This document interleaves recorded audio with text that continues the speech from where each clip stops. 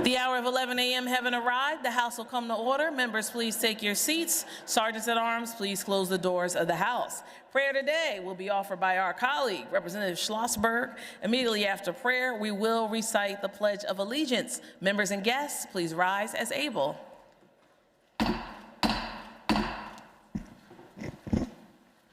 Thank you, Madam Speaker. Members, I ask that you join with me in a moment of prayer or reflection. This is the holy season for many of the world's religions, a time to give thanks, reflect on our blessings, and reconnect with the source of our faith. Tonight, the members of my faith will celebrate the fourth night of Hanukkah. Hanukkah is the festival of life, the festival of lights, a story of faith, of hope, and resilience. Tragically, for far too many Jews, this is a season of mourning. The massacre of Jews at Bondi Beach, Australia, is the latest in a string of terrorist attacks attacking people of the Jewish faith. We mourn the dead at Bondi Beach, just as we mourn the dead at Tree of Life, Emmanuel African Methodist Episcopal Church, Annunciation Catholic Church, Moss at Christchurch, New Zealand, and far too many other places. However, we must mourn the dead by also honoring the living and the heroes that keep so many alive. I note with pride the story of Ahmed Al-Ahmed, a fruit shop owner who charged one of the terrorists at Bondi Beach with a gun, tackling him, disarming him, saving lives, and being shot twice in the process. Al-Ahmed, a Muslim man, saved the lives of countless Jews just at a moment where religious conflict threatens to tear the fabric of our society apart. He is a hero and representative of so many other heroes. I note with joy that worshipers returned to Bondi Beach to light a Hanukkah menorah under the protection of law enforcement, men and women of numerous different faiths who were there to ensure the freedom of worship. At moments like these, faith and hope can feel like acts of resistance. Today, more than ever, the world needs our resistance against the tides of evil that sometimes threaten to swallow us whole. As the writer Edith Wharton said, there are two ways of spreading light: to be a candle or to be a mirror that reflects it. At this ugly moment in world history, let us be the candle and the mirror. Let us rededicate ourselves to the cause of being the light in the darkness, of bringing hope and healing to our constituents, our community, our Commonwealth, and our country. Amen. Amen. I pledge allegiance to the flag of the United States of America and to the republic for which it stands, one nation, under God, indivisible, with liberty and justice for all.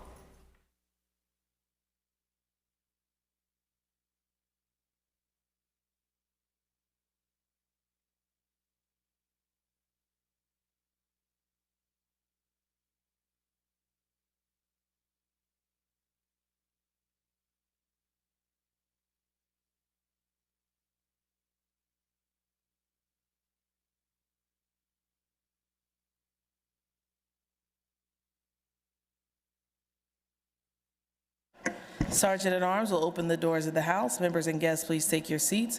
Without objection, the approval of the Journal from Tuesday, December the 16th, 2025 will be postponed until printed. Are there requests for leaves of absence? The Chair recognizes the Majority Whip, who indicates there are none. The Chair recognizes the Minority Whip, who indicates there are none. The Chair is about to take the master roll call. Members will proceed to vote.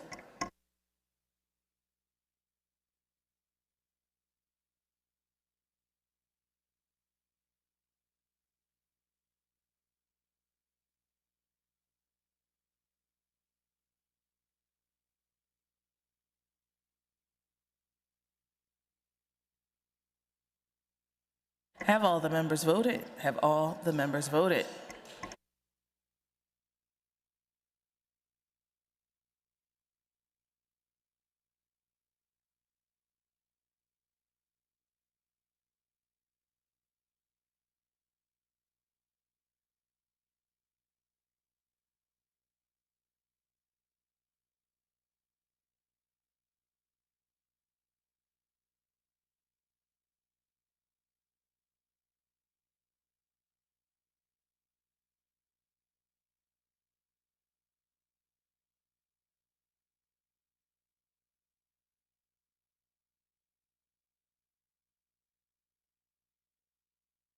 Clerk will record the vote.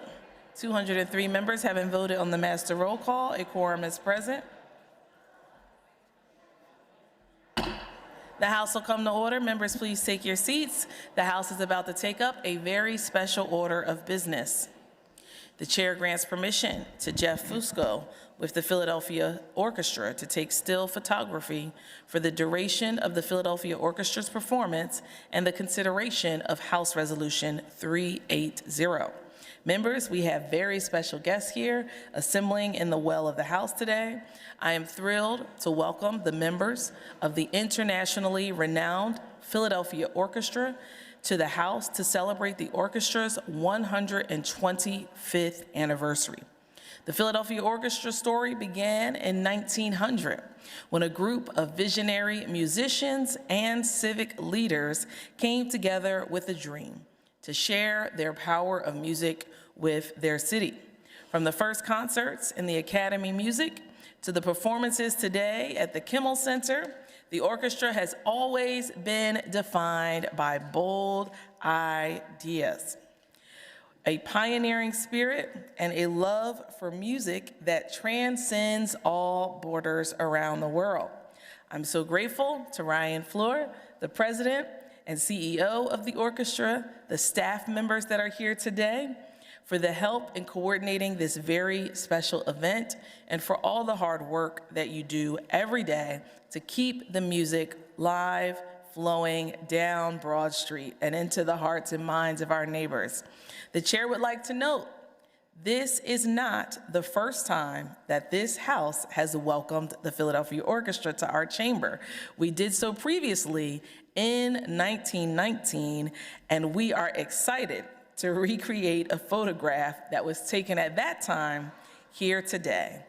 And now, without further ado, the chair recognizes Marvin Moon of the Philadelphia Orchestra for introductions and performance. Please sit back and enjoy the music of the Philadelphia Orchestra.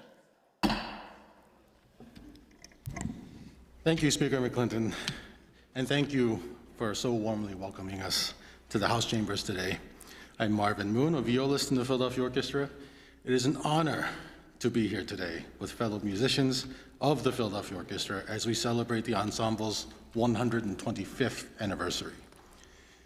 As the speaker said, the first time we played here was 1919 under the baton of our music director at the time, Leopold Stokowski, who led the full ensemble here. While we cannot fit 100 musicians today, I'm pleased to be here with my colleagues who recently joined me in representing the orchestra and the Commonwealth in China, continuing more than 50 years of cultural diplomacy. As we mark 125 years of the orchestra and look ahead to America's 250th anniversary, we are grateful for your continued support of our work in Philadelphia, across the Commonwealth, and around the world. It is now my pleasure to introduce Mark Rovetti, Elliot Heaton, and Priscilla Lee. We will perform the final movement of Dvorak's American Quartet, followed by Irving Berlin's Cheek to Cheek, arranged by Edward Kalendarova. Thank you.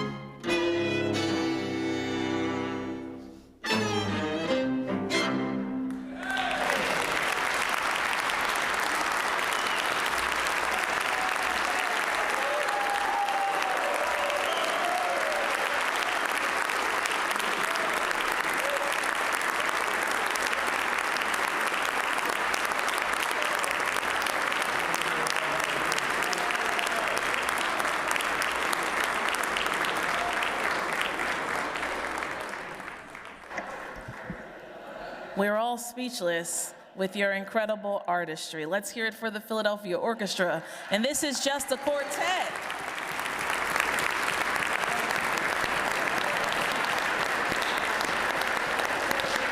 What a powerful quartet. Can only imagine if all of your members could have joined us this morning. The chair recognizes the majority leader who calls up House Resolution 380, printer's number 2694 on page 10 of today's House calendar. The clerk will read the resolution. Designating November 16, 2025 as Philadelphia's Orchestra Day in Pennsylvania. And whereas since the Philadelphia Orchestra's founding in 1900, the Philadelphia Orchestra has been a global symbol of artistic excellence and innovation. And whereas the Philadelphia Orchestra is celebrating its 125th anniversary in 2025.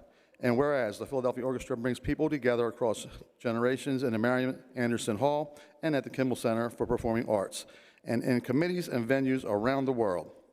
And whereas from the Philadelphia Orchestra's inception, the group has had visionary musicians and leaders who share groundbreaking musical achievement with this Commonwealth. And whereas the Philadelphia Orchestra has created memorable performances like the soundtrack for Walt Disney's Fantasia. And whereas the Philadelphia Orchestra was first symphonic orchestra to make electrical recordings in 1925, performance its own commercially sponsored radio broadcast in 1929, and the first to appear on a television broadcast in 1948. And whereas throughout its history, the Philadelphia Orchestra has cultivated strong relationships with influential composers who have performed and debuted new works with orchestra. And whereas the Philadelphia Orchestra is known globally for its unique sounds, defined iconic strings known as the Philadelphia Sound. And whereas, under the visionary leadership of music and artistic Yannick Nézet-Séguin, the orchestra continues to push boundaries and inspire audiences around the world. And whereas, through innovative programming and education, the Philadelphia Orchestra is creating an expansive and inclusive future for classical music. And whereas, as the United States' 250th anniversary is celebrated, we recognize the orchestra's unique place in American music, in the birthplace of American democracy. And whereas, as the Philadelphia Orchestra celebrates 125 years of artistic excellence, cultural diplomacy, and community service, we honor its legacy as a permanent musical institution. Therefore, now be it resolved that the House of Representatives designate November 16th, 2025 as Philadelphia Orchestra Day in Pennsylvania. Those in favor of the resolution will be voting aye. Those opposed will be voting no. Members will proceed to vote.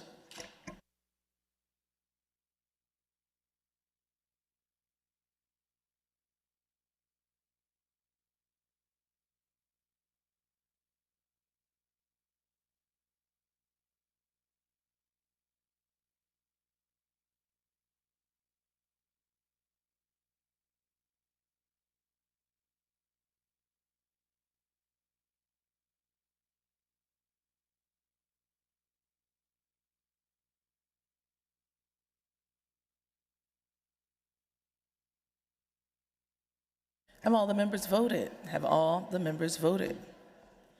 Clerk will record the vote. On the resolution, the ayes are 201, the nays are 2. The resolution is adopted. Colleagues, if I can.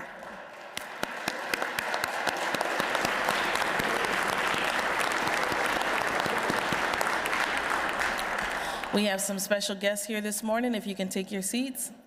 As we just celebrated the Philadelphia Orchestra, our colleague, Representative Waxman, would like to acknowledge every guest who's here. The President and CEO, Ryan Fleur, Doris Parent, the Chief Ideas Officer and the Head of the Government Relations, seated to the left of the Speaker's rostrum. Tanya Dirksen, the Chief Artistic Production Officer. Ashley Burke, the Chief Communications Officer. K.C. Chun, the Manager for Civic Affairs, and of course the musicians we heard from, Elliot Heaton, the second violin, Priscilla Lee, the Associate Principal on the cello, Mark Ravetti, the Assistant Concertmaster and first violin, Marvin Moon on the viola. Welcome again to the floor of the House. Thank you.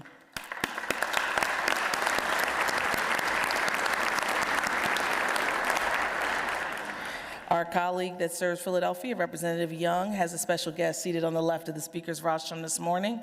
We're thrilled to welcome Philadelphia at-large City Council member, Dr. Nina Ahmad, who is in fact the first South Asian, first Muslim, first immigrant recently elected to serve citywide in Philadelphia City Council as the Chair of Public Health and Human Services. She continues to champion legislation on menopause, on protections for women, on anti-trafficking work. She has also introduced a resolution urging this General Assembly to pass House Bill 1286. Dr. Ahmad is also joined by her staff members, both Julian Sham and Nakaja Weaver. Let's welcome these guests. Thank you for being here.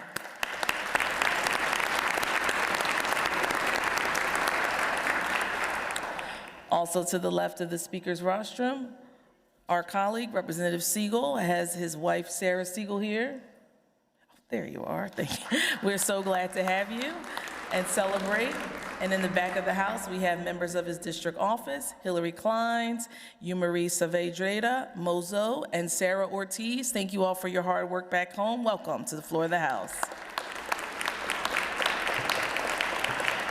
Our colleague that serves Allegheny County, Representative Schaefer, has guests in the back of the house. We are excited to welcome Wayne Rocha, a 6th grade social studies teacher from Evans City Elementary School, which is just 30 miles north of Pittsburgh, along with his students who reached out to former member Representative James Byrd about creating the Pennsylvania Flag Day. It was created and passed on October the 14th that we celebrate every year, and that is because of the work of Mr. Rocha, who's here.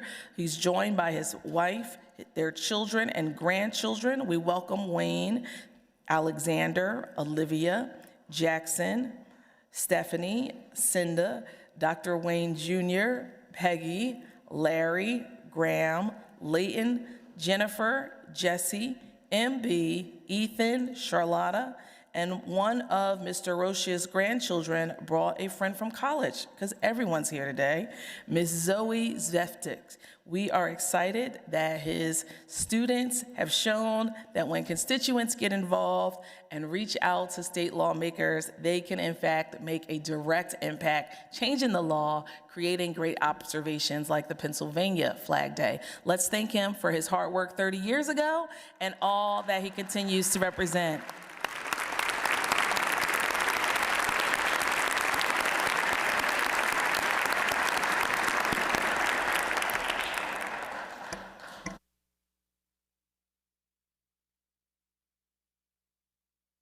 The House will briefly be at ease.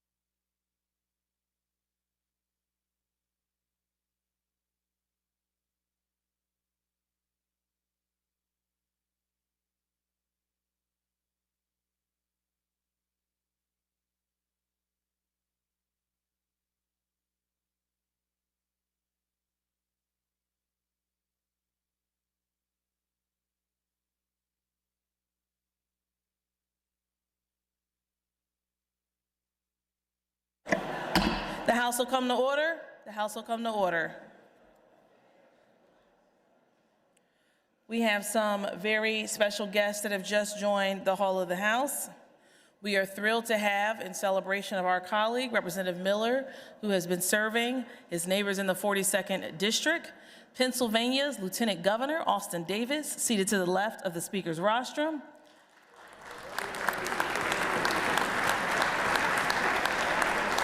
We also have former House staff member Steph Hardman. Welcome back, Steph. Good to see you.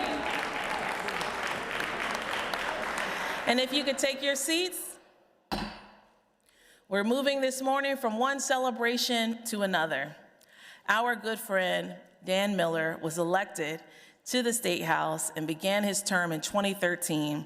He has served on many legislative committees and held leadership positions as the chairman of the Allegheny delegation, as our Democratic caucus chair, and as the whip of the Democratic House majority. During his decade-plus years of service, he has built a legacy by championing Pennsylvania's workers, people with disabilities, and has been recognized by his work, for his work by many within the disability rights community. Several of his legislative priorities have become law, including the creation of an urban search and rescue team in Allegheny County, increased state investments for the intellectual disability and autism communities. His annual Disability Summit has grown to be the largest gathering of disability and mental health resources in Western Pennsylvania, and he is applauded for making a difference in the lives of many Pennsylvanians who are living with different disabilities. Even before he was ever elected to this august body, Representative Dan Miller made public service a core principle of his life, and he has held many roles in helping his community. He enlisted into the Army National Guard, served as a team leader in AmeriCorps, National Civilian Community Corps, a teacher, public defender, county solicitor, and a volunteer firefighter. He will continue his legacy of service when he is sworn in as Allegheny Court of Common Pleas judge. And personally, I'd just like to note, for many years, especially when I began in 2015, Dan Miller would tell me, "Joe, you're something. You're going to be something here." And I'd say, "You say that to everybody." But maybe he just said it to me, I don't know. We'll have to figure that out before he starts his next oath. I'm appreciative not only for your encouragement, but for your friendship. And I remember being a new member on Judiciary way back when. And you know, it was a different day than it is today. And everybody was told, don't shake things up. But there was always one who was never afraid to shake everything up.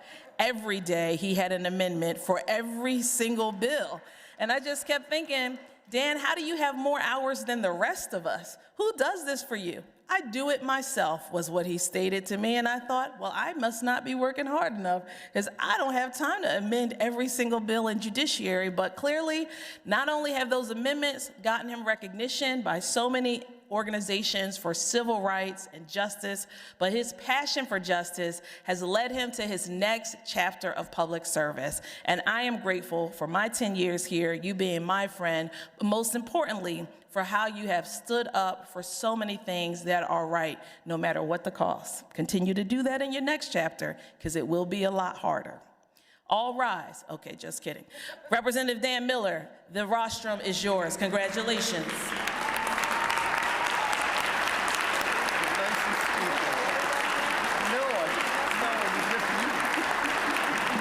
Thank you, seriously. That was very nice. Wow. Hey, I've never been up this mic. And I can tell you, though, I did have the honor of, I think, being the first to recognize Madam Speaker. And I can't tell you how much I've appreciated her leadership and her friendship over the years. I'm glad she remembered anything that I said. I can't believe it was that impactful, but I just can't be more proud of my friend and the work that she does. So I very much appreciate that introduction. Look, I got to first say thanks to my wife, Kim. We met in AmeriCorps, and during that time, I got to watch her work for others, and she was so impressive. She worked tirelessly.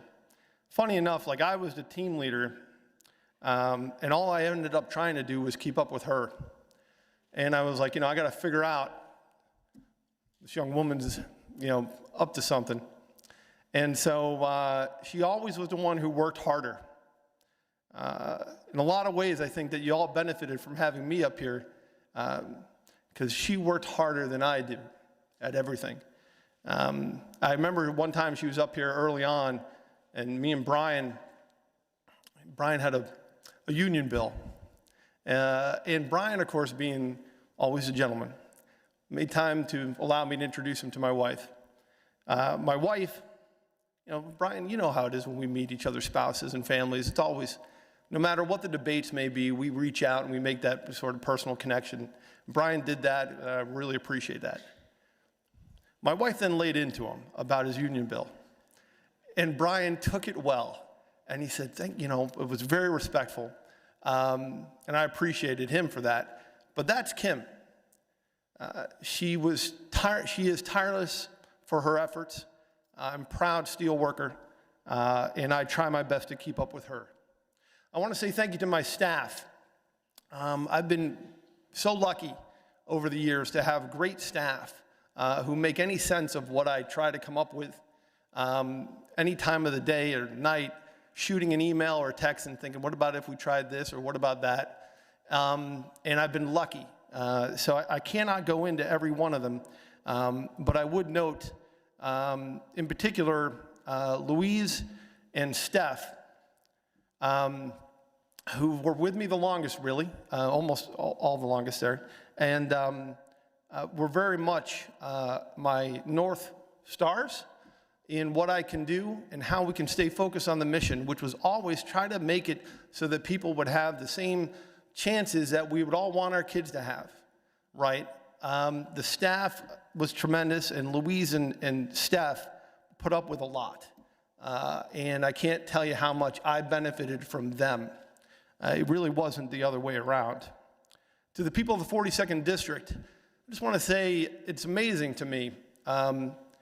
My wife and I aren't from Pennsylvania. We knew no one, really, when we moved here 23 years ago. And the people of the 42nd District, and Mount Lebanon in particular, have seen fit to elect me for 17 of those 23 years. It's been amazing to me, and I just want to say it's been such an embracing community. And even when we've had to push into other areas where maybe we weren't always our best, we found so many commonalities and so many friends to kind of help us get there. Was always proud to represent the 42nd District and thankful for them at all thinking I was worth carrying their voice and their vote here. I do want to note,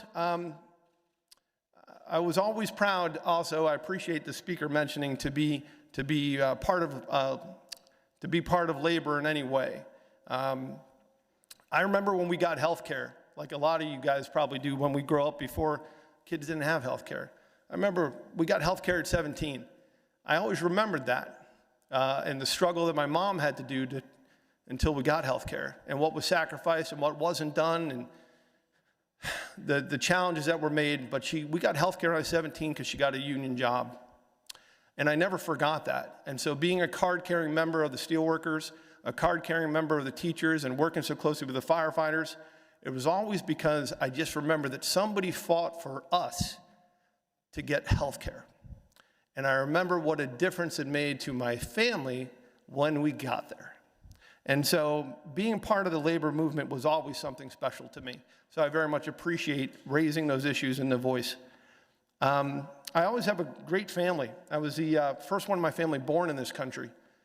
My parents obviously were immigrants.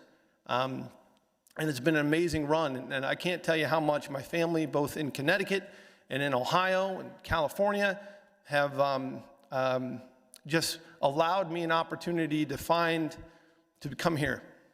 And I appreciate that. I have two great sisters, a great family and two great sisters who I love tremendously, and I can't tell you how much I value them every way. But I didn't have brothers until I came here. And then I basically found three brothers along the way. And I was very lucky. One of them was Ed Gainey.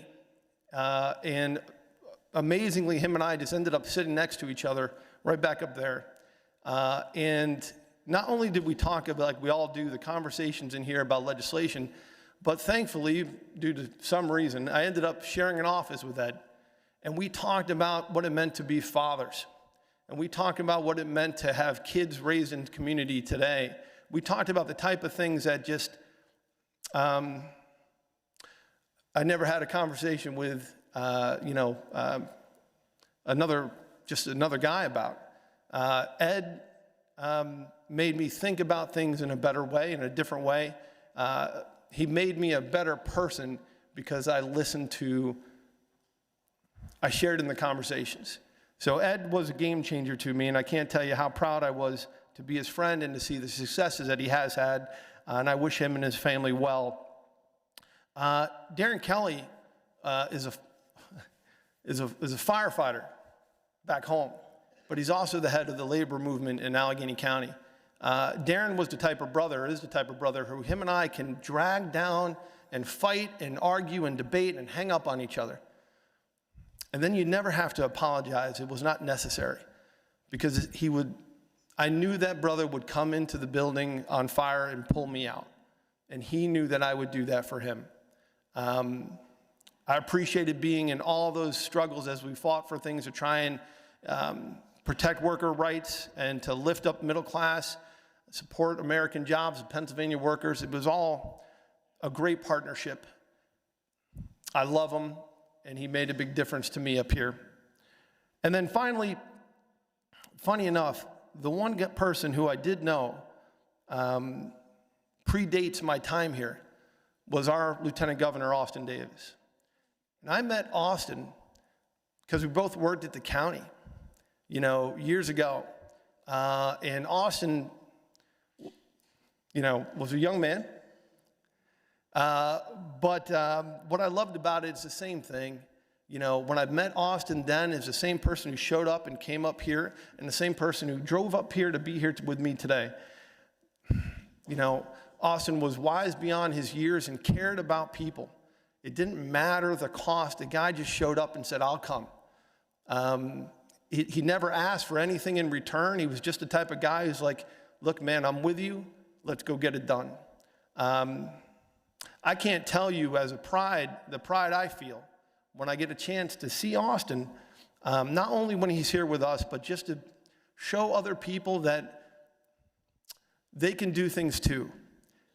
And that's the same thing, that's what I love, is when we find people who go like, look, whether it's just something different, whether it's Madam Speaker, whether it's our Lieutenant Governor, whether it's some of our state reps who share aspects of themselves, their differences show others that they have a home here too, and they could rise to the greatest level. And I appreciate them taking that responsibility, and Austin never forgetting where he came from as a child of a union bus driver and a hairdresser. I hope I got that. Thank you, brother, for everything that you do. I appreciate you coming up here yet again. My Republican friends, I want to thank every one of you who did a bill with me, every one of you who debated an issue with me. I want to thank you. I do want to note that my first caucus was yours. So when I first came up here, let's just say that we were not always so organized. So there was no orientation. And so somebody said, go to caucus. And I said, cool. I had no idea where caucus was. So I just walked into the majority caucus room at the time and sat down. And like I said, I really only knew like Frankel and Dermody sort of when I kind of got here. So I wasn't not sure who was. So I sat in your caucus for about 10 minutes and listened to Mike Turzai. And I just was like, okay. Like, you guys were very hospitable. Nobody knew who I was either. Nobody said anything. then I politely walked out about 10 minutes in, and I said, okay, where's the minority caucus room? So I want to thank you for those moments. I want to thank you also for the members who've come to my Disability and Mental Health Summit. Thank you for doing that. To the Democratic Caucus, I want to thank you for allowing me the opportunity to work so closely with you, and for all the times that you've elevated me to take any responsibility for on your behalf. I just want to say it's been an honor for me to occupy those positions in your name. I always knew that they were your office. Your office is not mine. So thank you for giving me that chance. Back row, thank you for everything that you guys have done, you know. To the Allegheny County delegation, I just want to say, look, I've always been proud to serve with Allegheny County. When I first got here, Tony DeLuca sat next to me, and he said to me, look, Miller, or new guy, I just want to be clear. Are you going to be Dan Deasy, or are you going to be Dan Frankel?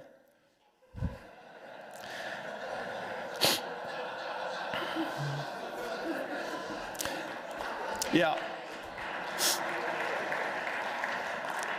So I'll let the voting record speak for itself. But what I would note is I would just be honored to be both. So I appreciate all of you, right? Working so closely with you guys and getting to see your hearts up for what you fight for, sharing so much of the community. Thank you for allowing me to share those moments with you and to be part of that group. I really appreciate it. And before I wrap up, I do want to pause on the disability and the mental health side. You know, I get a lot of credit, some circles, for the disability and mental health work. But to be honest, I come to it with no special training or expertise in it at all, just an ear. And from that time, I've benefited greatly from conversations across the state, from a community that all too often has struggled, for representation and concern, for promises to be kept. I always find it hard to believe when somebody tells me that something can't be done in this state or this country. It's not common to me. It's not something I grew up with, listening to my grandmother talk about why she brought our family over here. I always believe that everybody's in and everybody's welcome. And on the disability and mental health side, we say a lot, but I get concerned because I don't feel like while I appreciate the leadership that we have done, I feel like we're struggling a little bit. And in those stories still are the parents who are sitting there going, hey, you know, I hope somebody will talk to my kid today at school. Or this kid going, I hope there's a paraprofessional who will be there for me. Or the person who's working hard and can't find a job. Or the fact that we are struggling to get a hiring system like a Schedule A here that will get more people with disability job. We have 65% of people with disabilities are out of the workforce. Or the mental health where we tell people, yes, we're going to work on this here, but you're going to be lost on a waiting list for God knows how long. Or we tell people, don't worry, you will qualify for a waiver, just I hope your family doesn't die first. I do not accept that this Commonwealth, this is the best that we can do. It cannot be, and I know it's not what you want. And we got a lot of people counting on us.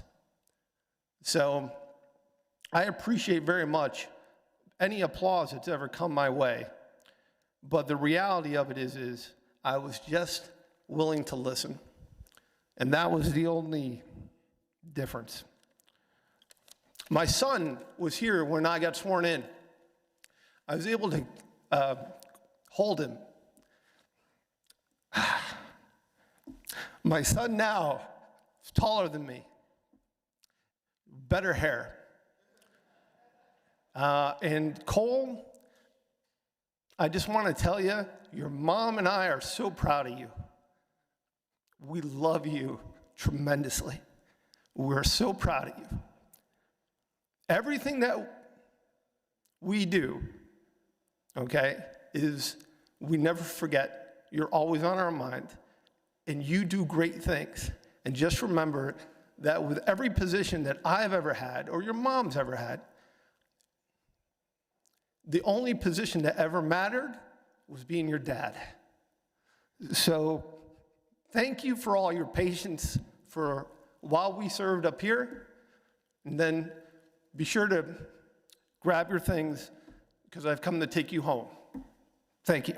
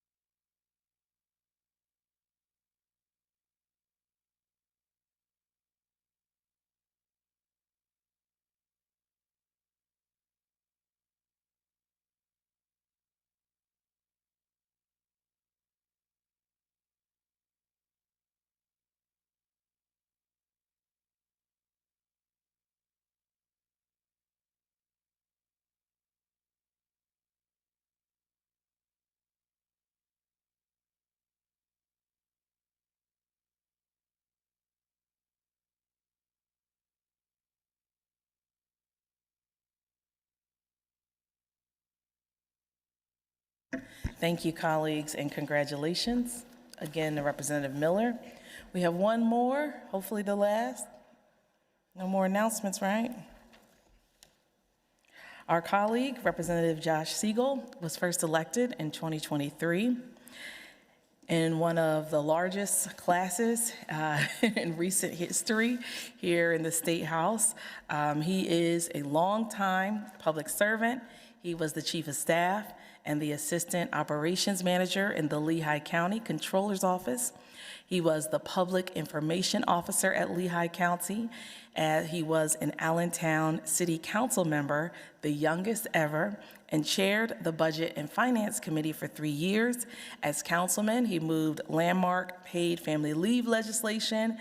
He finds inspiration from his family to create a more inclusive Pennsylvania. His legislative priorities while serving here in the House addressed affordability for Pennsylvania families, workers' rights, increasing school funding, protecting reproductive health care, promoting justice and equity for the LGBTQ community, protecting and strengthening our democracy. He will continue his public service when he is sworn in next year as the Lehigh County Executive. Congratulations one more time, Representative Josh Siegel.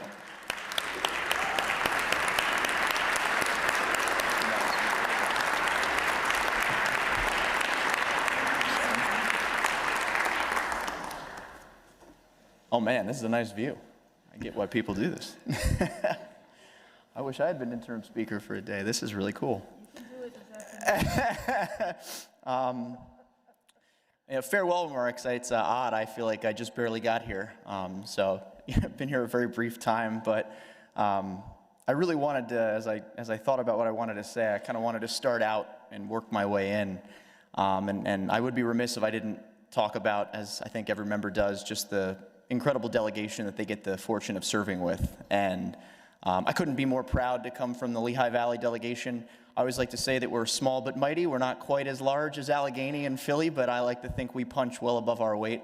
Representative Freeman, I always want to thank you for indulging my curiosity and my 10,000 questions about zoning or local regulations. You are a wealth of knowledge, and Pennsylvania is a better place because of the length and tenure of your service. I hope you serve many more years, Bob. You've been a tremendous advocate for local government, and I will certainly miss our conversations both in your committee and on the House floor. And as someone who has 1,000 questions, I appreciate you for, if you were annoyed, you certainly didn't let me know. So I thank you for indulging me. Steve Samuelson, who has an endless knowledge of statistics. I don't think there's a nook or cranny in the budget that Steve doesn't remember off the back of his head. Every single line item, every single dollar. I really, as someone who also likes stats, I have to say Steve is an inspiration. Of course, my fellow Allentown colleagues, Mike Schlossberg, Mike and Peter Schweier have been just incredible mentors and like older brothers to me. I was the late third addition to the Allentown delegation, and as someone who has a reputation of being long-winded, I think when everybody saw me bring this folder up here, they immediately figured, oh my God, I should have gotten a bottle of water. I promise I'll be much shorter. The first time I spoke on the House floor was actually 2 years ago. Shortly after I got here, I watched all these members getting up, and I said, I gotta get in on this. I'm a windbag. I gotta speak. So, and I was given a fiery speech, and I looked, and at the time, Mike was sitting in the front row, and he gave me one of these, and that was my cue to sit down and shut up. So I'm looking to Mike. If I overstay my welcome up here, I'm looking to Representative Schlossberg to cover me here. Representative Schweier, who couldn't be here today, he's at an NCSL conference, has been a phenomenal chair of the House Education Committee, and Representative McNeil on Children and Youth. They've been just incredible friends, incredible mentors, and we've been able to do so much good. We might be small, but I think we are in so many places that matter. I am just humbled every time I think about the fact that Chairman Schweier has shepherded through historic education funding, and we've helped vote on bills that are literally affecting the lives of every child in this Commonwealth. And that is because of the service of Representative Schweier, Mike, who's been an outspoken advocate on mental health, particularly youth mental health, Representative McNeil on early childhood education. I also want to thank some of my House Republican colleagues from the Lehigh Valley. I see Zach Mako isn't here, but this place is interesting. It changes your perceptions over time, and I like to think, politics, you wait a minute, your adversaries become your friends and sometimes become unlikely allies. And funny enough, Representative Mako and I met almost 10 years ago. In 2016, I was actually I was a field organizer on a State House campaign, and at the time, Zach was our opponent. And I spent 6 hours at Frieden's Firehouse in Slatington, Pennsylvania, standing outside the polls, handing out literature against his opponent. We were confident we were going to win. That did not happen that night. But it was fortuitous because his opponent was my predecessor in the executive's office, Phil Armstrong. And everything works out in the end. And Zach and I have served on the House Appropriations Committee these last few years. And if he's not here on the floor, you can see him usually jetting around in his e-scooter. Just a remarkable delegation. I want to thank, of course, I've really enjoyed my time on the House Appropriations Committee. And I want to thank Chairman Harris for just a remarkable experience. I think House Appropriations has been, for me, the absolute most favorite part of my tenure here. I think it's trial by fire, but it's also the greatest education you could ever possibly get in the Commonwealth and all of the services we do. And Chairman Harris just ran an incredible committee. He has an incredible staff who made us so prepared. Even if I never asked all the questions that they prepared for us, of course, I had to come up with my own. Why not? But phenomenal. I want to thank Chairman Harris for just 3 remarkable years on the House Appropriations Committee. You made it a lot of fun. Always enjoyed my time. Always enjoyed the good food and the good memories. Chairman Harris always fed us well. I want to thank some of the folks I served with. What I love about House Appropriations is you really get a sense of just everybody's passions and priorities and who they are. You learn that Rep. Salisbury is an unbelievable advocate for nonprofits and their regulations. My God, that was niche and super specific, but absolutely a wealth of knowledge. If you wait long enough, Rep. Kozarowski will remind you she's a nurse from Lackawanna County. If you forget, don't worry, it'll be in the next speech. And NEPA loves to remind you that just about everybody in the cabinet or in the administration somehow hails from that part of the state, so they don't let us ever forget that. I will miss you guys, and I do hope that in the near future we can rendezvous again and ask some questions together. I hope I get the chance to come back up. I'm really proud of everything we've been able to do. I know I was here for a short time, but I like to think this was one of the most productive majorities in the history of the Commonwealth. We've done historic things in my 3 years. Historic expansion of the property tax rent rebate, working Pennsylvanians tax credit. We tripled the child care and dependent tax credit, and of course we passed historic education funding. And so I may not have been here very long, but I like to think that in that short tenure, I took some incredible votes that I can hold my head high on, that had made an indelible mark on our community back home. And I'm very proud of that, very proud of the work we did. I want to work my way back and thank my incredible staff, to be honest. As much as we like to think we're important and we hold this title, to be honest, our offices would fly off the rails if it weren't for our staff, to be honest. We would be nothing without the people who make up our offices, and frankly, they are the ones who do the daily service for our constituents. They're the ones that are in the trenches, filling out those rent rebates, making sure folks get connected to the services they need, and honestly, I think they bear an unbelievable emotional toil. The stories that they hear, the folks they engage with, the hardships that they have to listen to, they are doing some of the most dedicated, tenacious, and incredible public service. So to Brian, Yamira, and Sarah, thank you for your incredible service in my office. You guys have been phenomenal constituent service advisors. And of course, I did not forget, I wanted to make sure I specifically singled out my chief of staff and my district office director, Hillary Kleins, who isn't just my chief of staff, she's like a second mom to me. I met Hillary almost 10 years ago to this day. This is how I got involved in politics. Hillary was the vice chair of the Lehigh County Dems at the time, and I was a super tenacious college grad who wanted to get involved, and so I called the LCDC phone line, not once, not twice, but 20 times. And I left 20 voicemails. For those of you who don't know, I have a particularly intense personality, sometimes for better, sometimes for worse. And so Hillary finally answered. And she, when she agreed to meet with me in a public place, because she was not sure who was on the other end of this phone and who the heck calls 20 times, we met at a Superior Diner in Emmaus, and I told her, hey, I want to get involved in my community. I want to serve in public service. And she said, well, you know, there's going to be some council seats in the near future, maybe county commissioner. I said, no, I want to run for mayor of Allentown.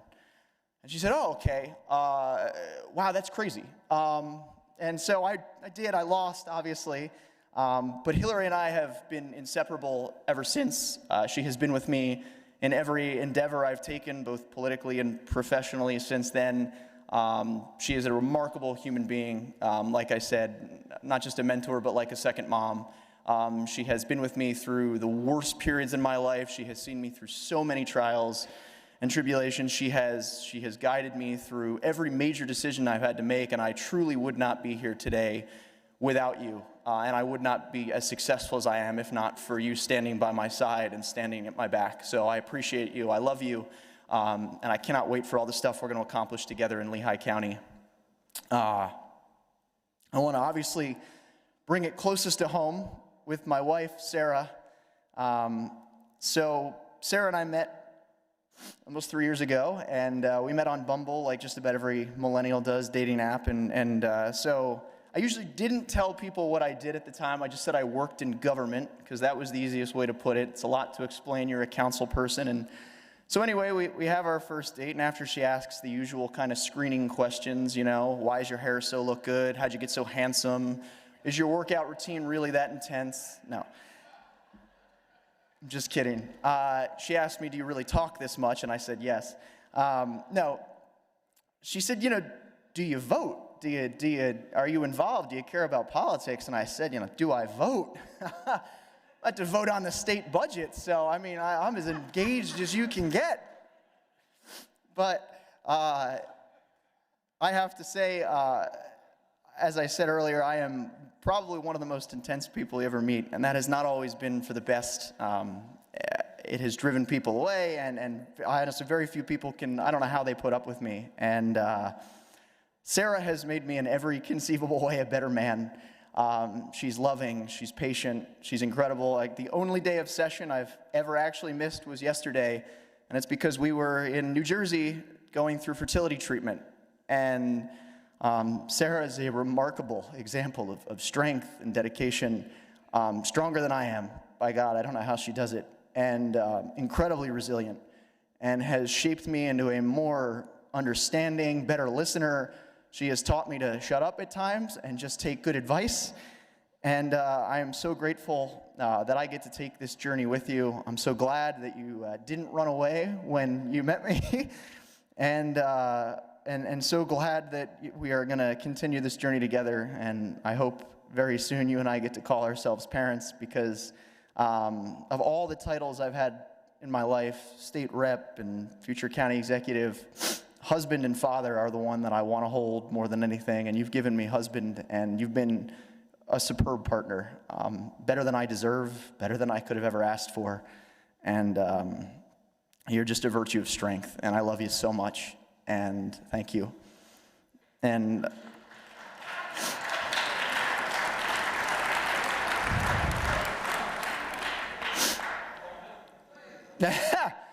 Mike's not giving me the signal yet. Give me a kick. Thanks so much. Oh man, hit me with the gavel. I, of course, just want to thank my dad and my sister who inspired me into politics. I don't say it enough, but I love my dad, and I try to have dinner with him once, twice a month. This is a busy life, busy career. But my dad and my sister are remarkable. They're the reason I'm in politics. My dad is an out gay man. My sister is a trans woman, and they've taught me the virtue of who's at the table. They've taught me the importance of representation, that you need folks in the room who care about everyone, who love everyone, and respect everyone. And I did this, and I run for office because of the experience of my father and my sister. My dad has picked me up when I've fallen. My dad is true inspiration. My sister, an incredible person. I love them both. They couldn't be here today. I wish. They very rarely get to share in these moments. They were with me on election night, but they weren't here. So I hope my dad will watch this, and I just want him to know that I love him. I love my sister. They are my motivation, my inspiration. Anytime I wonder why I'm doing this, or I have moments of doubt, I remember all they've been through and what they're capable of enduring and what they've been through, and so I will never lose sight of that. I just want to close with this sort of parting words of wisdom. I've realized all the time I've served here, I've never actually done a prayer or an invocation, and it's not because I don't believe in God or I'm not spiritual. I just never got the chance to really come up here, never really got around to it.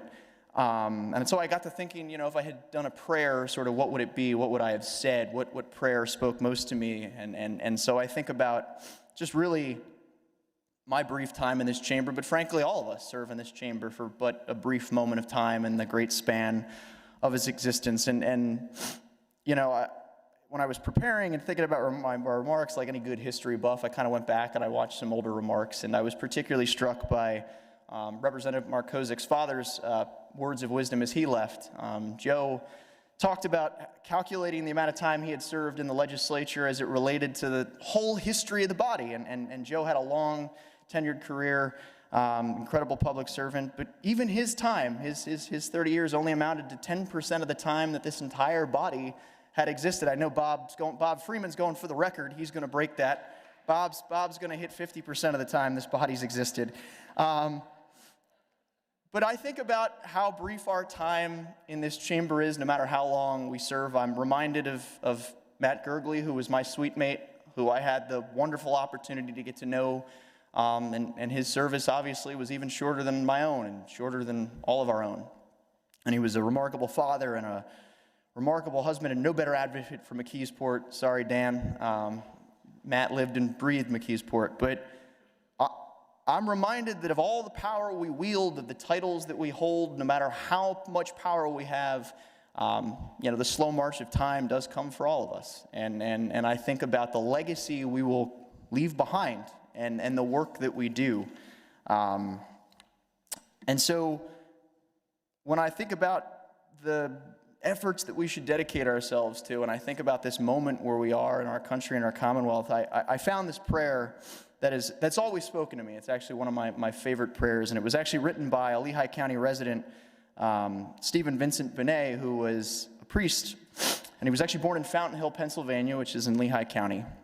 And Roosevelt used him greatly during World War II, and he actually wrote a prayer for the 1942 Flag Day address. And so I think back to 1942 and where the country and where the nation was, where the world was It seemed like liberty and democracy and just the sense of humanity and brotherhood was on its final legs, its darkest days. And so Roosevelt asked B'nai to draft a prayer for Flag Day to inspire all of us to reignite the human spirit, but particularly our own. And so this is the prayer I would have wanted to give, and this is sort of my parting words of wisdom and where I hope we can come together. So B'nai wrote and Roosevelt read, God of the free, we pledge our hearts and lives today to the cause of all free mankind.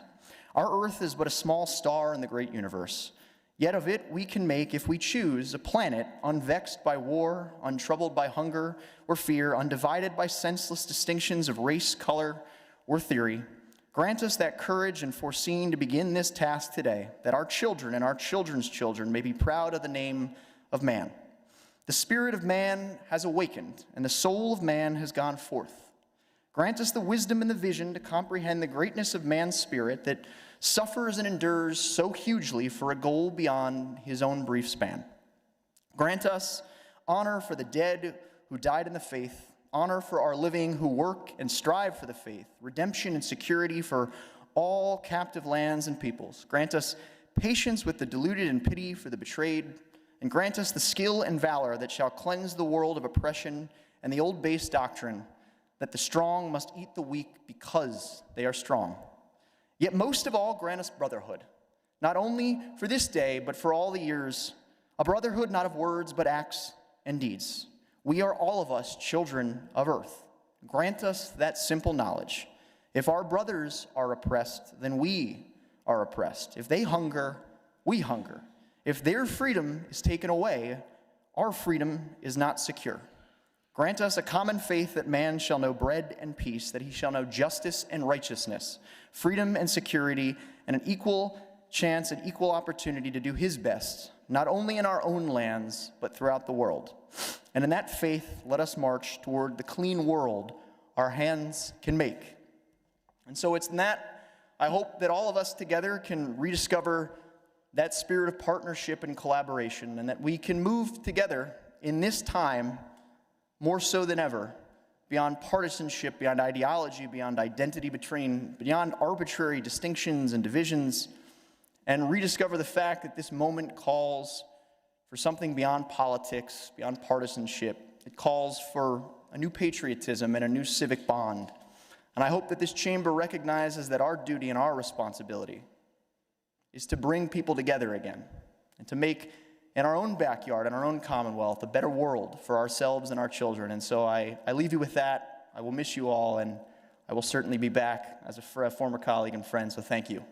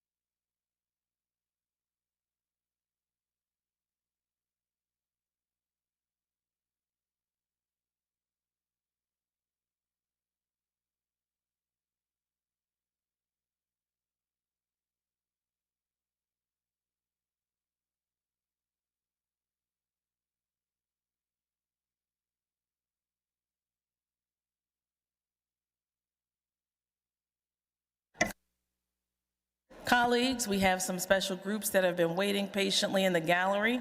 Chair apologizes, did not see that earlier. Our colleague, Representative Ortiz-Tai, has in the gallery the South Fayette Girls Soccer 2025 PIAA Class 3A State Champions. They won their first ever PIAA soccer title. South Fayette, please stand. Congratulations on your championship.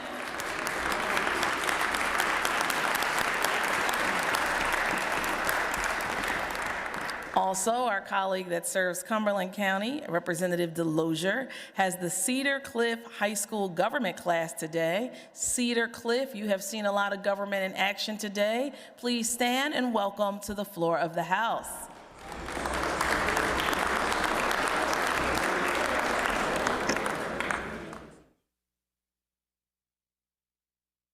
There's just one more acknowledgement. If you could take your seats.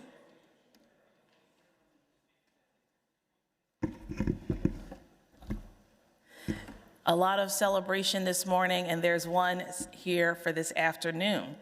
It is with great honor and appreciation and personal pride that I welcome for the first time as my guest to the floor of the House, Cortez Patton. He is the Municipal Court of Philadelphia Judge-elect. Please stand, Cortez.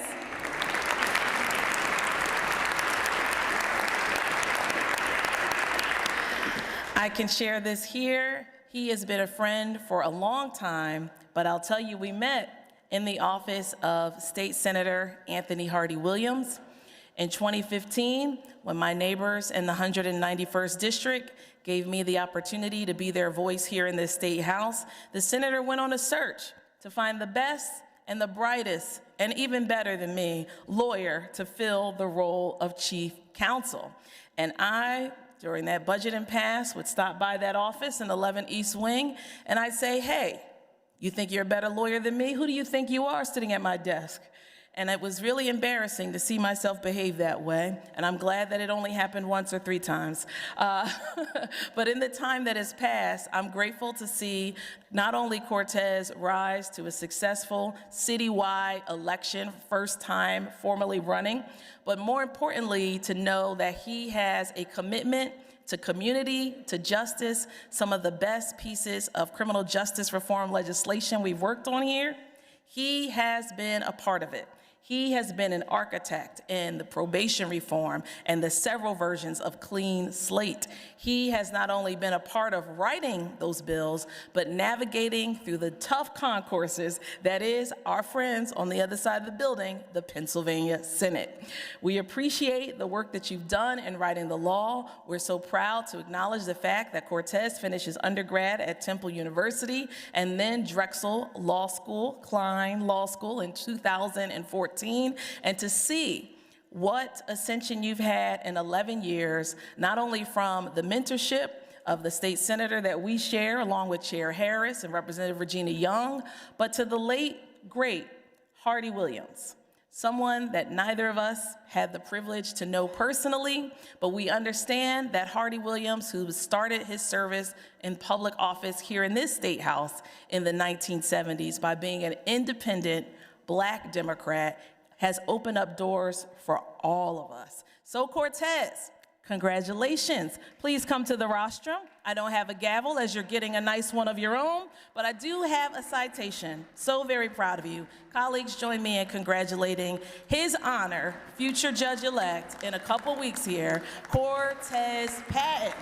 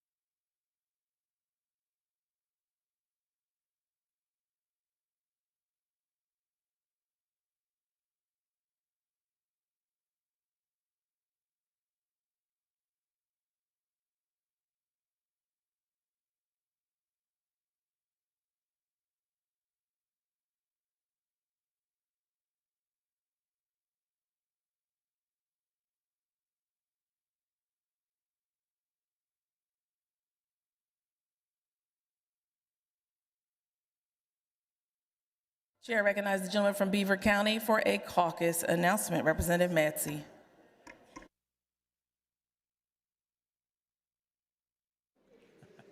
Thank you, Madam Speaker. House Democrats will caucus at 12:50. 12:50. We will be prepared to return to the floor at 1:50. Thank you, Madam Speaker.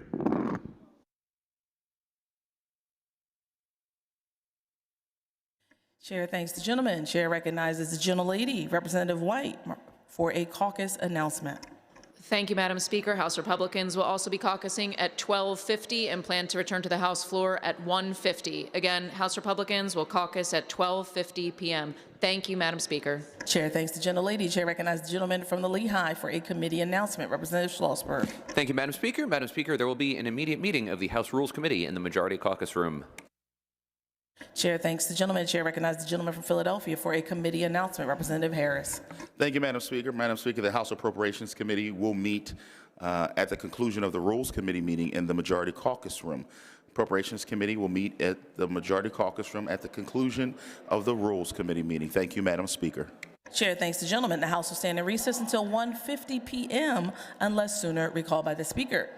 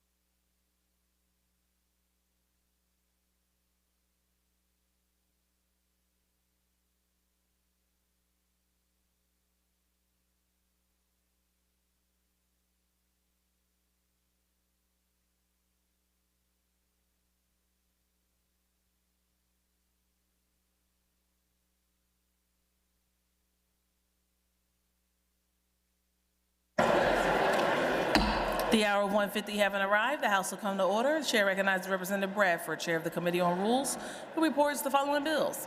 House Bill 274, re-reported as committed. Will the House agree the report is agreed to?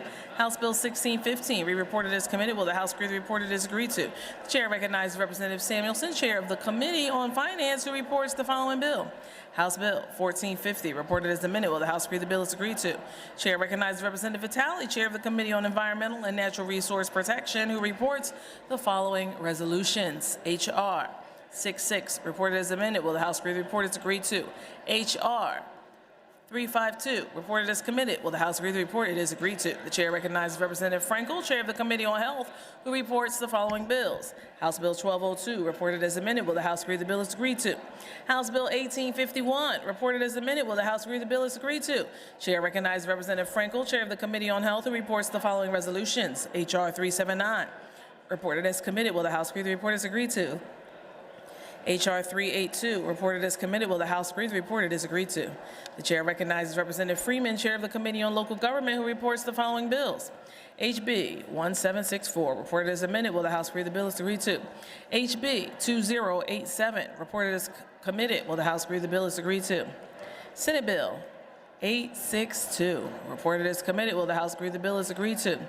Senate Bill 971, reported as committed. Will the House agree the report is agreed to?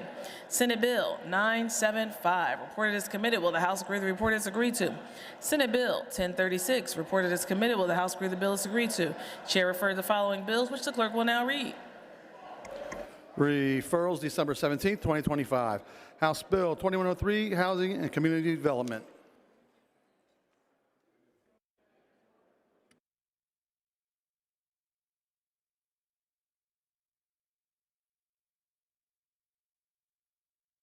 Chair recognizes the Majority Leader, who calls up House Resolution 277, printers number 2060, on page 7 of today's House calendar. Clerk will read a summary of the resolution. A resolution designating August 16, 2025 as Pottsville Maroons Championship Day in Pennsylvania in honor of the team's 1925 championship victory, introduced by Representative Torzik. Will the House agree to the resolution? On that question, the Chair recognizes the maker of the resolution, the gentleman from Schuylkill, Representative Twardzik.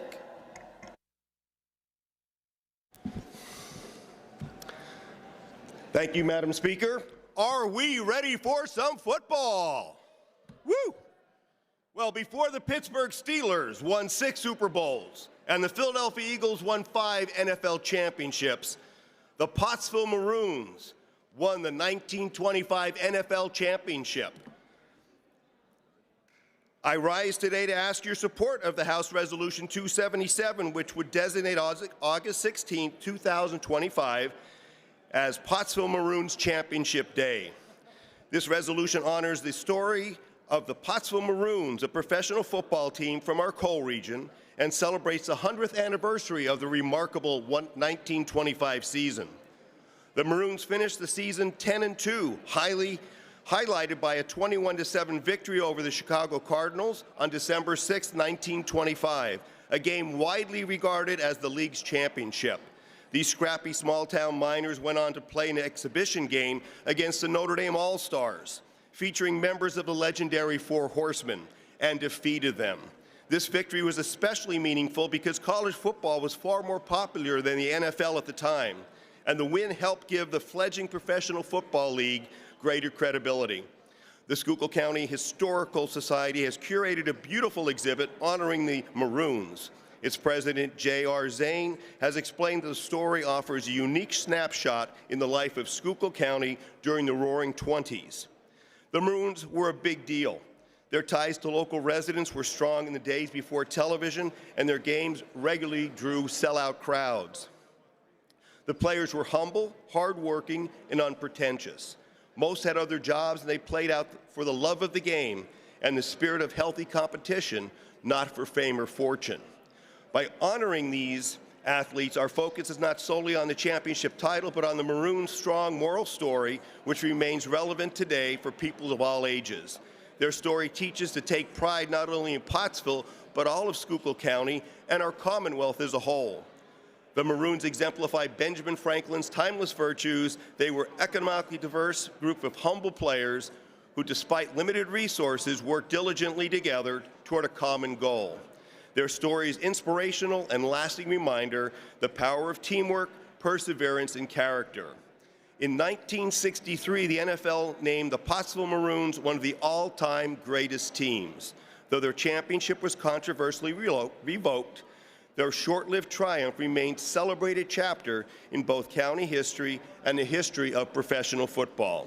It's my sincere hope that members of this House will join me in supporting this resolution, honoring a team that represents the resilience, pride, and enduring spirit of Pottsville, Schuylkill County, and the Commonwealth of Pennsylvania. Thank you, Madam Speaker. Chair thanks the maker of the resolution. On that question, Chair recognizes the gentleman from Bucks County, Representative Brennan. Thank you, Madam Speaker. I want to thank the gentleman from Schuylkill County for bringing up this resolution. I did grow up in that area, so I certainly know all these stories, but I also happen to represent the granddaughter of the Lafayette standout who quarterbacked that team, John Ernst, his granddaughter Pam Rockefeller, and they were kind enough to show me their shrine for the Pottsville Maroons in the basement. Certainly thinking about them today, they couldn't make it. But this is one of those resolutions that bring together the Eagles and the Steelers in a way that hasn't been done since maybe the World War II and the Steagles. So thank you for bringing this up, and I encourage a yes vote. Chair thanks the gentleman. Those in favor of the resolution will be voting aye. Those opposed will be voting no. Members will proceed to vote.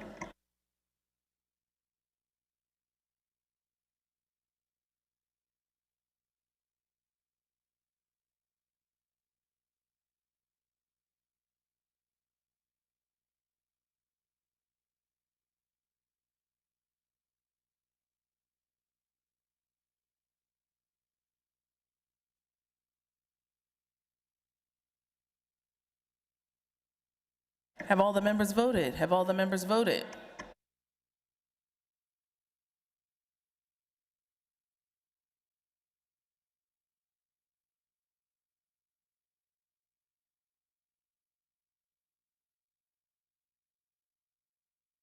Clerk will record the vote on final passage of the resolution. The ayes are 201, the nays are 2. The resolution is adopted. Chair recognizes the Majority Leader who calls up House Resolution 370, printer's number 2612, on page 10 of today's House calendar. Clerk will read a summary of the resolution. A resolution recognizing November 29, 2025 as the 50th anniversary of Individuals with Disabilities Education Act in Pennsylvania, introduced by Representative Dan Miller. Will the House agree on the resolution? On that question, Chair recognizes the gentleman who introduced the resolution, the gentleman from Allegheny County, Representative Miller. Thank you, Madam Speaker. Madam Speaker, this resolution here recognizes the 50th anniversary of the IDEA. The IDEA is one of our seminal bills here in the country. It is a massive civil rights step forward when it comes to disability education. The reality of it is that it has defined and put together the legal framework for special education going forward. We continue to branch off of it, expand upon it, and look to bring more children into education at home in their school districts alongside their peers so that everybody gets a chance to be educated together in that experience and have that opportunity to grow. The 50th anniversary of the IDEA is something that should be recognized across the Commonwealth and across the country, and I ask everybody to join in support of the resolution. Thank you, Madam Speaker. Chair thanks the gentleman. Those in favor of the resolution will be voting aye. Those opposed will be voting no. Members will proceed to vote.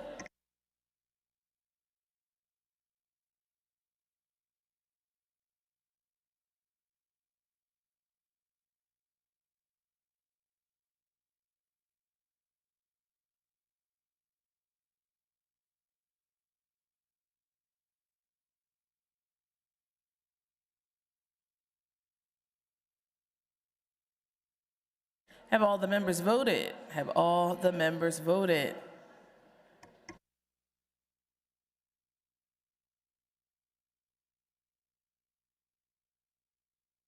Clerk will record the vote on the resolution. The ayes are 200, the nays are 3. The resolution is adopted. Chair recognizes the Majority Leader calls up House Resolution 372, pointers number 2661 on page 10 of today's House calendar. Clerk will read a summary of the resolution. A resolution recognizing December 2nd, 2025 as World Nuclear Energy Day in Pennsylvania, introduced by Representative Rob Matzey. Will the House agree to the resolution? Those in favor of the resolution will be voting aye. Those opposed, no. Members will proceed to vote.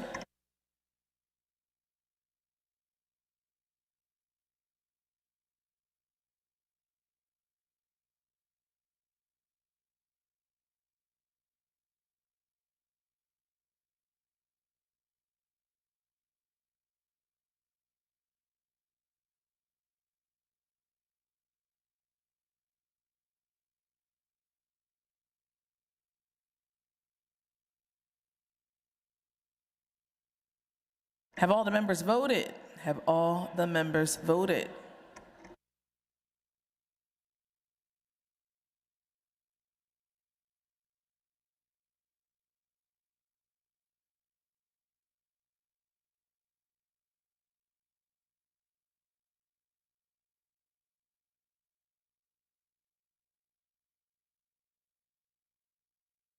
Clerk will record the vote. On the resolution, the ayes are 199, the nays are 4. Resolution is adopted. Chair recognizes the Majority Leader calls up House Resolution 382, pointers number 2702 on page 3 of Supplemental Calendar C. Will the House agree to the resolution? The clerk will read a summary of the resolution. A resolution urging the Congress of the United States to retain expanded health insurance subsidies that enable consumers to purchase health insurance through Penny. Introduced by Representative Bellman. Will the House agree to the resolution? On that question, the chair recognizes the maker of the resolution, the gentleman from Philadelphia, Representative Bellman. Thank you, Madam Chair. If Congress fails to act before the end of the year, hundreds of thousands of Pennsylvanians who buy health care through Penny will face massive premium increases or lose assistance entirely. This is the urgent issue that's before us today. Penny is our state-based health insurance marketplace, and it is working. During open enrollment for 2025, nearly 500,000 Pennsylvanians enrolled, the highest number in Penny's history. Roughly 4 out of 5 enrollees received financial assistance, showing that affordability is a key driver of coverage. When insurance is affordable, people get covered. When it isn't, they drop coverage and delay care. The Affordable Care Act originally provided premium tax credits, but those credits came at a harsh limitation, the subsidy cliff, which cut off assistance for anyone earning above 400% of the federal poverty level.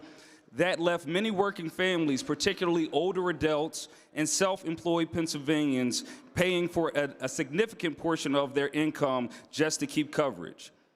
Congress addressed these problems through the American Rescue Plan Act and the Inflation Reduction Act, which expanded premium tax credits and eliminating the cliff.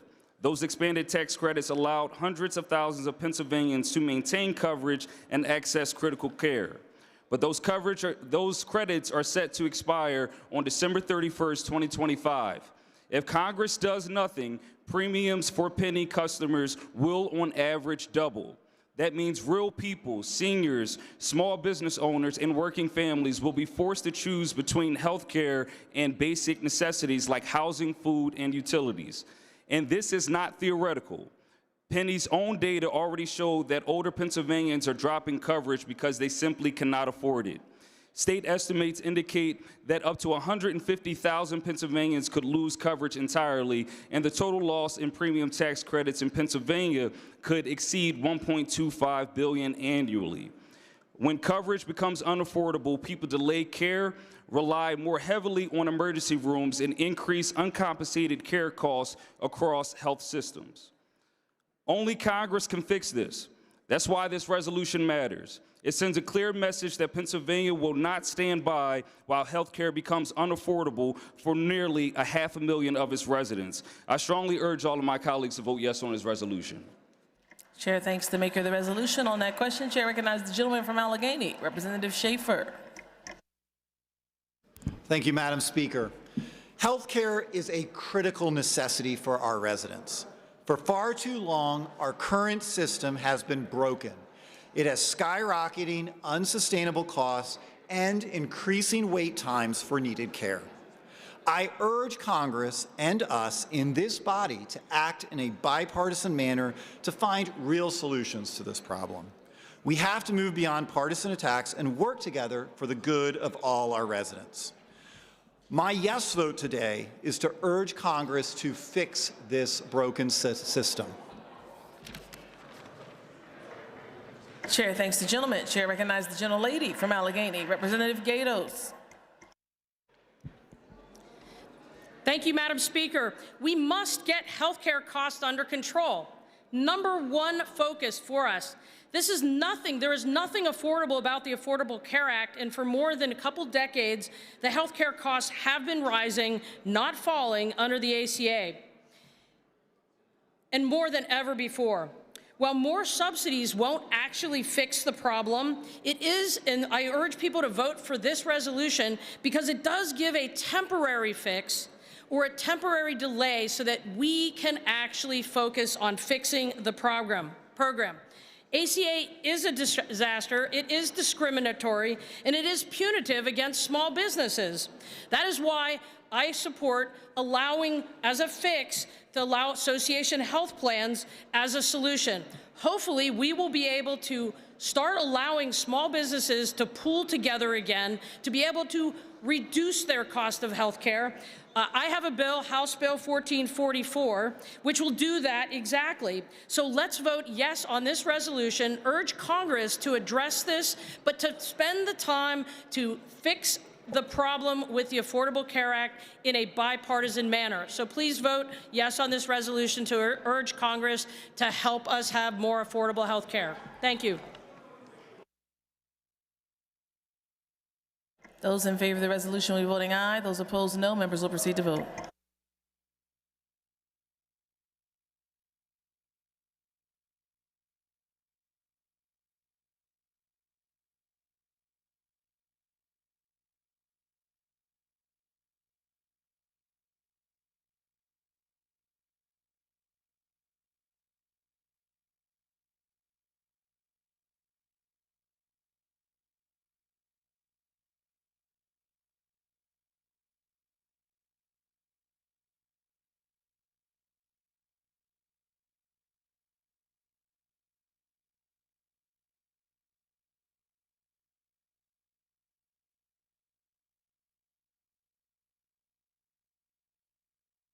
Have all the members voted? Have all the members voted?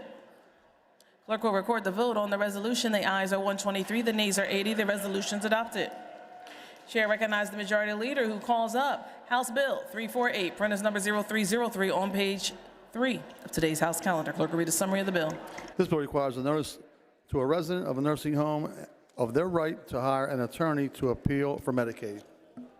Will the House agree the bill is agreed to? The Chair recognizes the Majority Leader who calls up House Bill 1304, printers number 1498 on page 5 of today's House calendar. Clerk will read a summary of the bill. This bill changes the due date for the State Employees Retirement System and the Public School Employees Retirement System annual stress test. Will the House agree the bill is agreed to? The Chair recognizes the Majority Leader who calls up House Bill 1525, printers number 2542 on page 1 of today's House calendar. Clerk will read a summary of the bill. This bill requires all owners and operators of pipelines transporting steam located in public rights of way to register their assets with the Pennsylvania One Call system. Will the House agree the bill is agreed to? The Chair recognizes the Majority Leader who calls up House Bill 331, printers number 0286 on page 3 of today's House calendar. Clerk will read a summary of the bill. This bill provides for surcharge. Will the House agree the bill? Representative Briggs offers A00866. Will the House agree the amendment? On that question, the Chair recognizes the maker of the amendment and the bill. Gentleman from Montgomery County, Majority Chair of Judiciary, Representative Briggs.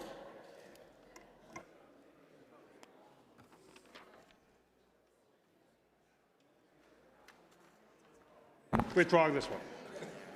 Gentleman withdraws. Chair thanks the gentleman. Gentleman offers A02252. Will the House agree the amendment? Chair recognizes Representative Briggs. Thank you, Madam Speaker. I rise to ask the members to vote yes on Amendment A02252. Madam Speaker, this amendment will accomplish two things. First, it will provide enabling legislation to allow the AOPC to pay the annual registration fee of $400 per judge to the Special Court Judges Association of Pennsylvania for Magisterial District Judges Education. This money was allocated in the fiscal year 2025 budget, but did not include the enabling language. This amendment will provide the language needed to effectuate the transfer. Secondly, the amendment will add a provision to Title 42, Section 3733, beginning July 1, 2025, to direct the full amount of costs collected by magisterial district courts pursuant to Title 42, Section 1725.1, which would otherwise be payable to the Commonwealth, to be deposited in the Judicial Computer System Augmentation Account. This will not affect the county portion of costs. Madam Speaker, even after this transfer, the legislature will maintain oversight of the funds and will need to appropriate the funds each budget year. I urge a yes vote. Thank you, Madam Speaker. Chair thanks the gentleman. Those in favor of the amendment will be voting aye. Those opposed will be voting no. Members will proceed to vote.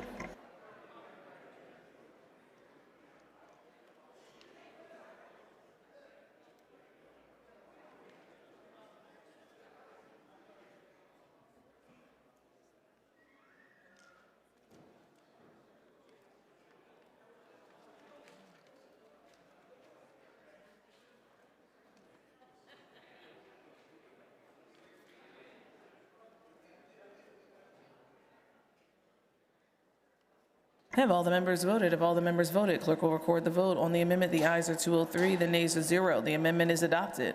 Will the House agree the bill is agreed to? The bill as amended will be reprinted. The chair recognizes the majority leader who calls up House Bill 1129, printer's number 2065 on page 2 of today's House calendar. Clerk will read a summary of the bill. This bill establishes a net operating loss exchange. Will the House agree to the bill? Representative Jones offers A 02266. Will the House agree to the amendment? On that question, the chair recognizes the maker of the amendment, gentleman from York, Representative Jones. Thank you, Madam Speaker. This amendment would seek to eliminate the 20-year expiration on net operating loss carry forward. This has been a top priority of the chamber and other pro-business reps like myself. But with that said, while it's critically important that we acknowledge the companies that have already invested in Pennsylvania, not just those that are looking to do so going forward, I do recognize that this is a bipartisan effort. A lot of work is going into this bill, and I don't want to sidetrack that, so I will withdraw the amendment and hope that our Democrat leaders will maybe consider working with me on addressing net operating loss expiration going forward. Thank you, Madam Speaker. Chair thanks the gentleman. Will the House agree the bill is agreed to? The chair recognizes the majority leader who calls up House Bill 1526, printer's number 1783 on page 1 of today's House calendar. Clerk will read a summary of the bill. This bill requires natural gas companies in the state to develop degraded pipeline prevention plans. Will the House agree to the bill? Representative Burgos offers A 02143. Will the House agree to the amendment?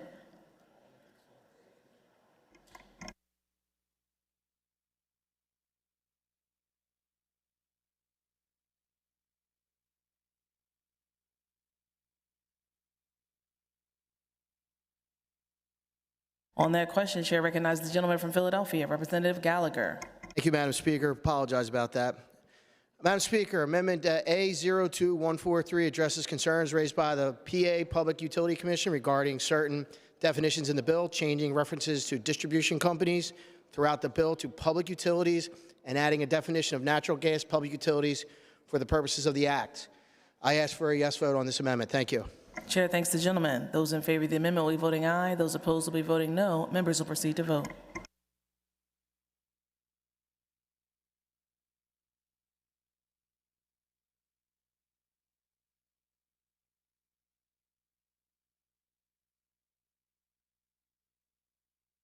Have all the members voted? Have all the members voted?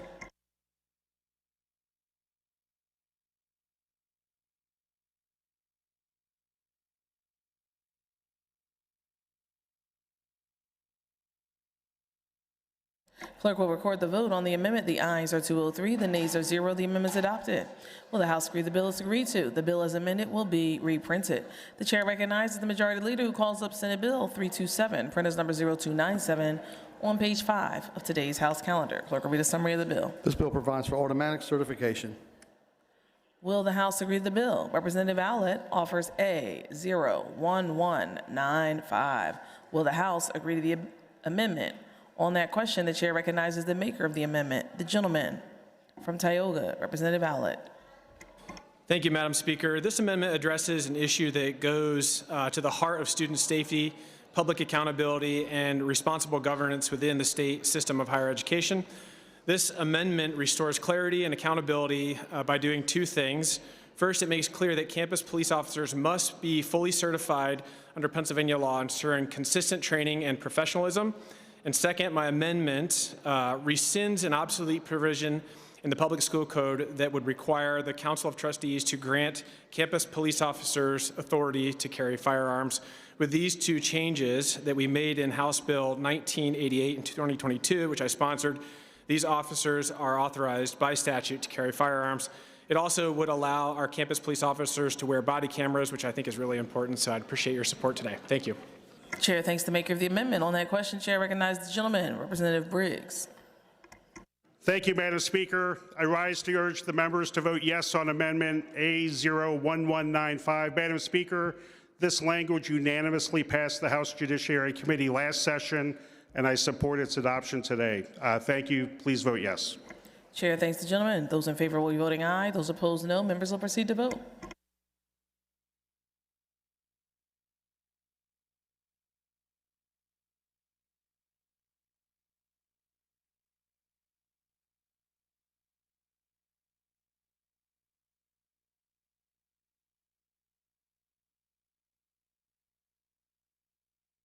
Have all the members voted? Have all the members voted?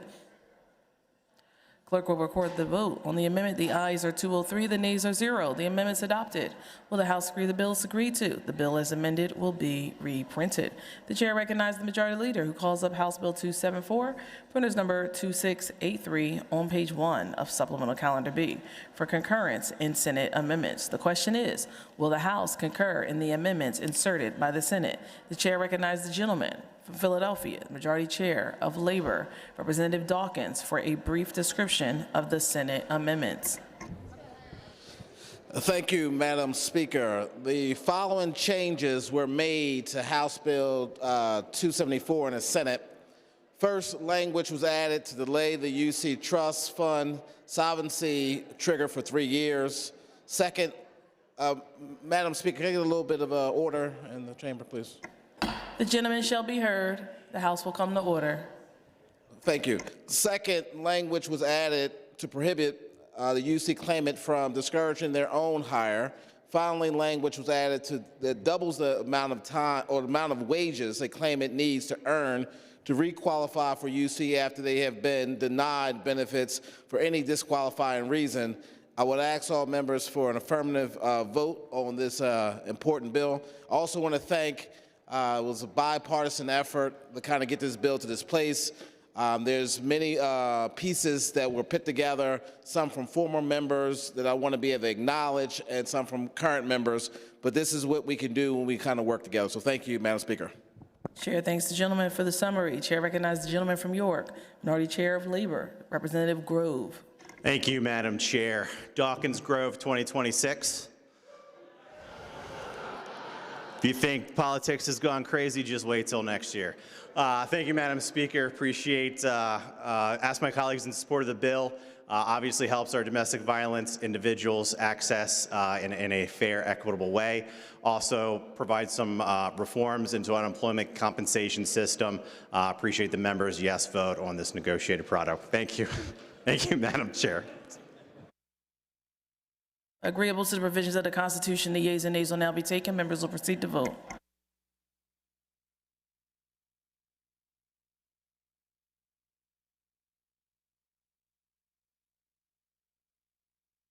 Have all the members voted? Have all the members voted?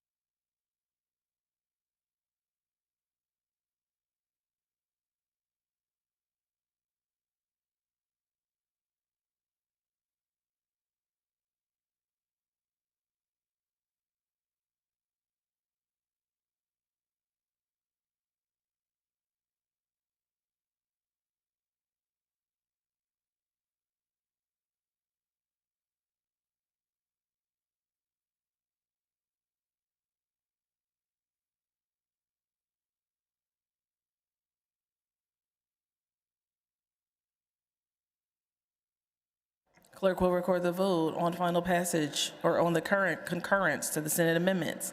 The yeas are 157, the nays are 46. The majority required by the Constitution having voted in the affirmative, the amendments are concurred in. The clerk will inform the Senate accordingly. The chair recognizes Representative Harris, Chair of the Committee on Appropriations, who reports the following bills. House Bill 150, re-reported as committed. Will the House agree the report is agreed to? House Bill 505, re-reported as committed. Will the House agree the report is agreed to? House Bill 710, re-reported as committed. Will the House agree the report is agreed to? House Bill 1251, re-reported as committed. Will the House agree the report is agreed to? House Bill 1286, re-reported as committed. Will the House agree the report is agreed to? House Bill 1663, re-reported as amended. Will the House agree the report is agreed to? House Bill 1957, re-reported as committed. Will the House agree the report it is agreed to?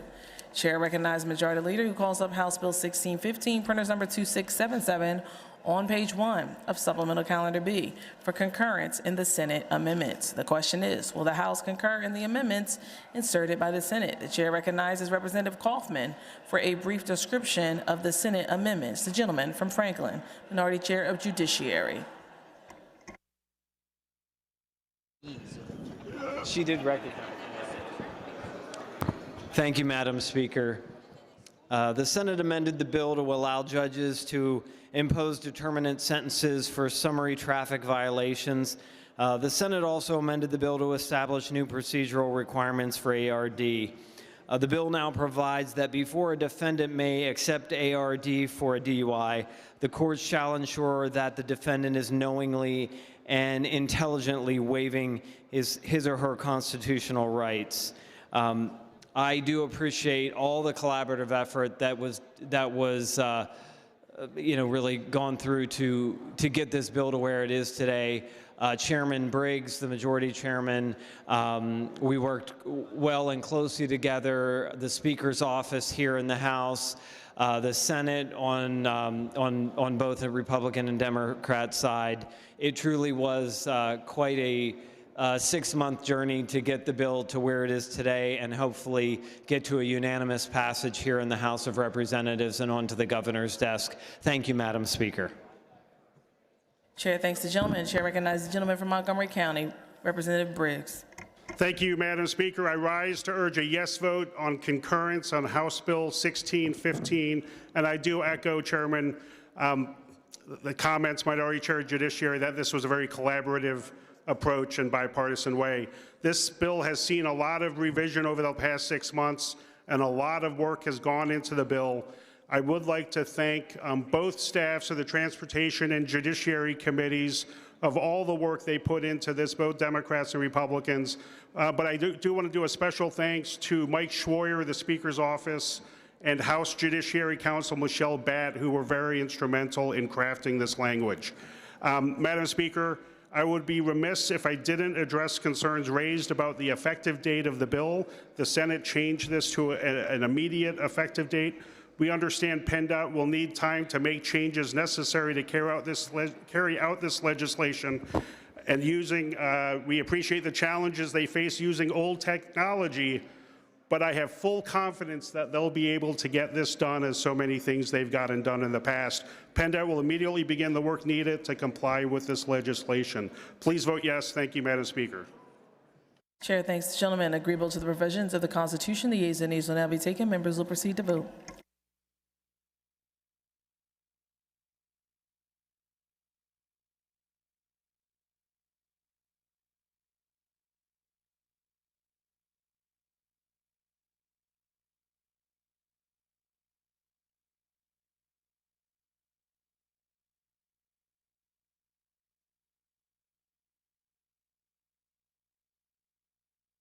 Have all the members voted? Have all the members voted? Clerk will record the vote on the concurrence to the Senate amendment. The yeas are 203, the nays are 0.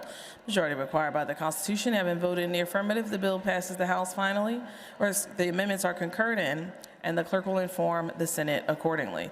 The chair recognizes Majority Leader, who calls up House Bill 150, printers number 2066, on page 2 of Supplemental Calendar A. Will the House agree the bill is agreed to? The clerk will read the title and a brief description of the bill. This bill amends Title 42 by repealing provisions relating to transfer of inmates in need of medical treatment and providing modification of an imposed term of imprisonment for reason of illness. This bill's been considered on 3 different days and agreed to. The question is, shall the bill pass the House finally? On that question, the chair recognizes the maker of the bill, the gentleman from Philadelphia, Representative Krajewski. Thank you, Madam Speaker. Madam Speaker, given the sensitive nature of this legislation, can I call for some order on the floor? The gentleman will be heard. The House will come to order. Thank you. I want to thank this legislative body for considering House Bill 150, an urgently needed intervention to provide medical release for our sick and elderly incarcerated population. Larry Oates, Anna Akers, Ezra Bozeman, David Daoud Lee. These are the names not of dangerous, hardened criminals, but of incarcerated people who've died due to the failure of our compassionate release system. Larry Oates had an array of illnesses, including cancer, that spread to his kidney and face. Anna Akers was diagnosed with cancer and, under current law, had to allow her condition to deteriorate so drastically that she died before her lawyers could submit a petition. Ezra Bozeman suffered a back injury that was misdiagnosed by DOC staff, leaving him to endure debilitating pain for years until he received an emergency surgery that further worsened his condition. He was so severely paralyzed that he was unable to verbally testify in his own case. This trail of mishandled care and bureaucracy meant that by the time Ezra Bozeman was released, he was on life support and died 12 days later. David Daoud Lee suffered from an incurable inflammatory disease so complex that DOC staff were unable to effectively provide treatment. Because his illness was not considered immediately life-threatening, Daoud was not eligible to file for compassionate release. Yet, all the while, his immune system was slowly destroying his lungs, starving his body of oxygen, and leading to his passing away last year. These 4 souls, who served a combined total of 185 years, were deserving of redemption. They were mentors who left behind loved ones, family members, and a community that mourns that they are no longer with us. Since the inception of compassionate release in 2009, 11 people have died waiting for their cases to be heard. The current statute requires that there has to be a determination of less than 1 year to live by a treating physician. But life expectancy is just that. It is an expectation. It is not a definitive fact. And studies have shown that physicians routinely overestimate life expectancy, meaning that many eligible people, such as Ms. Anna Akers, are disqualified or are only given a prognosis when death is imminent. Only 54 people have been released since 2009. Meanwhile, long-term care for an individual at DOC's medical facility at SCI Highlands averages $64,000 a year, with the Department of Corrections spending over $40 million annually on sick and elderly incarcerated people. When our correction system is spending tens of millions of dollars to incarcerate people who are slowly dying, many of whom have spent decades incarcerated, we have to ask ourselves, is this justice? Is this responsible stewardship of public dollars? House Bill 150 is a sensible, bipartisan reform to this broken policy. It will create an effective, comprehensive judicial process for reviewing and granting release that includes input from the victim, the district attorney, and the Department of Corrections. It has clear criteria for eligibility, including diagnosis by a medical professional, to minimize frivolous applications. It will save taxpayer dollars. The Department of Corrections fiscal note for House Bill 150 estimates a yearly savings of $15 million. This is not a controversial issue. We know this is not controversial because it is supported by Democrats and Republicans. We know it is not controversial because close to 50 members have co-sponsored House Bill 150.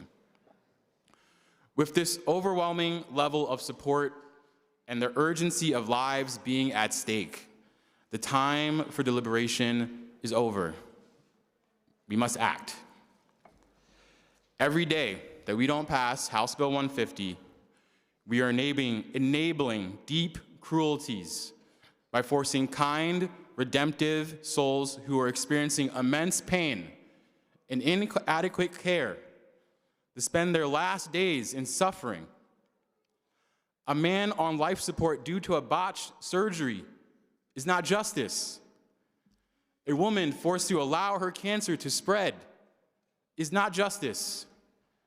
These are inhumane acts that are happening on our watch with our money. As legislators, we have a responsibility to uphold the values we want to see reflected in our society. Everyone in this chamber wants their communities to feel safe. Everyone wants justice and accountability. But when our pursuit of justice becomes a pursuit of vengeance and we enable cruelty and suffering, we have lost our way. Madam Speaker, whether you are a fiscal conservative, a pacifist, or a reformer, there is merit in this legislation. To my colleagues, I ask that you help end this senseless death by incarceration and vote yes on House Bill 150. Thank you. Chair thanks the maker of the bill. On that question, Chair recognizes the gentleman from Chester County, Representative Lawrence.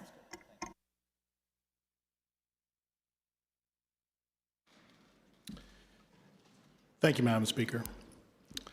I want to thank the good gentleman from Philadelphia, the prime sponsor, for his eloquent words.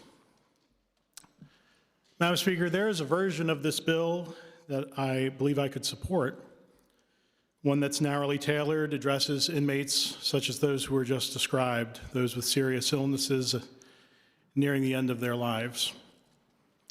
That narrow approach is something that I think a lot of people would think is appropriate. Regrettably, that is not the approach that's outlined in the text of the legislation before us today. The bill establishes 4 reasons that an inmate can petition for medical release. One of the reasons listed on page 10, line 13, is an inmate with a life-threatening illness. An inmate with a life-threatening illness can petition for medical release. Now, what is a life-threatening illness? We've all heard this term. It turns out there really is no broadly accepted definition of this term. Generally refers to a condition that comes with shorter life expectancy or a high risk of death. That's broad. According to the Pennsylvania Department of Health, an eating disorder is a life-threatening illness.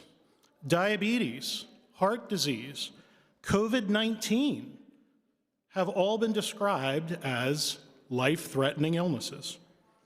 Now, this bill does not define life-threatening illness either. It instead defines a different term, life-limiting illness, on page 17. But with no definition of what a life-threatening illness is in the bill, it's up to defense attorneys and judges to define what it means.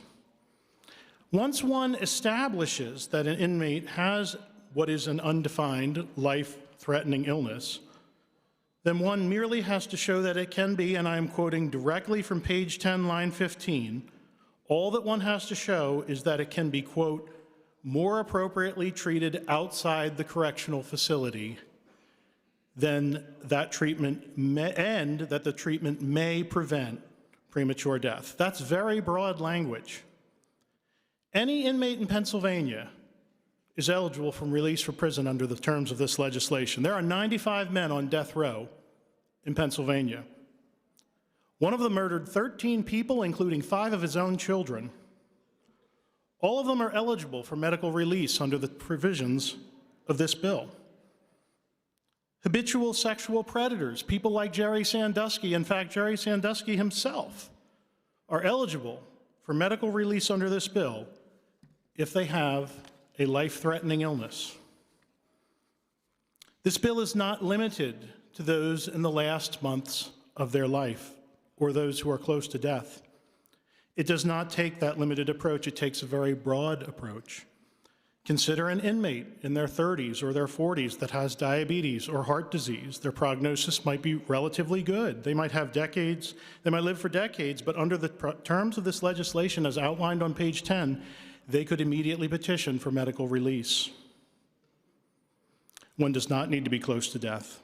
One merely must show that one has a life-threatening illness that may impact their life expectancy decades from now. Again, Madam Speaker, there is a version of this bill I believe I could support that's narrowly tailored to address the issues that I believe are truly trying to be addressed by the bill. But the terms of this bill I cannot support. I do not believe the people of Pennsylvania support this broad approach that's mandated in this legislation, and for that reason, I will be a no vote. Thank you, Madam Speaker. Chair thanks the gentleman. Chair recognizes the gentleman from Adams, Representative Ecker.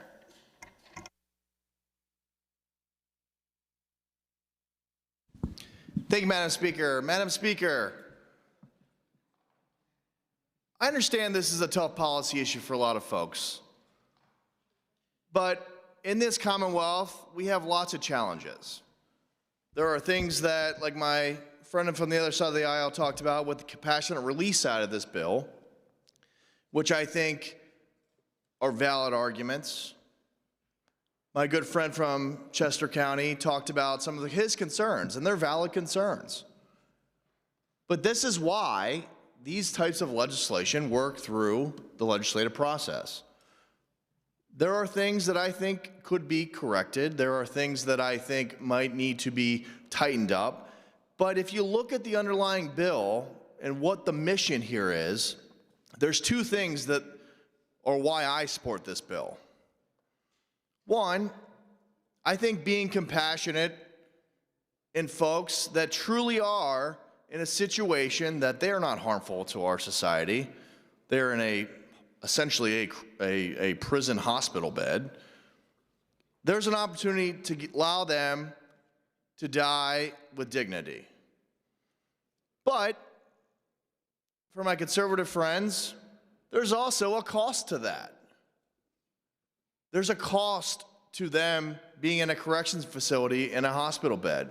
In fact, it's pretty high. We know here that the 3 big cost drivers for this Commonwealth, the top 3 is the correction system. So if there's an opportunity to save money for the correction system by moving someone who is not a threat to our society to a bed that is a Medicaid facility or a DHS facility, that saves the Commonwealth money and also gives them the compassion that they need.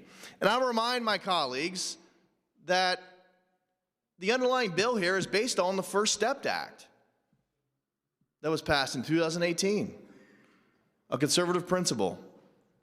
That's the underlying bill. And I recognize that no bill is perfect, and there are things that may need to be corrected and exceptions and those types of things. But the underlying principle of this bill is good. It saves the Commonwealth money, and it gives people an opportunity to die with dignity that are not a threat to our society. So I thank my good friend, Rick, or Representative Krajewski, for working on this bill. And it will move to the Senate, hopefully, and correct some of the concerns that members from our side of the aisle and both sides of the aisle maybe have on this bill. Thank you, Madam Speaker. Chair thanks the gentleman. Chair recognizes the gentlelady from Fayette, Representative Krupa. Thank you, Madam Speaker. I rise in opposition to House Bill 150, and although I didn't have formal comments written on this. I think it's very, very important that we note a couple key issues. As the good gentleman, Representative Lawrence pointed out, there's already a compassionate release for significant medical reasons. But I do want to comment that I think the idea that inmates across the board are receiving inadequate medical care is a slap in the face to everybody, every healthcare provider at the county and state level who's trying to work diligently and compassionately to make sure that our prisoners are receiving appropriate care. And the idea that we're going to save money by releasing ill inmates to the general population is absurd.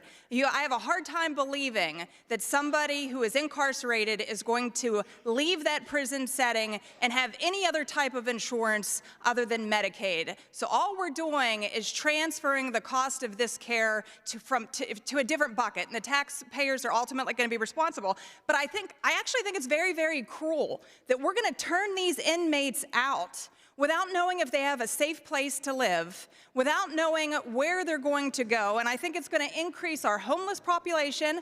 I think it's going to increase the burdens on our already overworked hospitals and setting. And I think that for those reasons, we must be a no on this bill. Thank you, Madam Speaker. Chair thanks the gentlelady. Agreeable to the provisions of the Constitution, the yeas and nays will now be taken. Members will proceed to vote.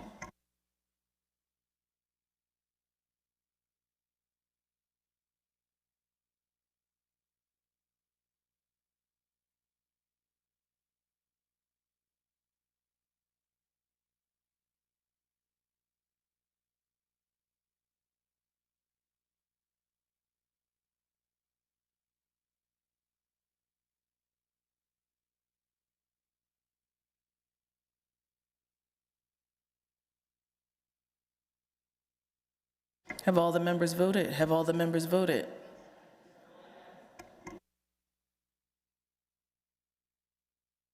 Clerk will record the vote. On final passage of the bill, the yeas are 111, the nays are 92.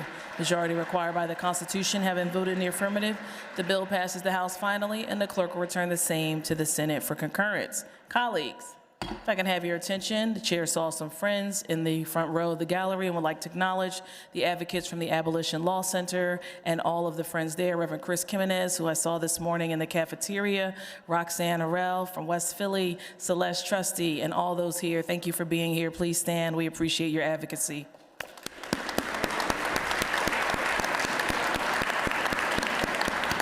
Chair recognizes the Majority Leader who calls up House Bill 505, printers number 2362, on page 1 of Supplemental Calendar A. Will the House agree the bill is agreed to? The clerk will read the title and a brief description of the bill.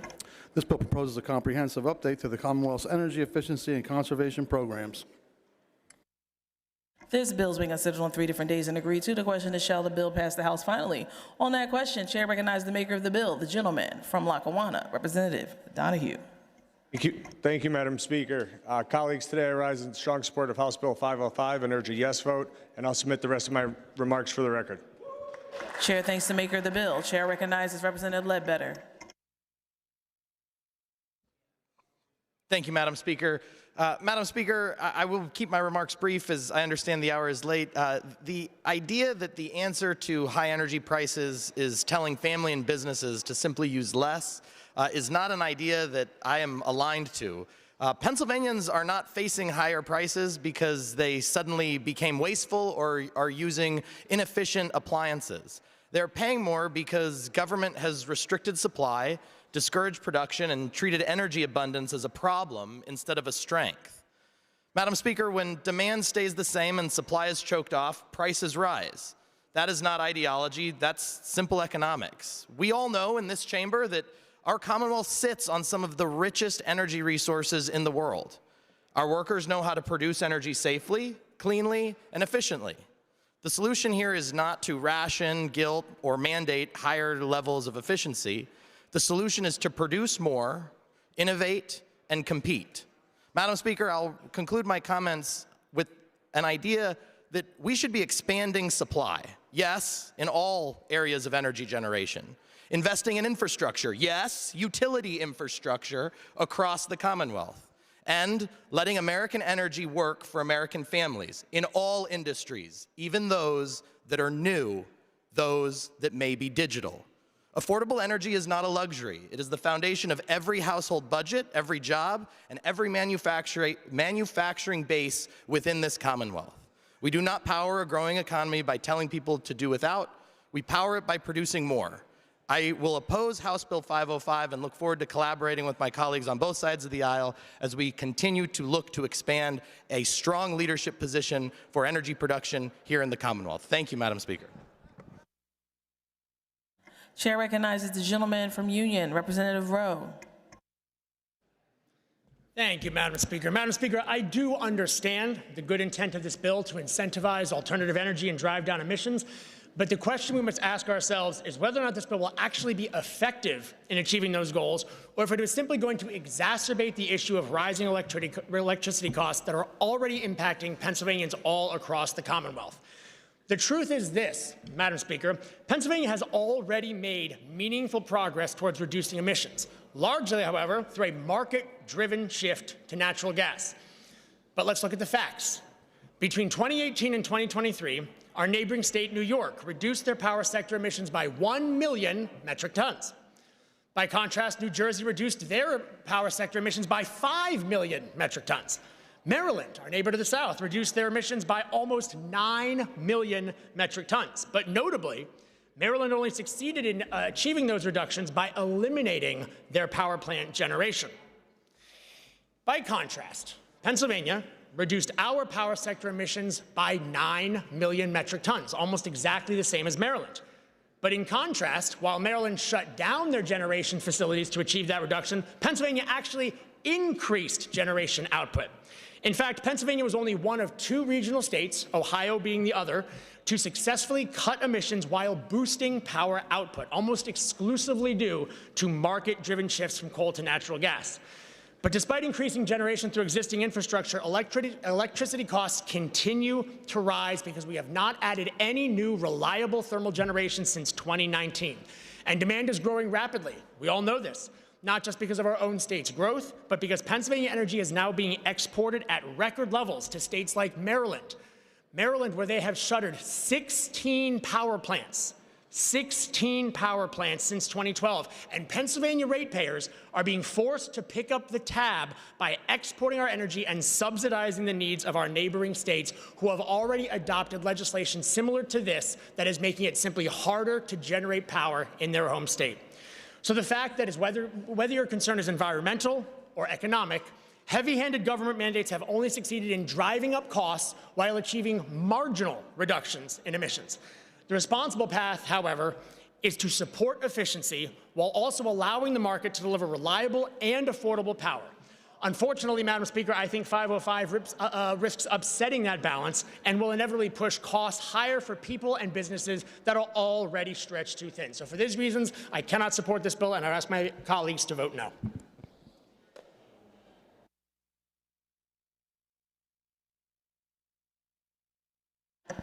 The chair thanks the gentleman.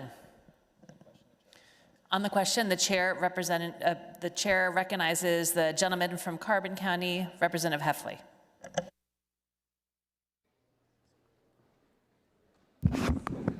Thank you, Madam Speaker. Affordability is a buzzword right now. Everybody wants to talk about affordability. I don't think we achieve affordability by increasing taxes on utility bills and then saying we're going to give you a more efficient light bulb. Just bad policy. This should be the time of giving.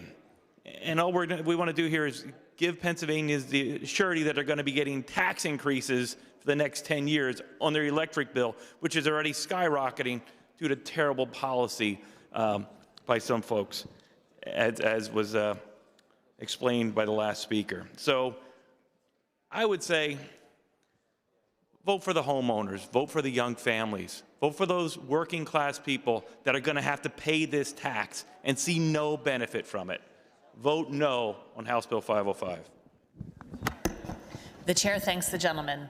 Agreeable to the provisions of the Constitution, the yeas and nays will now be taken. Members will proceed to vote.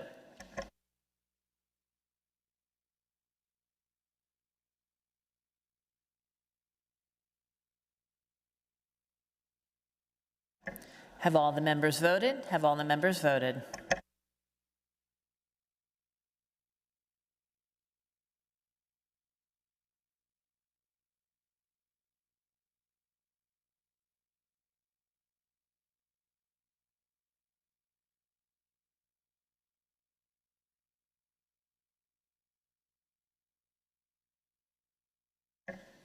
The clerk will record the vote. On the final passage of the bill, the yeas are 102, the nays are 101. The majority required by the Constitution having voted in the affirmative, the bill passes finally, and the clerk will present the same to the Senate for concurrence.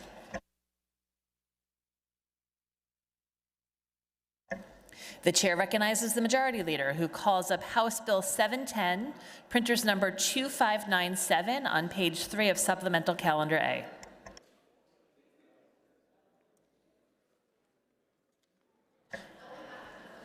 Will the House agree to the bill? Agreed to. The clerk will read the title and a brief description of the bill. This bill requires PennDOT to establish an online verification system for motor vehicle liability insurance. The bill has been considered on 3 different days and agreed to. The question is, shall the bill pass finally? On that question, the chair recognizes the gentleman from Center County, Representative Benninghoff.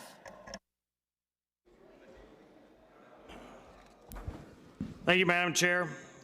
If colleagues will give me a few moments, I'll keep this relatively brief. First of all, I want to say thank you to Chairman Nielsen, Majority Chair of Transportation, for helping get this done, and also Secretary Mike Carroll in an earlier conversation this week. He said this is something that he had wanted to try to get done when he was here in the legislature, and all 3 of us agreed that the bill has now come. I don't think there's few offices here in your DOs that have not had the same issue with people needing to verify their insurance. Very simply, I do rise to ask our members to support House Bill 710. It establishes an online verification system for car insurance. Currently, when a driver cancels their car insurance within 6 months of an original issue date of the policy, the insurance is required to report a cancellation to PennDOT. However, there is no requirement for an insurer to notify PennDOT when a driver acquires a new car insurance policy. This situation has caused PennDOT to send written notices to those that have changed their policy, requiring them to produce proof of insurance, as PennDOT does not know whether or not that individual's vehicle is insured. We all want safe, insured drivers. If they are unable to produce this insurance proof, a driver will be having their registration suspended for 3 months and/or must pay a $500 fee for reinstatement. It's far too common for drivers to never receive the misplace these written notices from PennDOT, which can cause cancellations with no actual lapse of insurance. That's silly, redundant, and frankly a waste of money. Finally, to solve this issue, this bill requires PennDOT to establish an online verification system for car insurance. Online verification system would essentially be a searchable database accessible to both PennDOT and law enforcement that allow real-time insurance verification. Wow, exciting in the modern age of technology. The system would routinely update through the mandatory reporting of policy information by insurance providers, which eliminates the need for PennDOT to use mail notifications. The online service is far more efficient. It's a process that brings PennDOT in the 21st century without burdensome Pennsylvania motorists. I see this not only as a pro-consumer bill, but it will address the problem of uninsured motorists. And a good example of that is Alabama, who has this similar system and saw their reduction of 6.7% in uninsured motorists. Frankly, folks, there's 20 other states that are doing this, including some of our neighbors. I would ask you to join me in support of this, and I thank the committee members who've reported out unanimously. Thank you, Madam. The chair thanks the gentleman. Agreeable to the provisions of the Constitution, the yeas and nays will now be taken. Members will proceed to vote.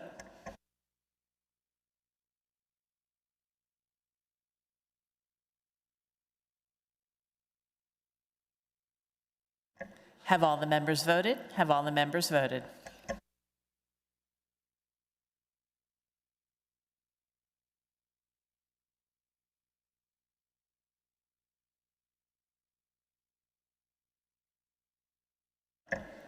The clerk will record the vote. On the final passage of the bill, the yeas are 203, the nays are 0. The majority required by the Constitution having voted in the affirmative, the bill passes finally, and the clerk will present the same to the Senate for concurrence.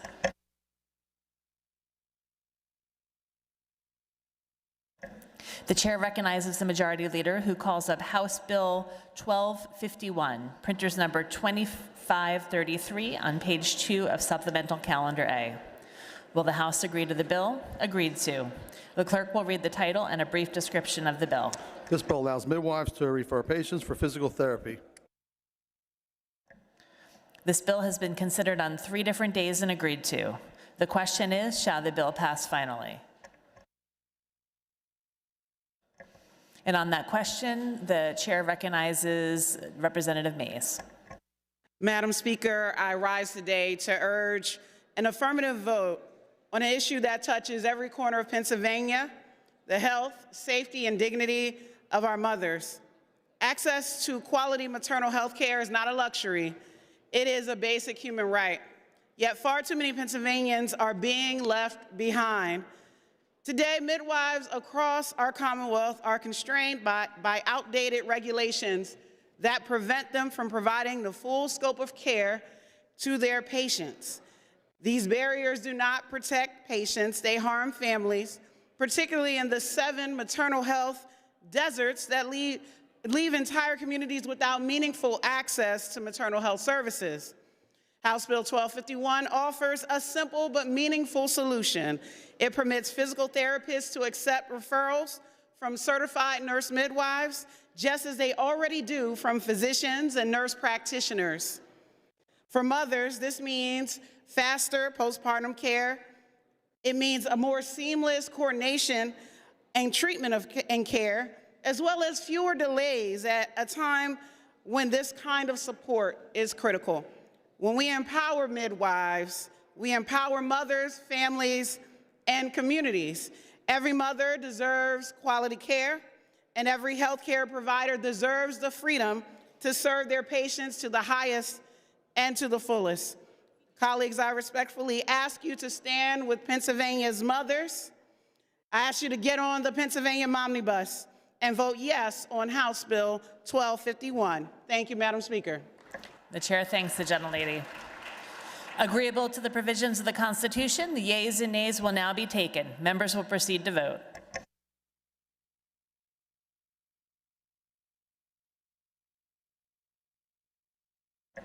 Have all the members voted? Have all the members voted?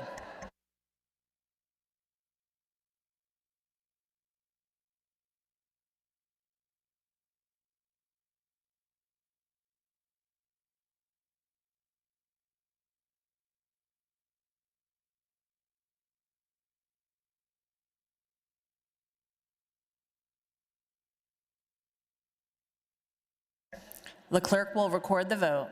On the final passage of the bill, the yeas are 202, the nays are 1. The majority required by the Constitution having voted in the affirmative, the bill passes finally, and the clerk will present the same to the Senate for concurrence.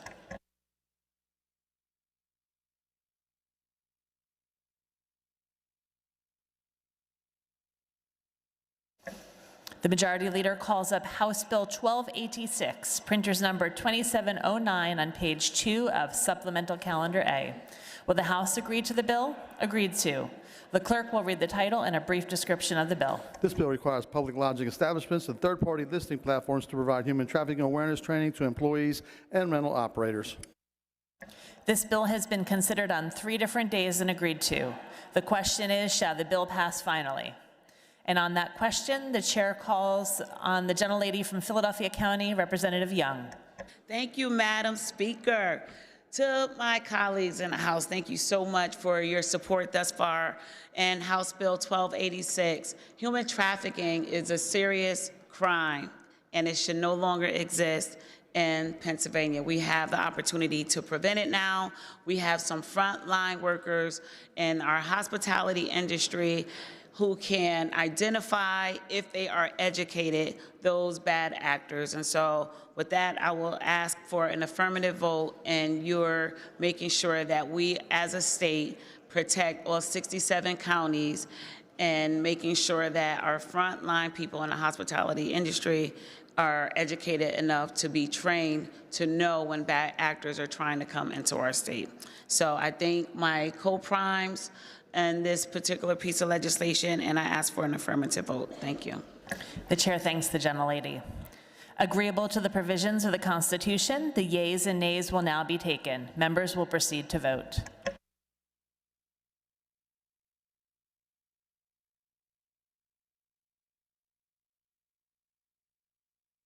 Have all the members voted? Have all the members voted?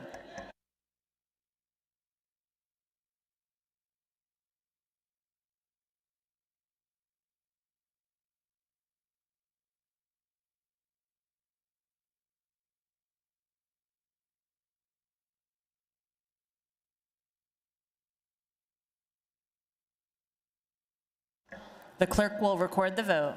On the final passage of the bill, the yeas are 203, the nays are 0. The majority required by the Constitution having voted in the affirmative, the bill passes finally, and the clerk will present the same to the Senate for concurrence.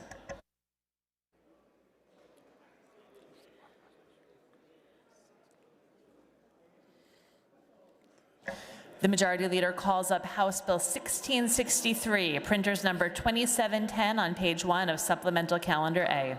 Will the House agree to the bill? Agreed to. The clerk will read the title and a brief description of the bill. This bill establishes a statewide Imagination Library program in the Department of Education. This bill has been considered on 3 different days and agreed to. The question is, shall the bill pass finally? And on that question, the chair recognizes the gentlelady from Montgomery County, Representative Hainbridge. Thank you, Madam Speaker. Colleagues, I rise today to ask for your support for House Bill 1663, legislation that will put books, and with them opportunity, into the hands of every young child in Pennsylvania by establishing the statewide Children's Literacy Program. This program would create a unified framework and state support system to ensure that all Pennsylvanians from birth to age 5 receive free, age-appropriate books delivered directly to their home, regardless of zip code, household income, or family circumstances. We already know that programs like this work because one program is already changing lives in our Commonwealth, Dolly Parton's Imagination Library. Could you call order, please?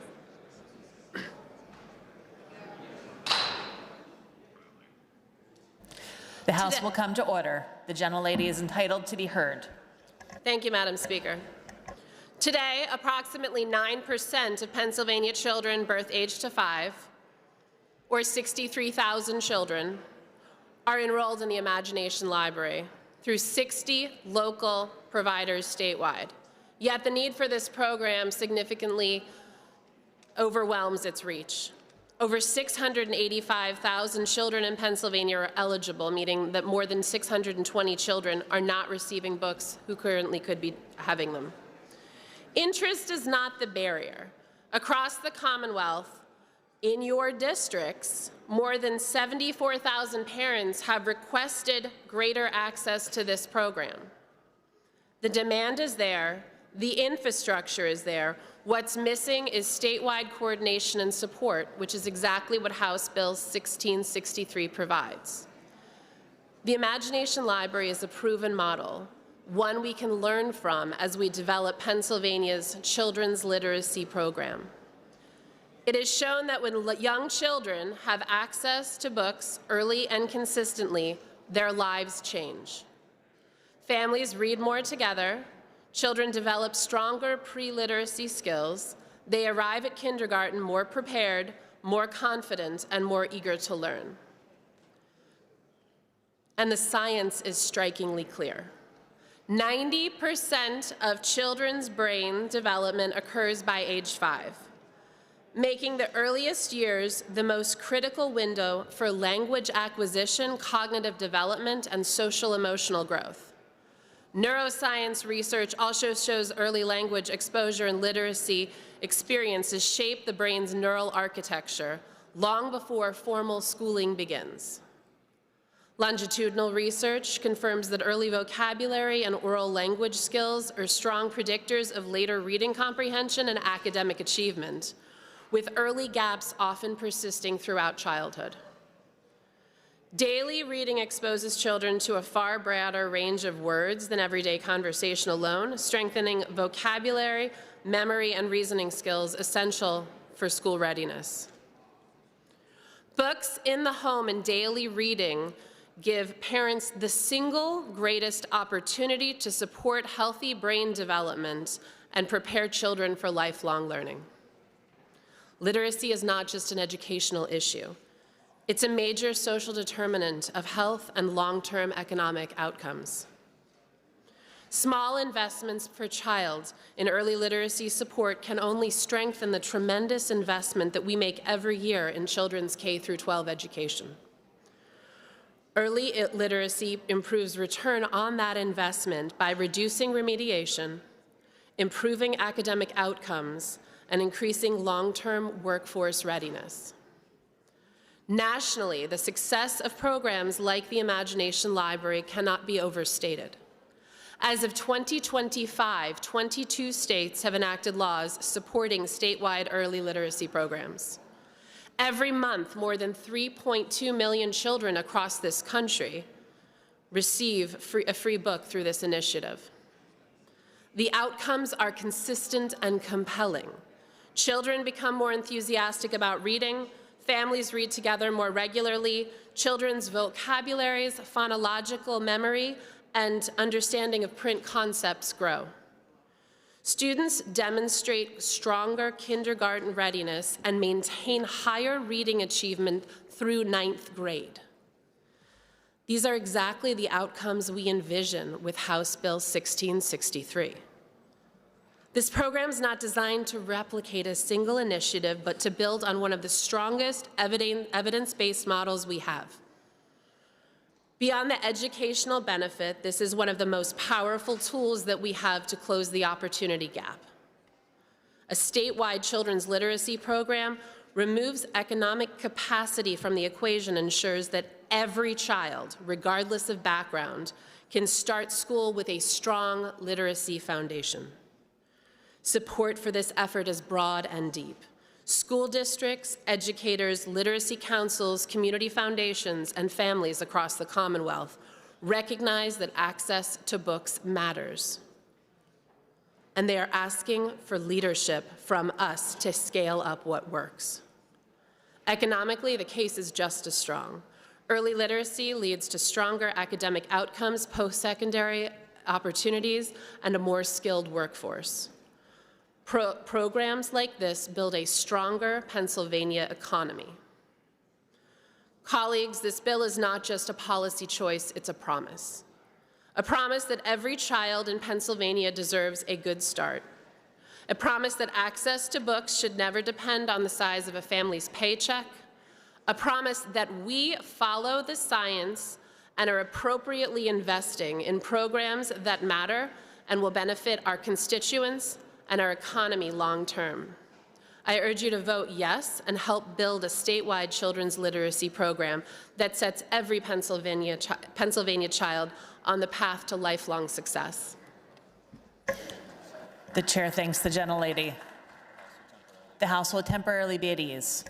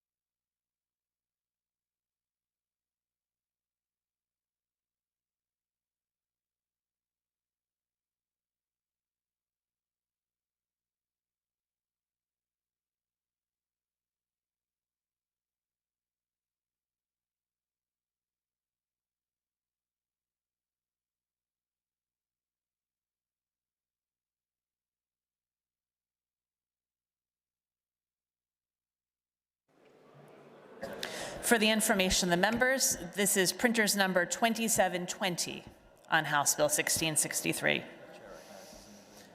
The chair recognizes the majority leader. Madam Chair, I rise to make a motion. The gentleman is in order and may proceed. I make a motion to proceed to the immediate consideration of House Bill 1663, printer number 2720, pursuant to Rule 24. The majority chair moves to proceed to the immediate consideration of House Bill 1663. The question is, will the House proceed to the immediate consideration of House Bill 1663? And on that question, the chair recognizes the minority leader, Representative Topper. Thank you, Madam Chair. I too rise to support the motion to proceed on HB 1663. Thank you, Madam Speaker.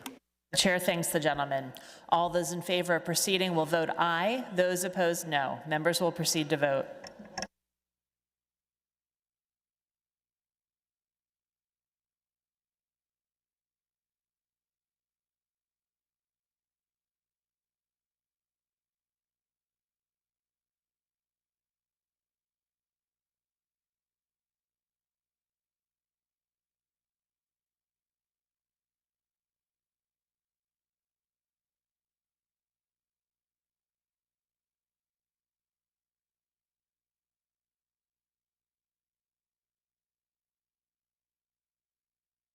Have all the members voted? Have all the members voted?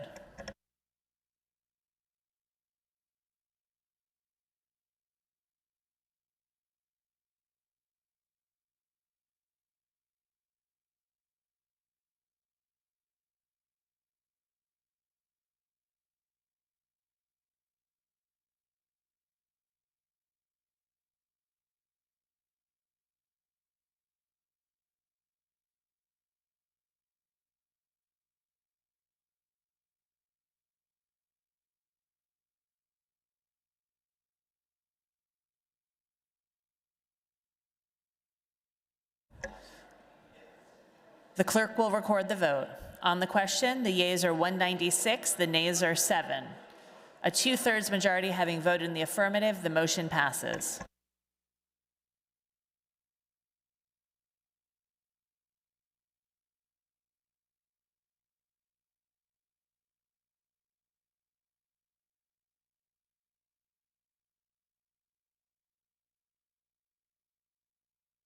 The question is, shall the bill pass finally?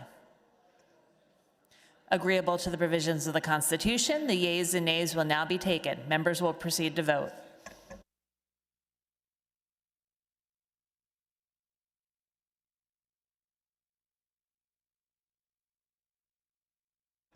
Have all the members voted? Have all the members voted?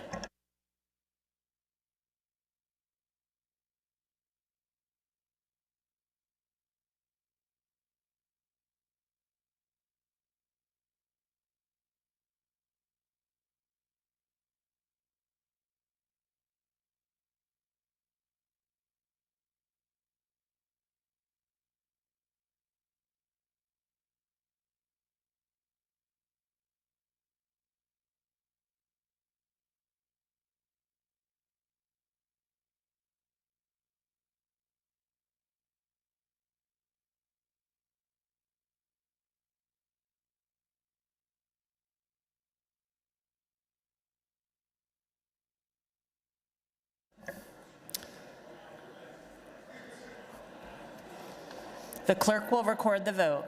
On the final passage of the bill, the yeas are 116, the nays are 87. The majority required by the Constitution having voted in the affirmative, the bill passes finally, and the clerk will present the same to the Senate for concurrence.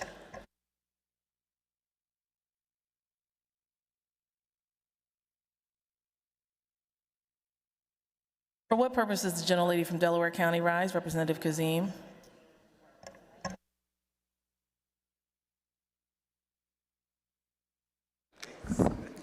Thank you, Madam Speaker. I stand to submit my remarks for the record on House Bill 150. Chair thanks the gentlelady. Chair recognizes the majority leader who calls up House Bill 1957, printers number 2711 on page 2 of supplemental calendar A. Will the House agree the bill is agreed to? Clerk will read the title and a brief description of the bill. This bill proposes an amendment to the Constitution of the Commonwealth of Pennsylvania providing for personal reproductive liberty. This bill's been considered on 3 different days and agreed to. The question is, shall the bill pass the House finally? On that question, the chair recognizes the gentlelady from Warren, Minority Chair of Health, Representative Rapp.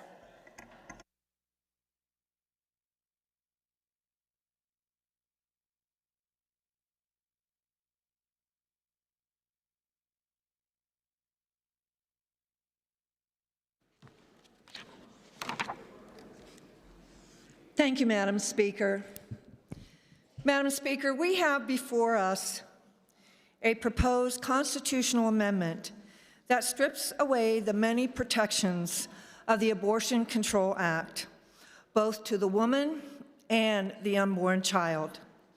I would like to read, Madam Speaker, from the proposed amendment and a section of the Abortion Control Act.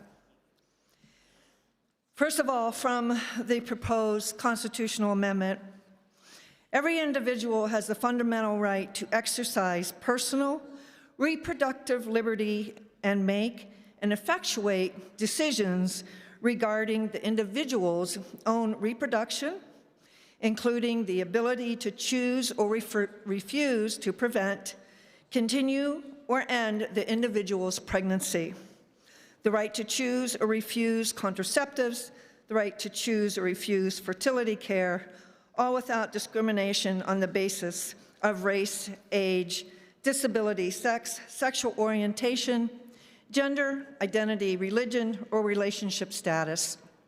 The Commonwealth may not deny, burden, infringe upon, or abridge this right unless justified by a compelling state interest achieved by the least restrictive means.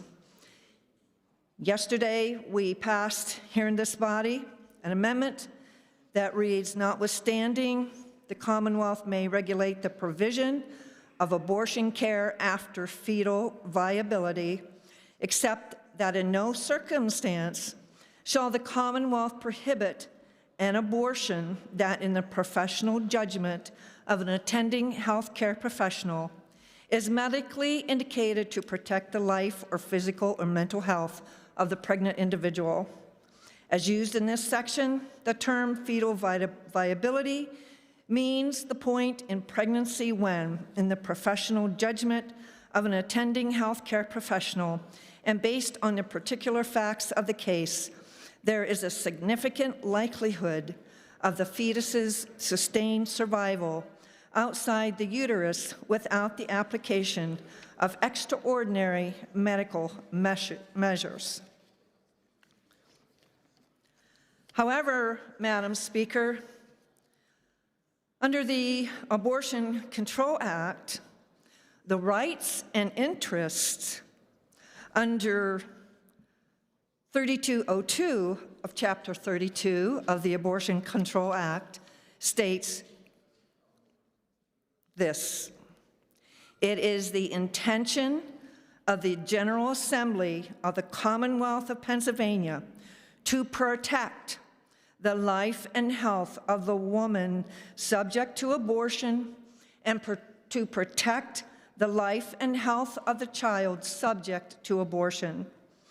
It is the further intention of the General Assembly to foster the development of standards of professional conduct in a critical area of medical practice, to provide for development of statistical data, and to protect the right of the minor woman voluntarily to decide to submit to abortion or to carry her child to term.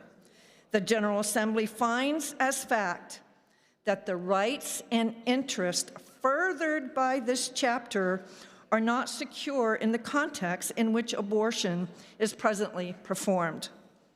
The conclusions under Section 3202 are stated as such: reliable and convincing evidence has compelled the General Assembly to conclude, and the General Assembly does hereby solemnly declare and find that many women now seek or are encouraged to undergo abortions without full knowledge of the development of the unborn child or of alternatives to abortion. The gestational age at which viability of an unborn child occurs has been lowering substantially and steadily as advances in neonatal medical care continue to be made. As a significant number of late-term abortions result in live births or in delivery of children who could survive if measures were taken to bring about breathing, some physicians have been allowing these children to die or have been failing to induce breathing. Because the Commonwealth places a supreme value upon protecting human life, it is necessary that those physicians which it permits to practice medicine be held to precise standards of care in cases where their actions do or may result in the death of an unborn child. Quite the contrast, Madam Speaker. This bill strips out the protection of the unborn child if the woman chooses an abortion after 24 weeks and does not limit abortion even up to birth, with no stated measures for the baby to survive if born alive as stated in the Abortion Control Act. Under Section 3211 of the Abortion Control Act, which talks about abortion on unborn child of 24 or more weeks gestational age. Prohibition, Section A. Except as provided in subsection B, no person shall perform or induce an abortion upon another person when the gestational age of the unborn child is 24 or more weeks, except it shall not be a violation of subsection A if an abortion is performed by a physician and that physician reasonably believes that it is necessary to prevent either the death of the pregnant woman or the substantial and irreversible impairment of a major bodily function of the woman. No abortion shall be deemed authorized under this paragraph if performed on the basis of a claim or a diagnosis that the woman will engage in conduct which would result in her death or in substantial and irreversible impairment of a major bodily function. It shall not be a violation of subsection A if the abortion is performed by a physician and that physician reasonably believes, after making a determination of the gestational age of the unborn child in compliance with Section 3210 relating to determination of gestational age, that the unborn child is less than 24 weeks gestational age.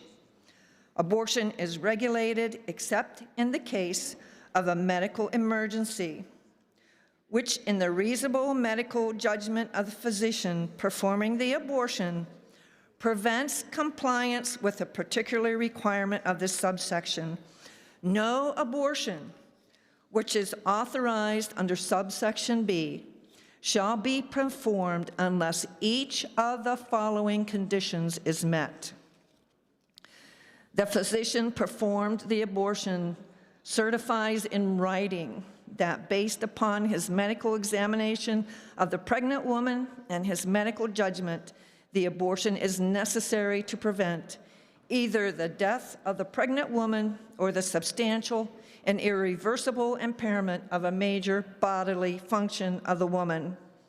Such physician's judgment with respect to the necessity for the abortion has been concurred in one other licensed physician who certifies in writing that, based upon his or her separate personal medical examination of the pregnant woman and his or her medical judgment, the abortion is necessary to prevent either the death of the pregnant woman or the substantial and irreversible impairment of a major bodily function of the woman. The abortion is performed in a hospital. Remember, we are talking about an unborn child of a gestational age over 24 weeks. The physician terminates the pregnancy in a manner which provides the best opportunity for the unborn child to survive, unless the physician determines in his or her good faith medical judgment that termination of the pregnancy in that manner poses a significantly greater risk either of the death of the pregnant woman or the substantial and irreversible impairment of a bodily function of the woman than would rather with other available methods. The physician performing the abortion arranges for the attendance in the same room in which the abortion is to be completed of a second physician who shall take control of the child immediately after complete extraction from the mother and shall provide immediate medical care for the child, taking all reasonable steps necessary to preserve the child's life and health. And going down to section 3212, Madam Speaker, and 3212, the section is named infanticide, status of the fetus. The law of this Commonwealth shall not be construed to imply that any human being born alive in the course of or as a result of an abortion or pregnancy termination, no matter what may be that human being's chance of survival, is not a person under the Constitution and laws of this Commonwealth. And all physicians and licensed medical personnel attending a child who is born alive during the course of an abortion or premature delivery or after being carried to term shall provide such child that type and degree of care and treatment which, in the good faith judgment of the physician, is commonly and customarily provided to any other person under similar conditions and circumstances. Any individual who intentionally, knowingly, or recklessly violates the provision of this section commits a felony of the third degree. Madam Speaker, as I said, and after reading these sections, it should be clear that this constitutional amendment strips out these protections for the unborn baby. We had an incident in Pennsylvania, Madam Speaker, the Kermit Gosnell case. I'm sure he will be shouting with glee from his prison cell. He assured women that their baby's demise by induced labor before and after 24 weeks, and then snipping their spinal cords at the back of their necks to assure their death. One child he murdered after birth was so large that he stated the baby was big enough to walk with him to the bus stop. It was alleged that he aborted a baby at 8 months and then snipped the spinal cord of the child. You can read it all on your own by downloading the grand jury report of the Gosnell case that took place in Philadelphia in 2013. And he even taught his staff the procedure of inducing labor and then snipping the spinal cord after the babies were born. Madam Speaker, this is a sad day for life in Pennsylvania. Here we are in the middle of the celebration of lights and 2 weeks away from the celebration of the Christian observance of the birth of Jesus, our Lord and Savior, if you're a Christian. Another event recorded in the Gospel of Matthew happened shortly after Jesus' birth, when Joseph and Mary fled Bethlehem with Jesus because King Herod ordered the slaughter or massacre of all male infants and baby boys under 2, trying to assure that he would not be dethroned. This event is now referred to as the slaughter or the massacre of the innocents. And the total number of abortions in Pennsylvania for the year 2023, the latest stats we have from the Department of Health, was 35,412. I say to you, we have our own slaughter, massacre of the innocents. This year, we passed several pieces of legislation to give more support to pregnant women, both in the omnibus bills that have become law, the maternal health bills that are now law, and the bill even for supportive fathers, only to end up here, abortion up to birth. It makes me wonder how these little ones, fully developed, with little beating hearts, little fingers and toes, will be aborted. What method will be used to assure the woman's desire, the woman's demand for an abortion? The definition of abortion in the Abortion Control Act is this: the use of any means to terminate the clinical, diagnosable pregnancy of a woman with knowledge that the termination by those means will, with reasonable likelihood, cause the death of the unborn child, except that, for the purposes of this chapter, abortion shall not mean the use of an intrauterine device or birth control, or anything that prevents ovulation and fertilization or the implantation of a fertilized ovum within the uterus. Or maybe, if that makes you a little queasy, the definition of abortion in the Abortion Control Act, you might like the little sanitized version better: later uterine evacuation. I'm sure that makes people's minds a little acceptable to the word abortion. Madam Speaker, in many of my speeches back home in the district, especially on Veteran and Military Remembrance Days, I end the speech with, may God continue to bless our families, our communities, our great state, and our great nation.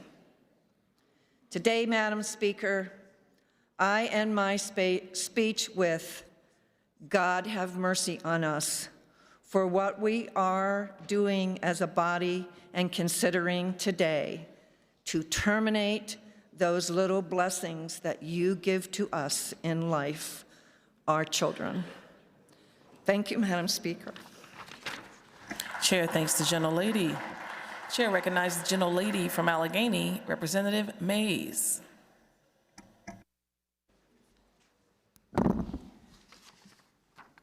Madam Speaker and colleagues, I rise today in support of House Bill 1957 because what we are debating is not theoretical. In the wake of the Dobbs decision in 2022, Pennsylvania now has a collective decision to make about the right to abortion, and we have a duty to give the people of our Commonwealth the opportunity to make their voices heard with their vote. While abortion remains legal in Pennsylvania today, Dobbs invalidated both Supreme Court decisions. Roe v. Wade, that provided federal protection to the right to abortion in 1973, and Planned Parenthood versus Casey, which affirmed that right to abortion, but also shifted to an undue burden litmus test, which allowed states to continue restricting access to abortion in 1992. This is why we need a constitutional amendment. This is why this amendment is necessary. It is the strongest legal protection we can offer to the women of the Commonwealth. A constitutional amendment codifies the right to abortion and positions it as the health care that it is. For too many women, particularly Black women and women of color in this Commonwealth, the right to abortion is quite literally a matter of life and death. Before I continue, though, I want you to know then I'm not trying to convince you to change your mind about abortion. I'm not trying to get you to change your political belief on abortion. I'm not asking you to go against your religious belief on abortion. None of that is my goal today as I stand before you as the co-prime sponsor of House Bill 1957, as I continue to share with you what I know through my own lived experiences, as I articulate my perspective on this issue as a leader and an expert on reproductive justice for over the last 21 plus years, and what I know from the people on the front lines who provide reproductive health care and abortion access to those who need it here in our Commonwealth. Reproductive justice is a global social change movement, theory of change, and everyday practice that affirms our human right to decide, to control our bodies, to decide if and when and how we have children, and how to parent the children we have in safe and healthy environments. It is a movement that can hold Black maternal health, the fight for health care that is quality, affordable, and accessible, and the right to abortion. Reproductive justice teaches us that the right to bodily autonomy cannot and should not be separated from the right to survive pregnancy and to access health care that is free from coercion, punishment, or fear. When the law fails to protect these rights, the harm is not evenly distributed. It falls hardest on those who've been marginalized in our healthcare system. Black women, indigenous women, immigrant women, low-income women, and people living in rural and underserved communities all across Pennsylvania. Right now, abortion care in Pennsylvania is only partially protected by outdated statutes from the 1970s and 80s through the Abortion Control Act. When lawmakers aim to restrict care, insert delays, or criminalize providers, healthcare outcomes and disparities persist. The constitutional right to abortion and the lack of access to abortion contributes to the trauma of the rape or incest survivors who become pregnant. It contributes to preventable maternal mortality rates. And it contributes to the criminalization of women who suffer through miscarriages when they seek health care. This is the reality in more than a dozen other states, like Texas and West Virginia and Missouri. But we can be different here in Pennsylvania. We can guarantee the constitutional right to abortion. Restricted access to abortion compels individuals to carry unintended or high-risk pregnancies to term. It elevates the likelihood of life-threatening complications, especially for those with pre-existing health conditions that are more prevalent and also untreated among Black women. Passing this amendment is how we guarantee constitutional protections of all of our bodily autonomy and our reproductive liberty. In a 2025 poll conducted by Black Pennsylvanians by In Our Own Voice, Black Women's Reproductive Justice Agenda, 55% of the respondents ages 18 to 44, they said they want to have kids or they want to have more kids, but only 30% of them plan to do so. Why? Housing prices, high food prices, childcare prices, and so much more. If we want to lower abortion rates, then we need to work to pass other legislation that will make starting a family easier and more affordable for all Pennsylvanians. This poll also found that 83% of those respondents, they believe that each woman in this Commonwealth, they have the right to make their own decision on abortion. And 82% agree that we must trust Black women to make this personal decision for themselves. This constitutional amendment is about reproductive liberty, not control. It is about the fundamental right to make one's own decisions and to respect the health care decisions of others. It is about ensuring that no one is denied care because of fear, force, or political ideology. When we pass House Bill 1957, we can send a clear message. Pennsylvania will protect reproductive health care. Pennsylvania will protect the constitutional right to abortion. And Pennsylvania will protect the present and future of reproductive justice. The culture wars that we wage on abortion, the political fights, the legal battles, the divided and diametrically opposed pro-life and pro-choice camps, and the performative politics that we play really has nothing to do with a woman in our Commonwealth deciding to make the most personal decision of her life to have an abortion. That's not what it's about. When the decision is made, when that person is seeking an abortion, they're not doing it because they're a Republican or Democrat or independent. They're not doing it because they are white, black, or a person of color. They're not doing it because they are a person of faith or attend religious services or they don't. They're not doing it because they have private or public insurance or are uninsured, or because they are single, partnered, or married. They make this decision on abortion, knowing what they know in their mind, their heart, and their soul, that they cannot or is not possible to bring that pregnancy to term. Every person deserves access to safe, legal health care, including the right to abortion, without fear of punishment. This constitutional amendment is how we can create this reality, and this is the meaning of reproductive liberty in our Commonwealth. The decision on the right to abortion is not ours to make. So the constitutional amendment puts the power in the hands of the people of Pennsylvania. So let the people decide. Let the people decide if abortion is health care. Let the people decide if we all have the human right to control our bodies, our reproduction, and how we form our families. Let the people decide if the women of this Commonwealth are worth fighting for. Let the people decide if abortion will be safe and legal and affordable and accessible. Let the people decide if they get to make the important healthcare decisions about their health, their family, and their life. And let the people decide that they should all have the reproductive liberty in our Commonwealth, the home of liberty, freedom, and democracy. Thank you to the maker and the co-prime sponsor of the bill. I urge an affirmative vote on House Bill 1957. Thank you to my colleagues. Thank you, Madam Speaker. Chair thanks the gentlelady. The bill will temporarily be over.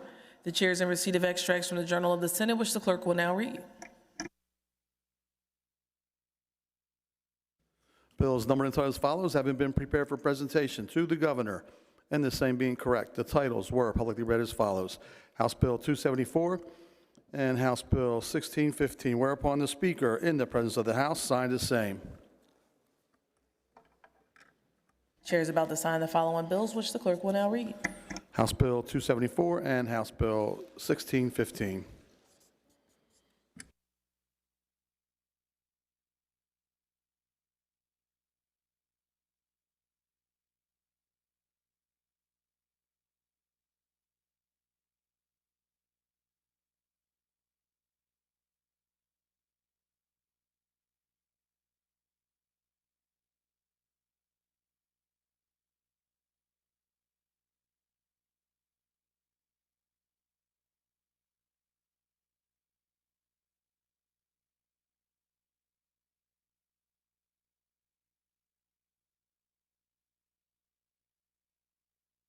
House will temporarily be at ease.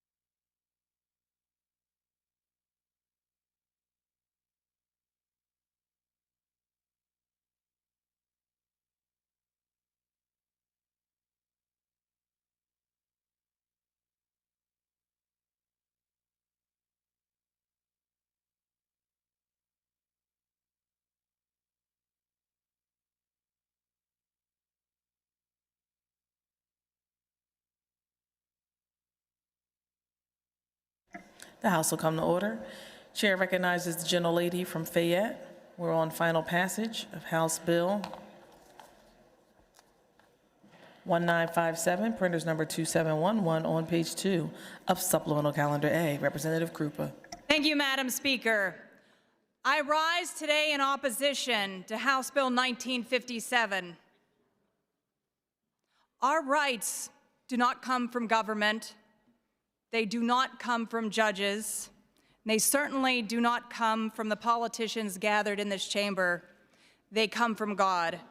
And among those God-given rights, none is more basic, more sacred, or more foundational than the right to life. Both the United States Constitution and the Pennsylvania Constitution exist for one core purpose: to protect life, liberty, and property. Liberty cannot exist without life. You cannot claim to honor our Constitution while stripping away the right to life from an entire class of human beings, unborn children, simply because they are small, unseen, and unable to speak for themselves. House Bill 1957 would do exactly that. This bill contains no gestational limits, none. Not at 20 weeks, not at 24 weeks, not even late in pregnancy when a child is fully capable of living outside the womb on its own.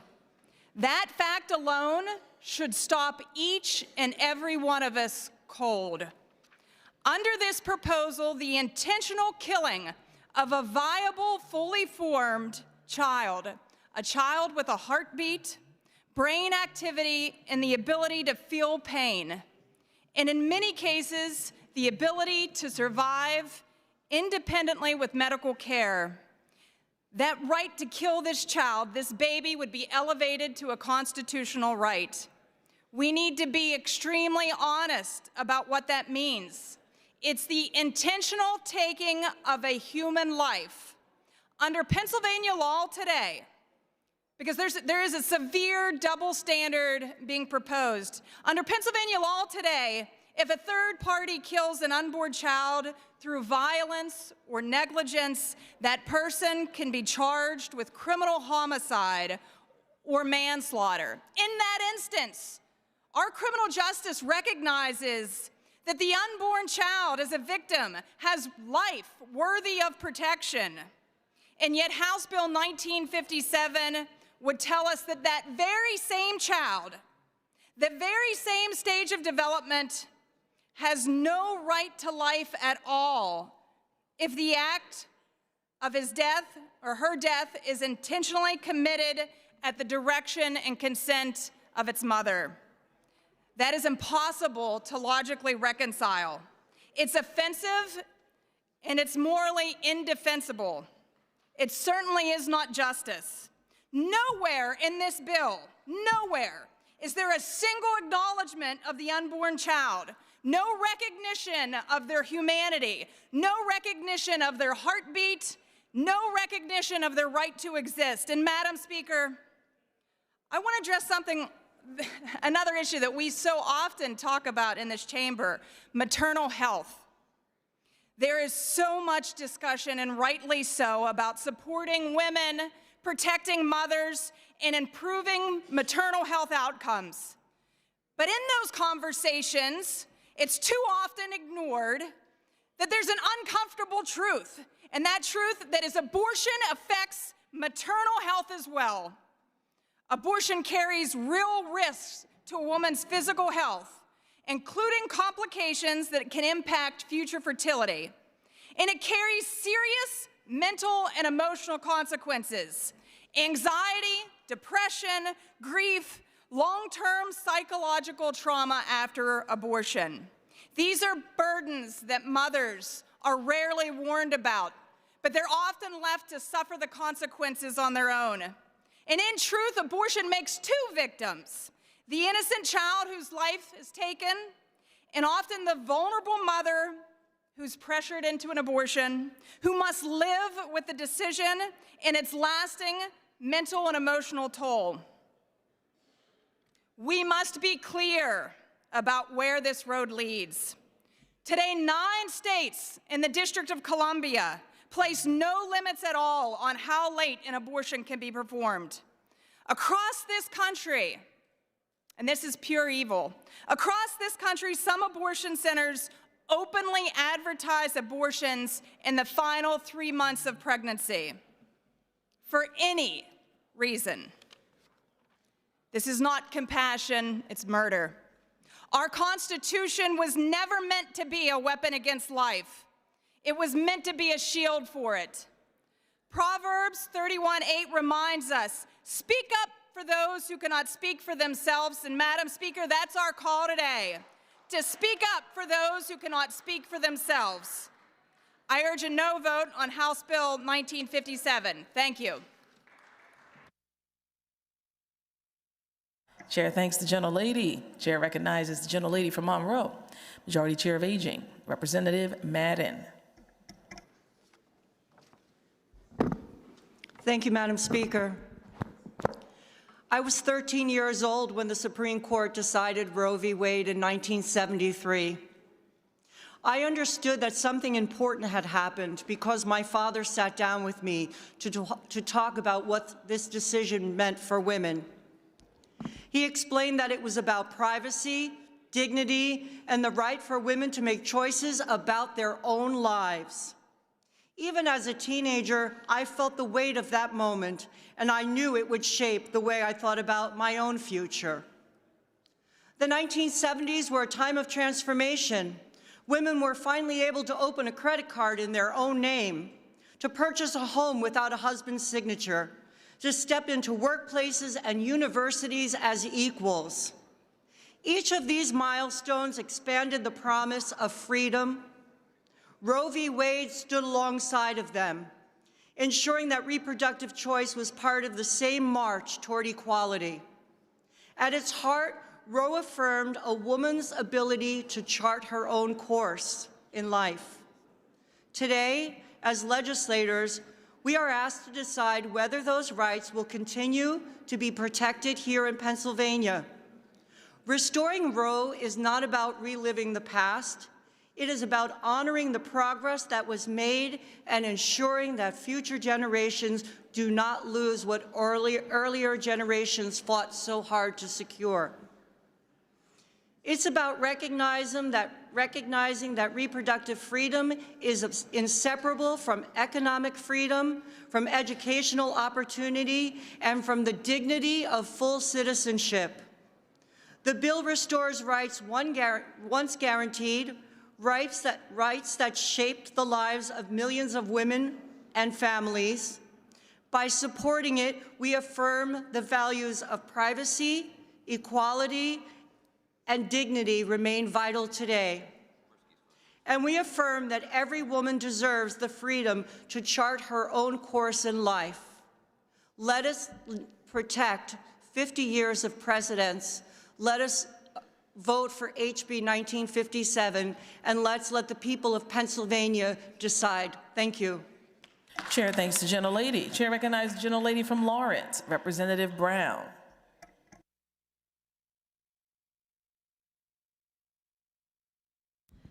Thank you, Madam Speaker. I rise in solemn opposition to House Bill 1957.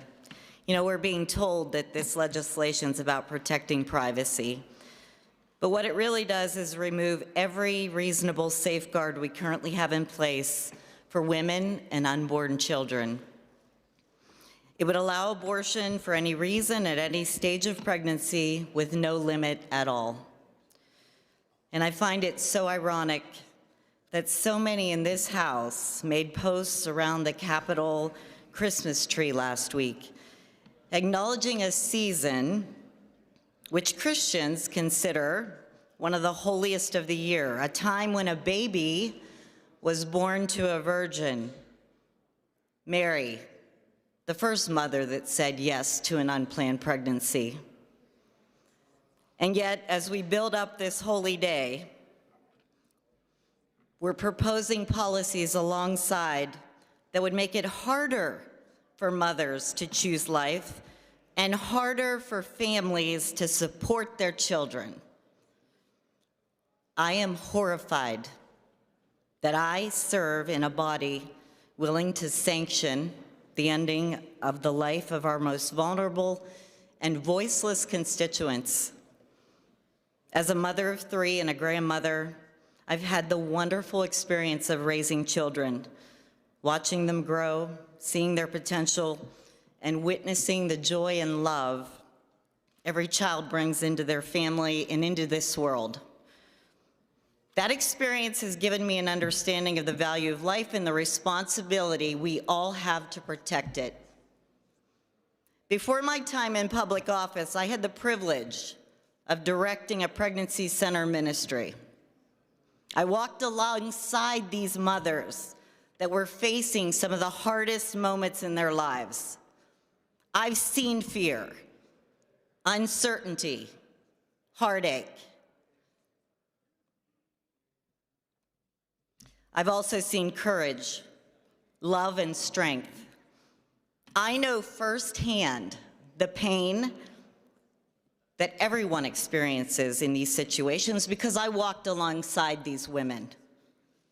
And one thing you can be sure of is that abortion does not solve problems. It creates more of them. Many in this House like to claim that guns are the #1 killer of children. My friends, abortion is the #1 killer of children.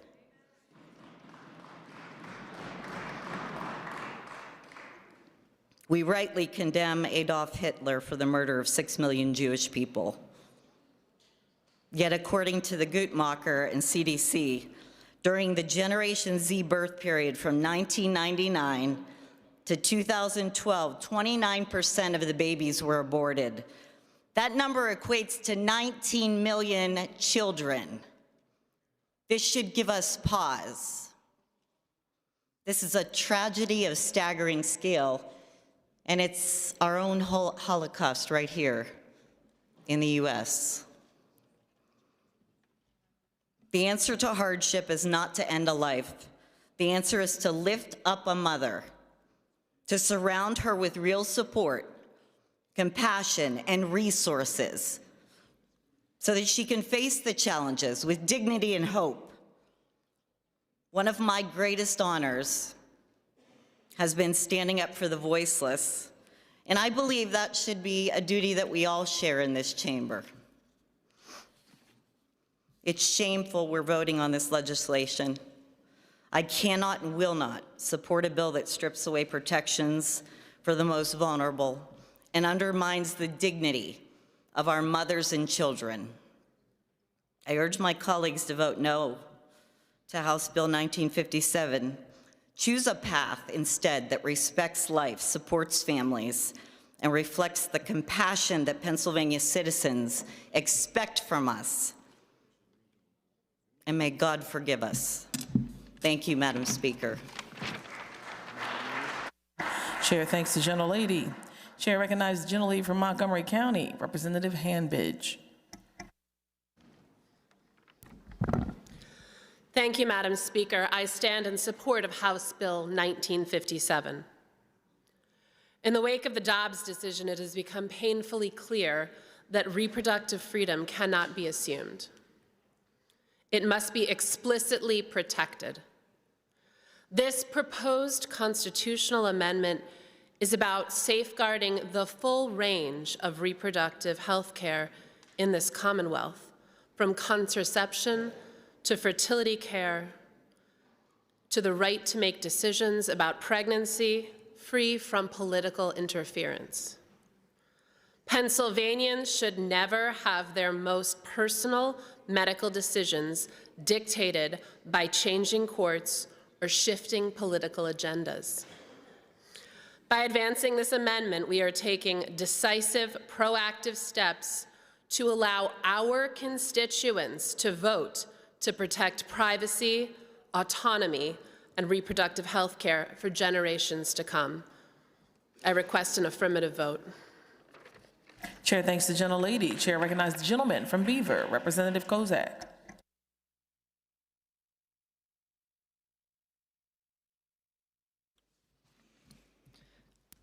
Thank you, Madam Speaker.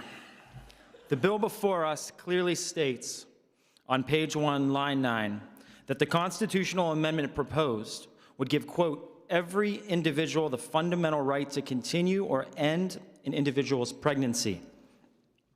And it follows with language that states the Commonwealth may not deny, burden, infringe upon, or abridge this right unless justified by a compelling state interest achieved by the least restrictive means. The least restrictive means clause here brings the judicial review concept of strict scrutiny to the forefront, as used by our courts. And there's a saying that goes, strict in theory, fatal in practice, meaning laws that seek to place any restrictions on what is considered a fundamental right rarely, if ever, pass the test. What this effectively means is that the current 24-week abortion ban in Pennsylvania, remember, that's in the 6th month of pregnancy, would become null and void and not survive this test of strict scrutiny. Think about that. And parental consent for a minor seeking an abortion could also be thrown out the window. If you don't believe me, do we really want to leave the decision of the least restrictive means up to a handful of judges? If you kick and scream over the Supreme Court deciding these things at the national level, then be consistent and apply it at the state level as well. If you're honest with yourself, you'll know exactly how our current PA Supreme Court would rule when faced with the strict scrutiny assessment on this bill. Having zero limitations outlined in this potential amendment is beyond extreme. In fact, it's more extreme than every Western nation other than our neighbors to the north. Across the world, limitations on abortion are nearly universal. I do not believe the vast majority of people of Pennsylvania desire complete and unrestricted abortion to the point of birth, or for minors to get an abortion without parental consent. I do not believe they want judges, no matter the ideology, decreeing from the bench on high what least restrictive looks like this time around. I'm utterly shocked by how little is understood about the implications of this bill and the mishandling of the language of this amendment before us. We cannot be that naive. Now, more fundamentally, I must address the soul-troubling aspects that I personally feel compelled to speak to in regard to the debate surrounding the topic and amendment at hand. You know, I've spoken very briefly on the floor a couple of times in my first 12 months in this chamber, and I felt it much more important to listen to many more speeches than I've given. And during the time spent listening, I've heard quite a few times referenced, quote unquote, about the least of these. This phrase, which has often been cherry-picked here and completely detached from its literary context, has been used and abused in arguing for expanding government interventions further into our lives and into roles it was never ordained nor given authority to hold. So when I think about referencing the least of these, taking its meaning from its actual context, properly applying it, and then I think of House Bill 1957, I can think of nothing more precious and defenseless, in need of protection, than the least of these before us today, the unborn children. Government's primary role is for executing justice and public safety, both of which are properly framed with specific boundaries by the timeless rights granted to us and defined by our Creator, not politicians. And in that primary role, the very thing that is presupposed when speaking of justice and our safety is the primacy and protection of innocent life.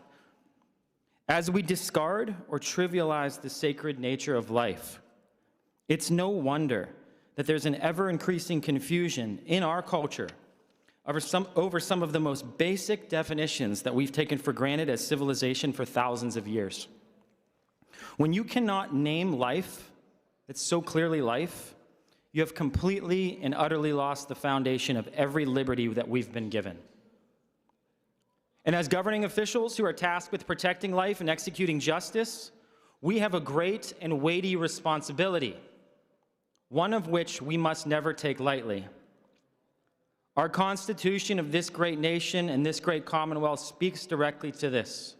In the 14th Amendment, it declares unequivocally, nor shall any state deprive any person of life, liberty, or property without due process of law. An unborn child, my colleagues, is a person, and who deserves due process according to the law, as was just stated so clearly.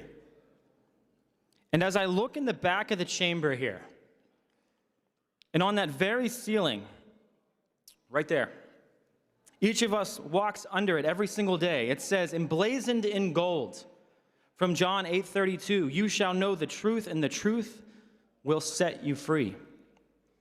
Our predecessors thought it so important that they put it right there for us, as if it's a road sign directing us to a destination. The truth is a standard we are all held to, and we will give an account for it. And the truth is, this Commonwealth's Constitution, whose first section states unequivocally that we all have the right to enjoy and defend life, with an added amendment created by HB 1957 that violates the primacy of life, makes the very foundation on which everything else written in this Constitution come crashing down. Considering our role, our responsibilities, the least of these, and life, I urge and plead for a no vote on HB 1957. Chair thanks the gentleman. Chair recognizes the gentleman from Mercer, Representative Bonner.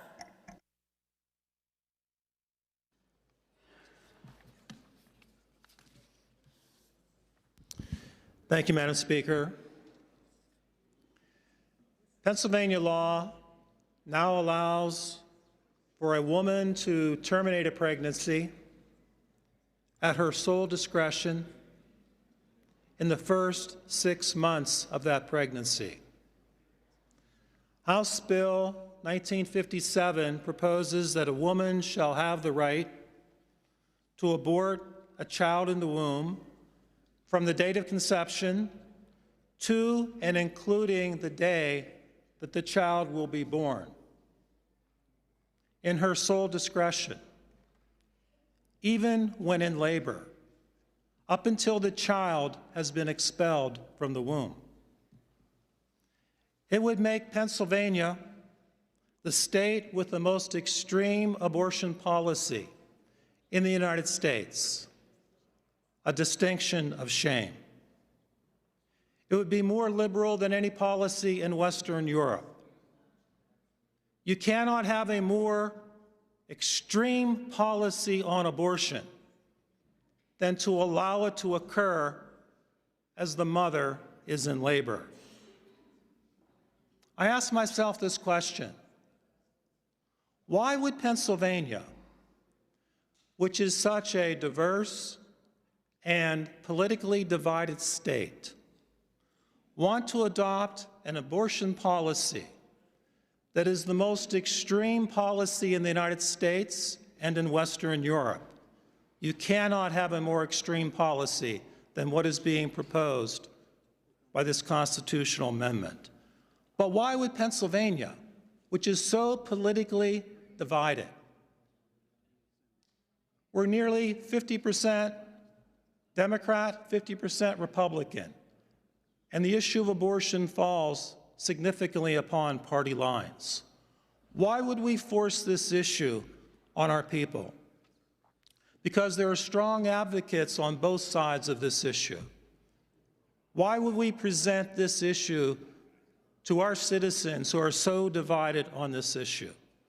Particularly when polls show that 70% of Americans oppose the right to an abortion unless it affects the life of the mother in the final 3 months. There is strong opposition to abortion in this country and in this Commonwealth. And what is being proposed, I predict, will be a significant defeat of this particular constitutional amendment because our people do not want this. They do not want what is being proposed. And there will be serious repercussions and consequences by presenting this proposed constitutional amendment to the people. Now, I would suggest to you that yesterday's amendment was a significant play by those who support this amendment to try and water down its language. Yesterday's amendment said that the state has the right to regulate abortion in the final 3 months, except if it affects the mother, her mental health.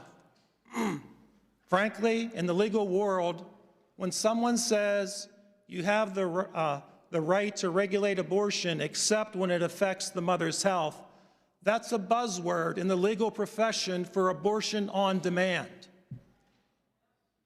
That language is no regulation of abortion in the final 3 months.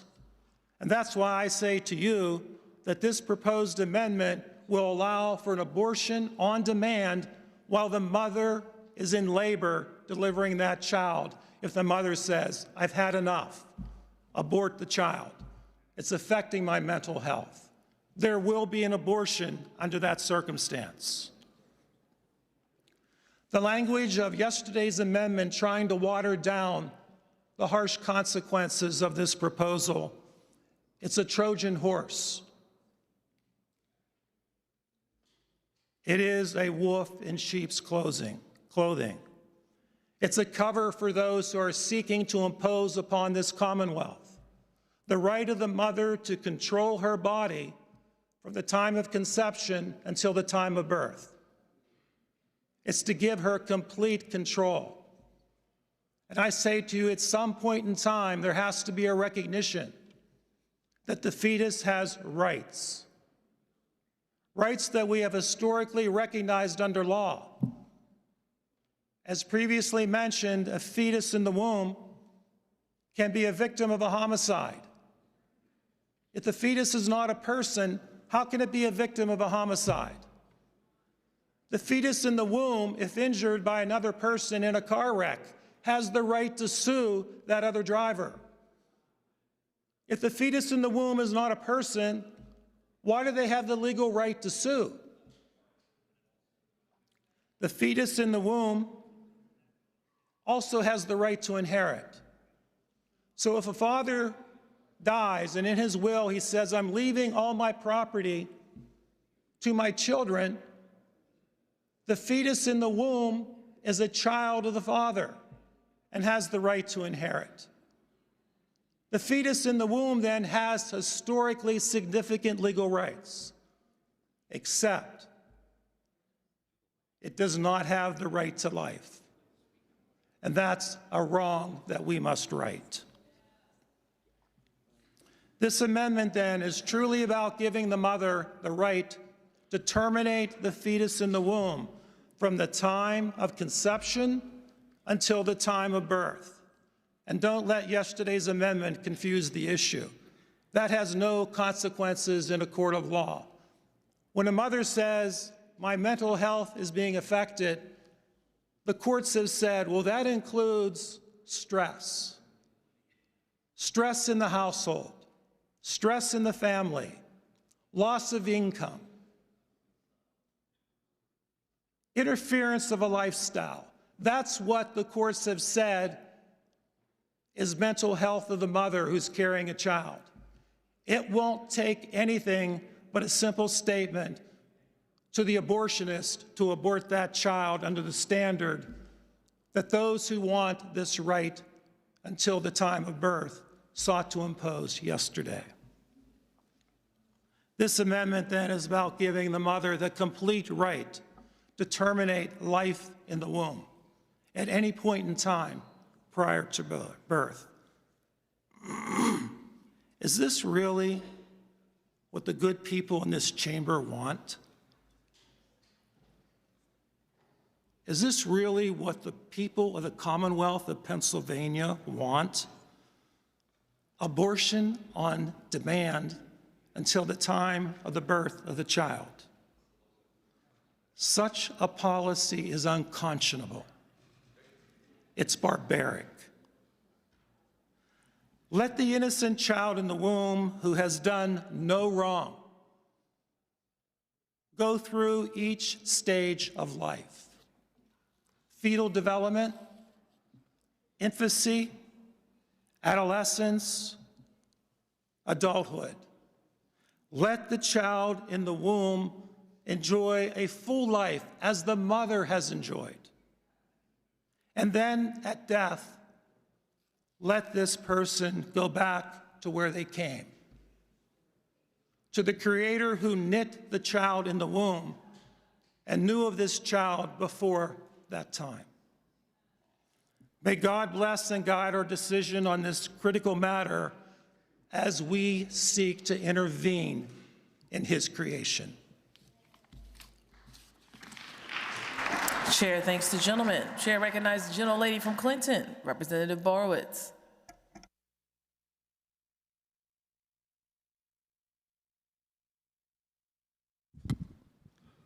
Thank you, Madam Speaker. Today we had the opportunity to listen to an amazing quartet. I also had a small group of Gen Z here in the rotunda singing Christmas carols, walking around the Capitol with the Christmas decorations, celebrating Christmas, the Savior of the world, Jesus Christ's birthday, His birth. Yet we are passing a bill that is the antithesis of the Christmas season, a bill to kill a baby in the womb up to 40 weeks. Today, I will speak directly on the meaning of this bill and the description of an abortion technique used at around 20 weeks.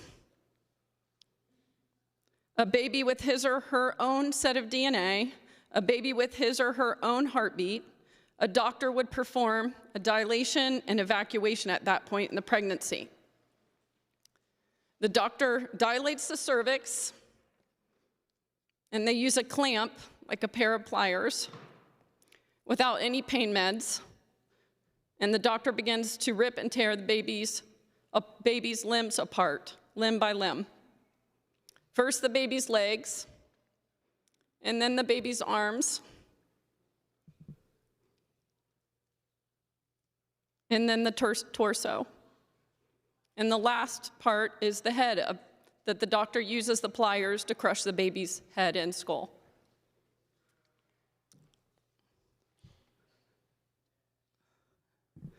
Notice none of these parts are the mother's body. Don't these precious baby girls and boys in the womb, created in God's image, have the right and the joy in this country to sit and listen to the quartet that we listened to today? Don't these precious unborn babies get the joy and the right to celebrate Christmas and eventually say, "Merry Christmas, Mom, Merry Christmas, Dad," as I remember my kids saying that? We must be a people who cherish the unborn.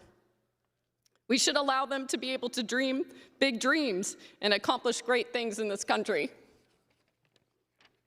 May we regard the human rights of unborn children from this point on in Pennsylvania and in America.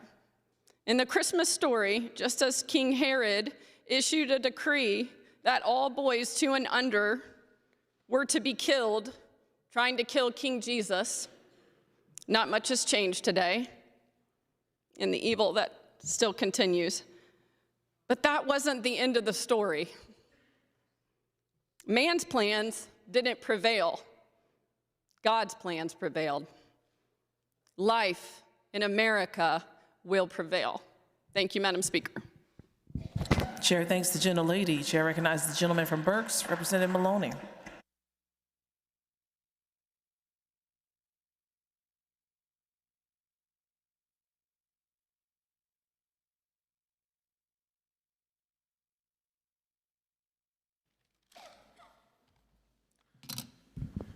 Thank you, Madam Speaker. Colleagues, I know this is a difficult day for many. Many will speak of personal experiences and convictions, and I will do some of that myself. I will keep much of my remarks short for the simple reason that I have thought about this amendment since knowing about it, and I have gone back and forth with my personal experiences to where we are today. Many of you know that my wife and I were told we would probably never have children. The medical profession with the fertility specialist worked very hard to help us.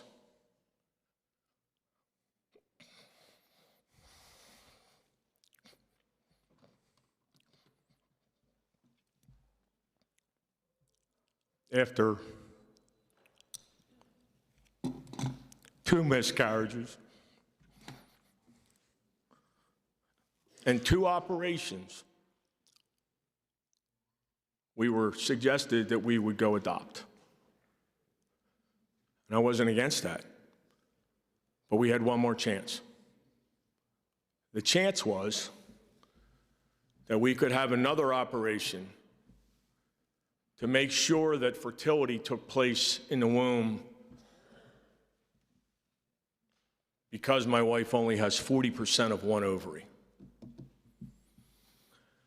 That intrigued me to the fact that I often thought that it was a lot easier to conceive than what we were experiencing.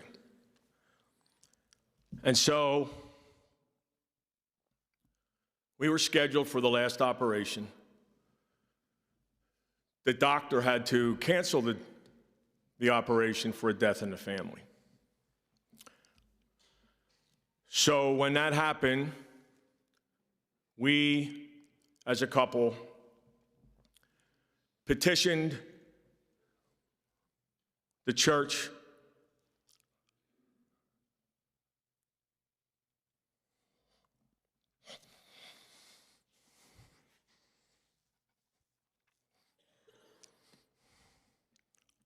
and our Creator.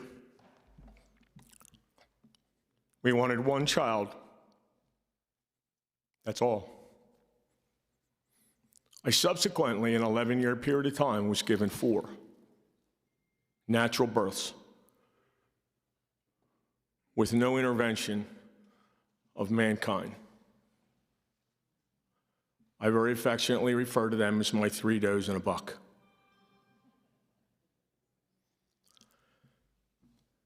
Just to give you a slight update, I now will have my 14th grandchild.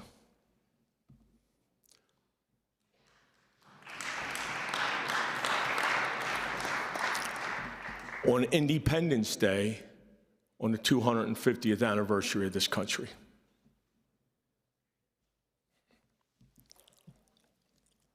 So what I thought I would do is share with you a few things that I got comfort from, that came from mostly God's Word.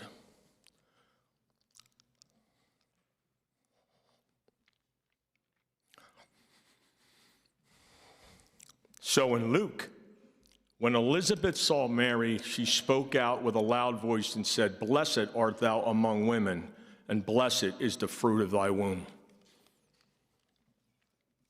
In Isaiah, thus saith the Lord that made thee and formed thee from the womb.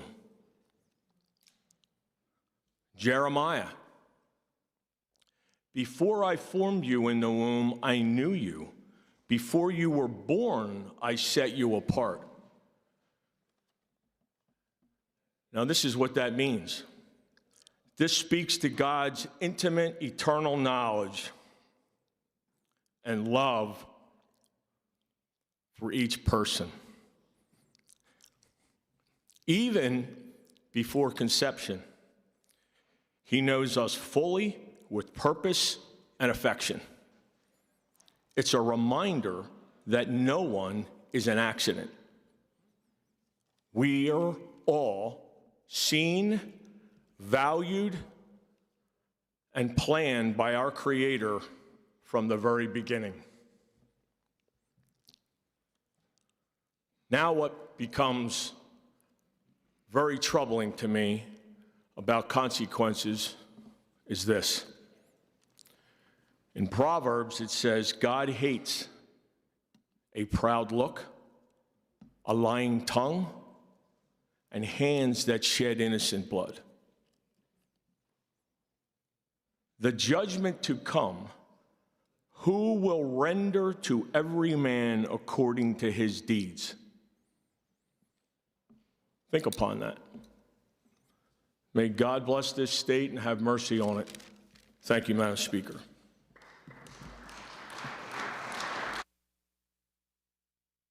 Chair thanks the gentleman. Chair recognizes the gentlelady from York, Representative Klunk, Minority Chair for Children and Youth.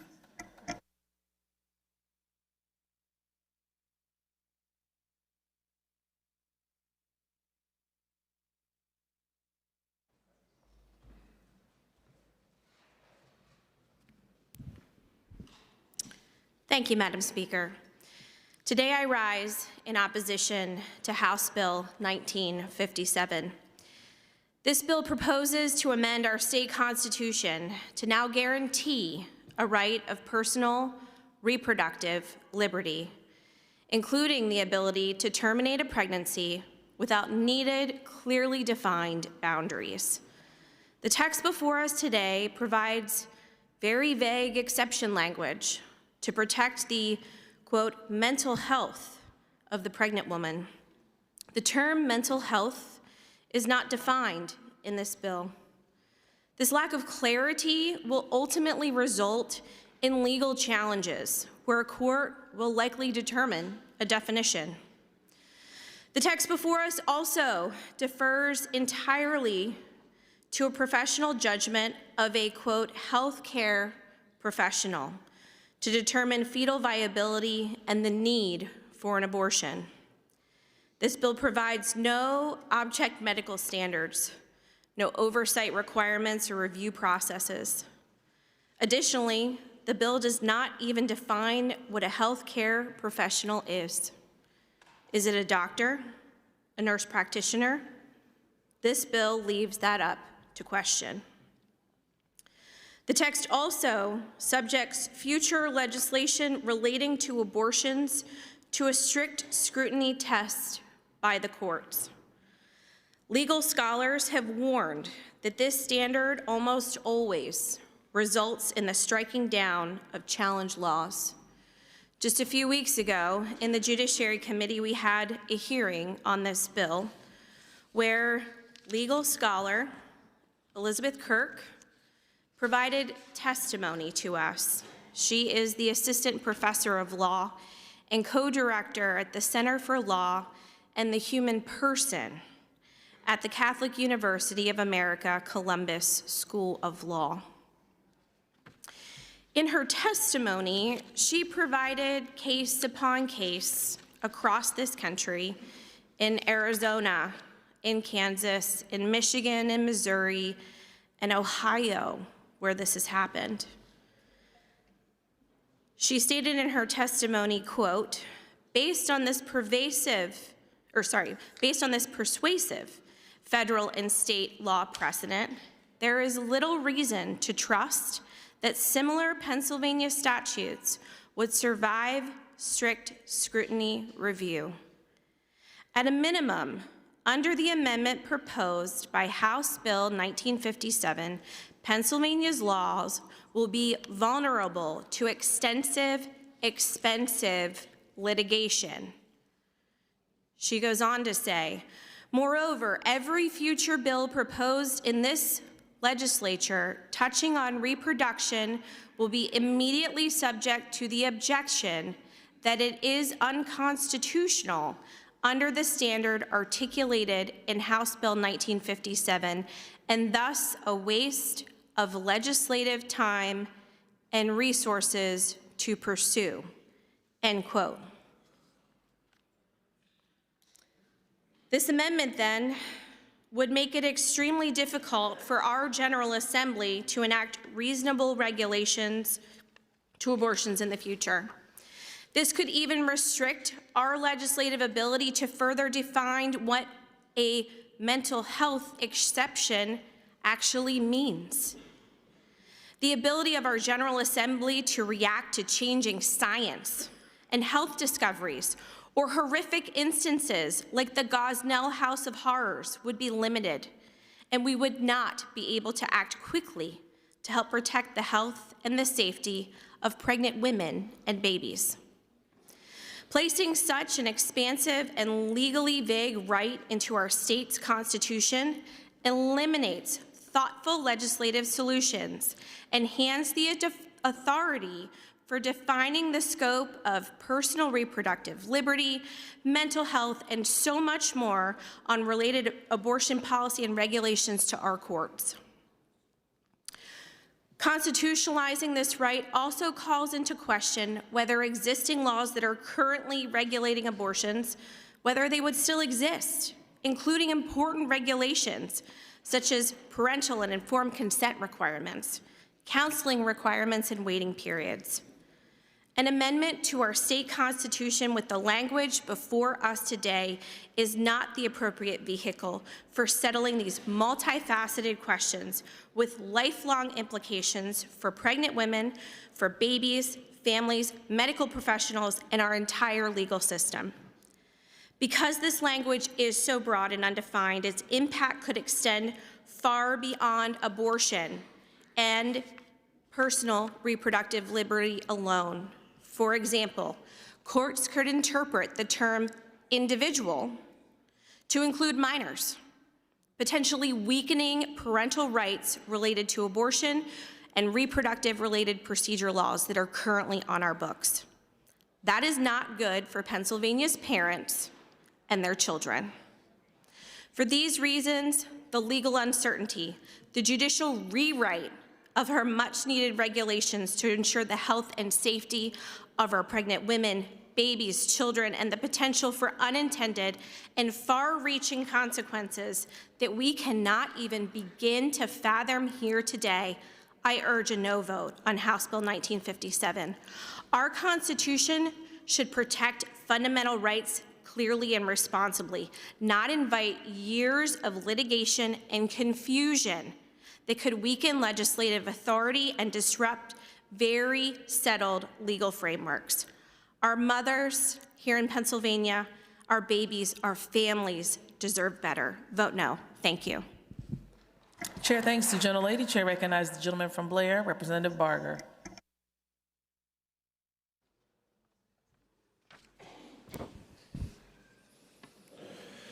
Thank you, Madam Speaker. I come with a message from the good people of the 80th District. First, we believe that when someone trespasses against you, a good way to handle it is to talk to the offending party directly. So I would like to talk to my colleagues who have decided to call up this bill for a floor vote today, 1 week before Christmas, 1 week before millions of Christians across the Commonwealth celebrate the birth of Christ, our Savior. I don't know your hearts, and I will not judge your motives, but what I can tell you is this. The timing of this vote communicates to me and to millions of Christians like me a disregard for our faith. Please understand, our pro-life stance is not a political opinion. It's a deeply important religious conviction grounded in the doctrine of Imago Dei, the theological assertion that people are created in the image of God. We aren't animals. We are image bearers of our Creator, and we have the right to be alive. To schedule a vote on expansive abortion legislation in the middle of the Advent season seems disturbingly Herodian and decidedly anti-Christian to me. Second, this push for the expansion of abortion in the Commonwealth assumes that we have sufficiently answered the question of what it means to be a human being, and we haven't. The central question, in my opinion, in the abortion debate is this: at what point in prenatal development does an unborn baby become human enough to have a right to live that supersedes the mother's right to not be pregnant. Both sides approach the debate with a question already answered. But what if you're wrong? What if I'm wrong? Well, if you permit me to make something like Pascal's wager here, I will say this. If we are wrong, then we have inconvenienced millions of women with the blessing of motherhood. If you are wrong, then you have the blood of innocent children on your hands.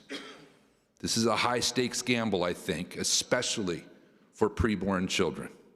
It should give us pause and plenty of reason to take a very cautious approach to this issue.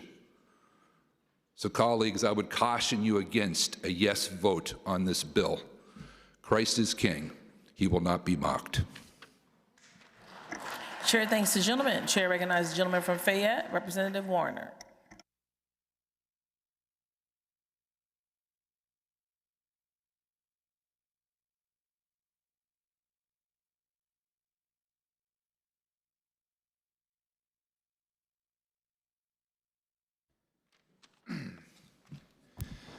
Thank you, Madam Speaker.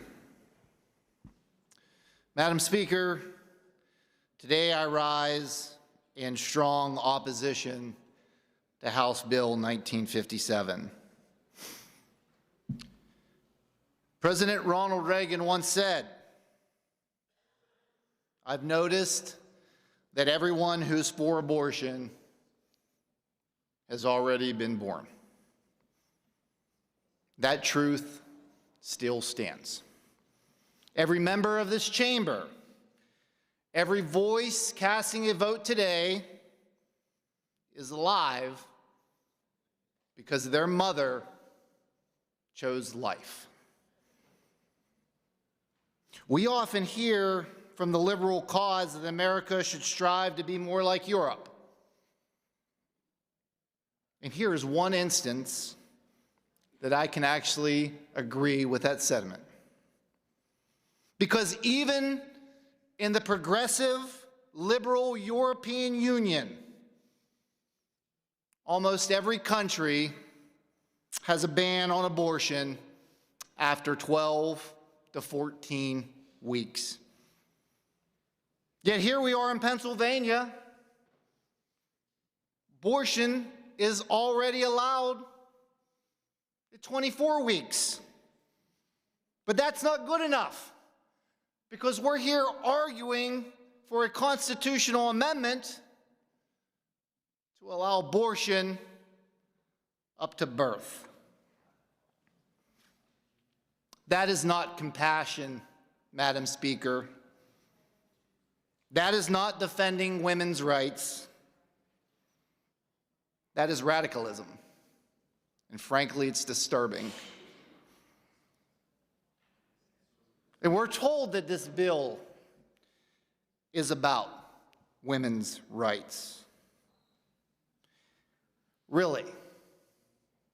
Well, Madam Speaker, if this bill wanted to defend women's rights, then this bill should keep men out of women's sports. It should keep men out of women's bathrooms. And Madam Speaker, it should keep rapists locked up behind bars and not allow them to be let loose early, Madam Speaker. If we want to defend women's rights, that's what this bill should do. And before anyone preaches and lectures to me about women's rights, I'd suggest you be able to sit down and define what a woman is. Madam Speaker, this bill does not protect women. It protects an extreme ideology that devalues life and ignores our founding principle that guarantees life, liberty, and the pursuit of happiness. I wish everybody here in this chamber a very Merry Christmas. Vote no on House Bill 1957. Chair thanks the gentleman. Chair recognizes the gentlelady from Cumberland, Representative Gleim.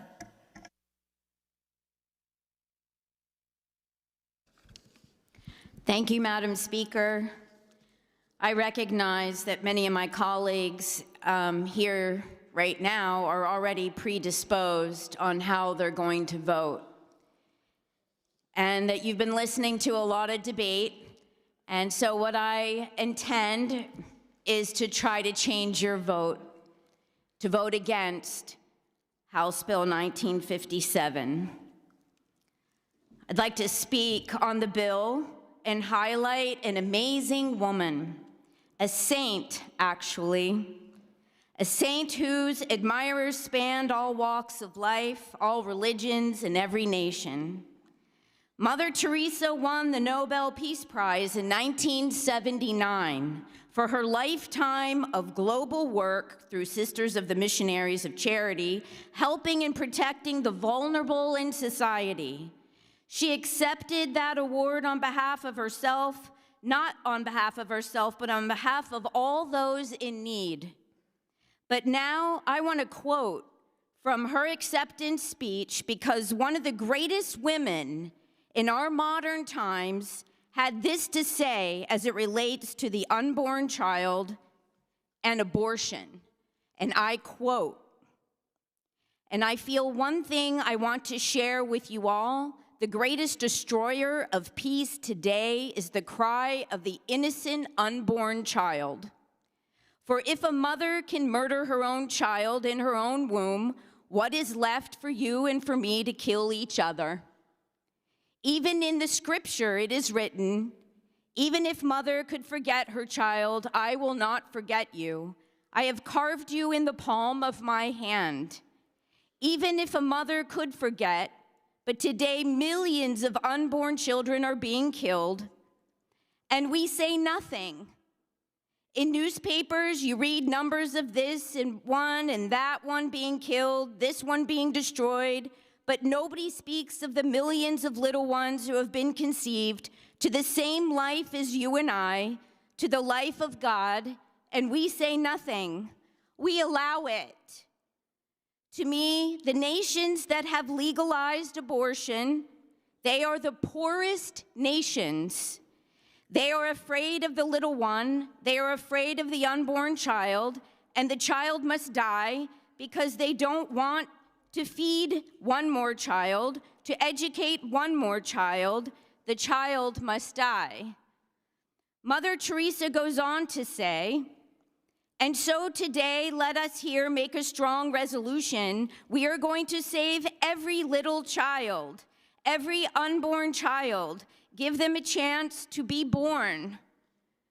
And what we are doing, we are fighting abortion with adoption. And the good God has blessed the work so beautifully that we have saved thousands of children, and thousands of children have found a home where they are loved, they are wanted, they are cared for. We have brought so much joy in the homes where there was not a child. And so today I ask His Majesties here before you and all who come from different countries, let us all pray that we have the courage to stand by the unborn child and give the child an opportunity to love and be loved. And I think with God's grace, we will be able to bring peace in the world. Mother Teresa ends her Nobel Peace Prize speech by saying, and let us all join in that one prayer, God give us courage to protect the unborn child, for the child is the greatest gift of God to a family, to a nation, and to the whole world. God bless you. What a reminder today. Madam Speaker, I oppose House Bill 1957, and I encourage everyone in this body to oppose it as well. I am saddened by the action that we are taking in this House. This is supposed to be the season of hope, joy, peace, and love, and what are we doing today? Voting to take liberties away from the unborn who God commands us to protect. There is no one more voiceless than a preborn child. We attempt to defend the vulnerable, orphans, foreigners, widows, poor, disabled, but somehow we cannot defend the preborn child? Why? Because earthly desires get in the way of what is difficult, of personal crosses to bear. God is the author of life, and in that vein, we cannot put God in a silo and pretend that we can ignore basic morality by claiming separation of church and state or saying that we are just representing our constituencies. We cannot separate ourselves from our actions, our votes, from the fact that God is the author of life. We will be judged one day, and what will we say when it comes to this issue? Just the mere fact that we have the opportunity to be leaders at this moment in this time, which I believe is God's plan for us here today, as government was instituted by God, aren't you afraid that we are not doing His will? We cannot codify the killing of an unborn child into our Constitution. Madam Speaker, many of us must find meaning and hope in the earthly world today that we live in.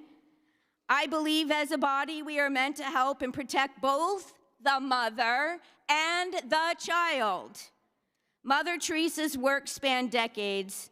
Let us honor her, her sainthood, and God's commandment by not passing this bill before us, but let us work together to come up with a solution to abortion that protects everyone. Thank you, Madam Speaker. Thank you. Chair recognizes the gentleman from Westmoreland, Representative DeVanzo.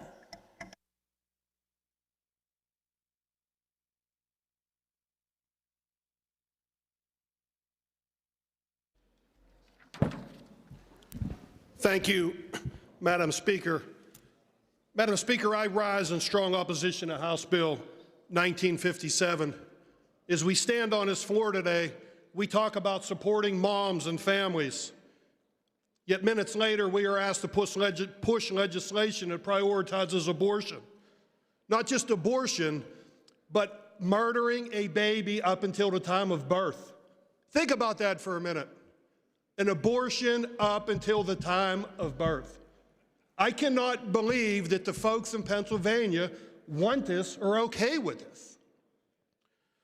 And let's also keep in mind that we are running this bill 8 days before the birth of our Lord and Savior, Jesus Christ, a season that many Pennsylvanians reflected of family and friends and love and peace.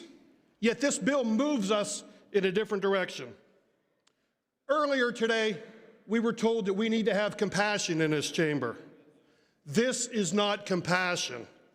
Compassion means protecting our women, our families, and our unborn. For these reasons, I will be voting no, and I urge my colleagues to do the same. And Lord, have mercy on this chamber today. Thank you, Madam Speaker. Chair thanks the gentleman. Chair recognizes the gentleman from Westmoreland, Representative Nelson.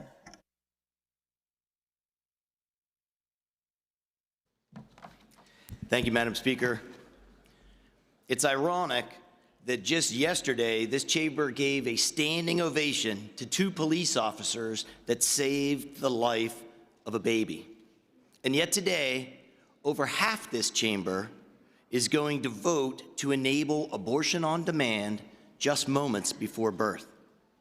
A brutal measure that will unquestionably result in the loss of even more viable lives here in the Commonwealth. It's quite a gift the week before Christmas.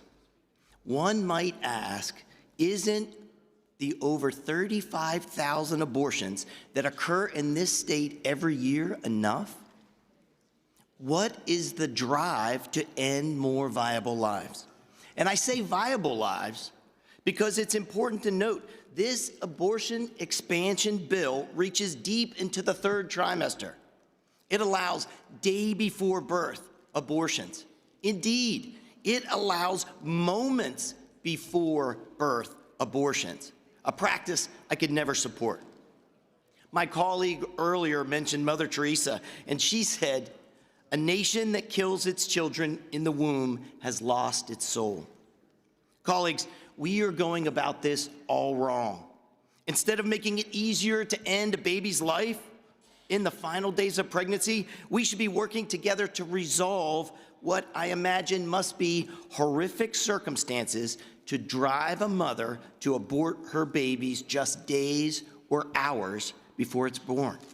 We should be working together to support struggling mothers, help them to deliver their babies and not try to create fast pathways to end more innocent lives. If a baby is outside its mother's womb and surviving, not only is it living, but it suddenly becomes protected by the full measure of the law. We agree it is both illegal and morally wrong to end a baby's life in its first days. Yet, in just minutes, this chamber will vote to make it legal to end that same baby's life a few moments before it's born. This is unthinkable. I urge each of you to oppose this bill and prevent the horrible practice of legalizing abortion just before birth. Thank you, Madam Speaker. Chair thanks the gentleman. Chair recognizes the gentlelady from Allegheny, Representative Gatos.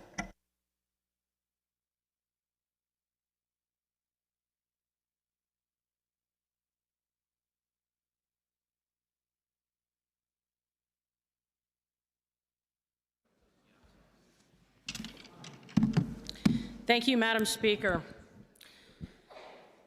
Life has taught me many lessons that I carry with me here in Harrisburg, and one is that partisanship should never matter, and that life has a lot of burdens, and that government shouldn't be one of them, and that everybody should be treated with respect. Family planning is a personal matter, and earlier today, we just heard from one of our colleagues who talked about the delight that he is working on have his wife go through fertility treatments. I also do believe that medical decisions do not belong in legislation. The decision should be between a doctor and a patient, a doctor, a medical doctor. But this is not what the actual language in this bill says. The actual language in this bill specifically says that in no circumstance shall the Commonwealth prohibit abortion, that in the professional judgment of an attending healthcare professional is medically indicated to protect the life or physical or mental health of the pregnant individual. What is a healthcare professional? If you look at current laws, a healthcare professional could be a chiropractor, a speech pathologist, could be a dentist. If you look at the whole list here, occupational therapist, a pharmacist, an audiologist, dental hygienist, optometrist, pharmacy technician, dietitian, paramedic, EMT, psychologist, or midwife. So what this bill says is that, well, actually, it's what it doesn't say, is that it's not defined. Healthcare professional is not defined in here.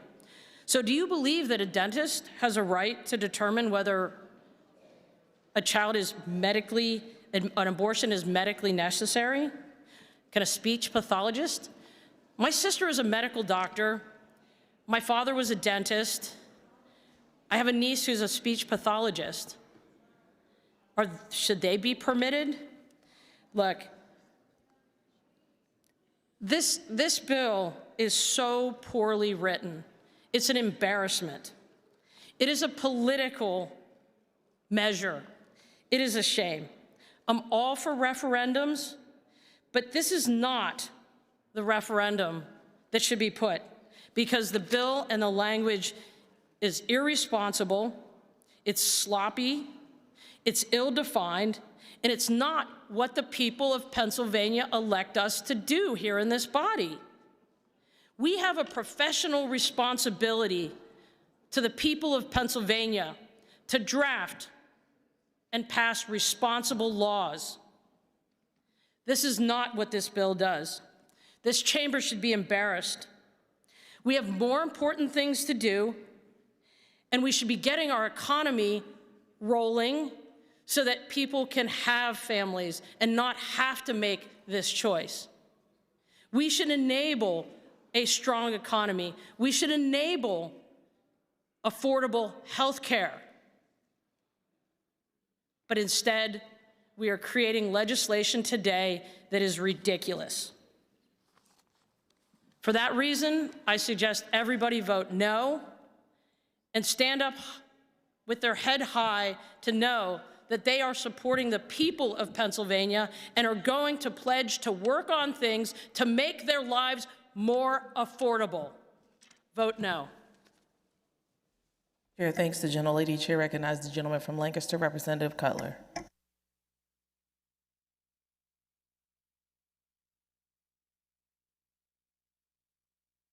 Thank you, Madam Speaker. Madam Speaker, we have heard from several individuals today about the long history of court cases. People have referenced the Dobbs case, which overturned Roe v. Wade, and the Planned Parenthood v. Casey case, which specifically dealt with our own Abortion Control Act. A case that was noticeably absent, however, is the Allegheny Reproductive Health Center case, which is currently pending in our court system.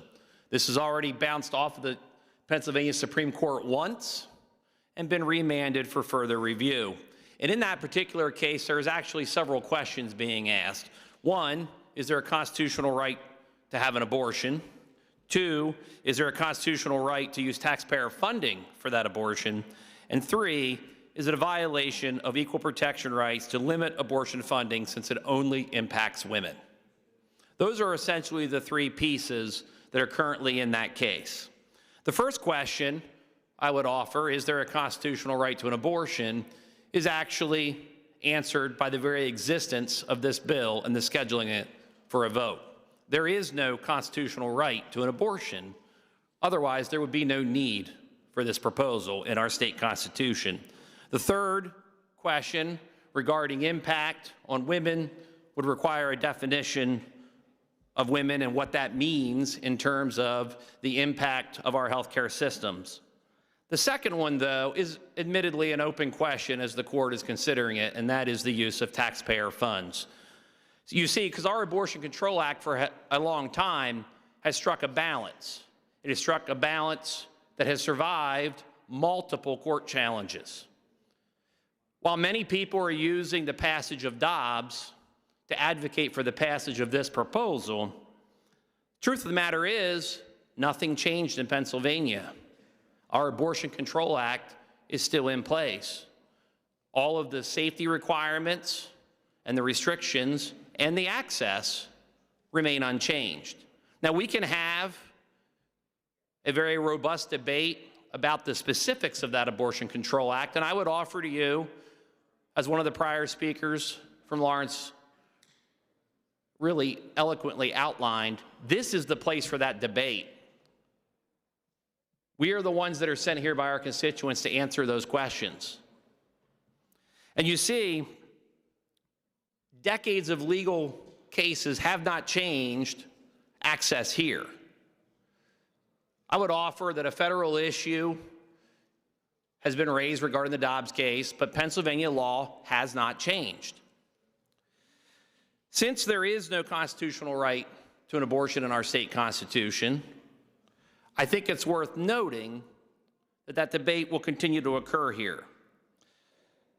What is important about that debate as we discuss this particular issue is the way this proposal is worded. Many of my colleagues have pointed it out, but this proposal as written would completely override all of the safety standards and remove the strict scrutiny balance test that is currently in place. Ironically enough, specifically asked for by our Pennsylvania Supreme Court in the Allegheny Health case. That was the instructions that they gave the lower court upon further review of that case. Please hear me.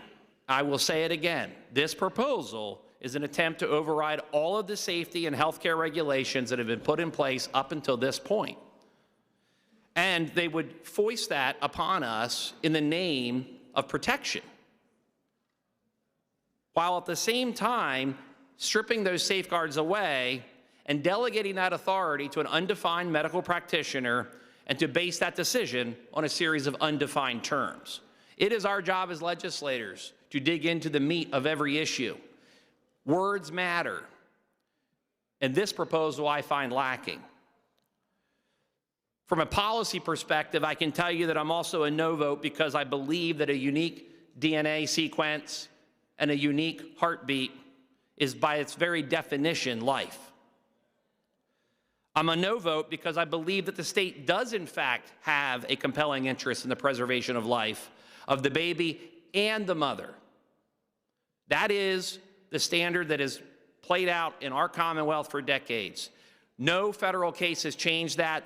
That law is still here today, even as we speak and even as we debate this issue. And I'm a no vote because just earlier today, we discussed the Momnibus bills that we all supported. And the truth of the matter is, I would offer that we've actually answered the call to help those in need for moms and newborn children.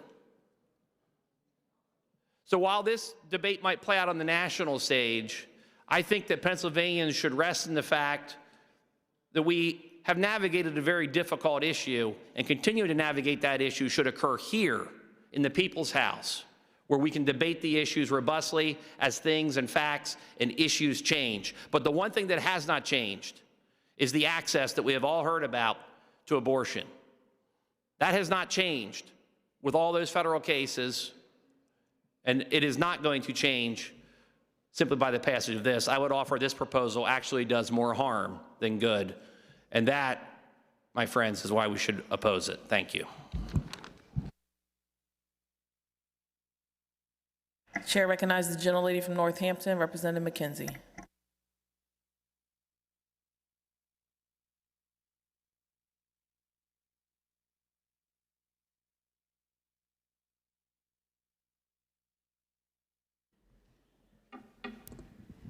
We have heard a lot about all kinds of positions on this matter, but I'm just going to approach it from a very practical position.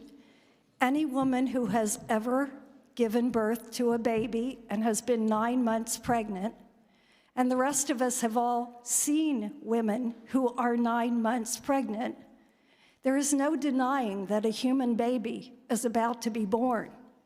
And ordinarily, that's a very happy event for most people, but for some, it might not be. And in that situation, those young women do not have to cross a line and kill a little baby.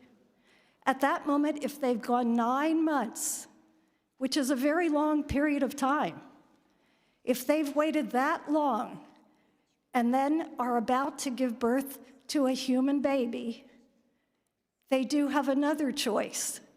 They can give birth and give that baby to another woman who has not been as lucky as the birth mother, but is longing to be a mother to a baby. So it's just not that there's a choice of killing the baby at that moment.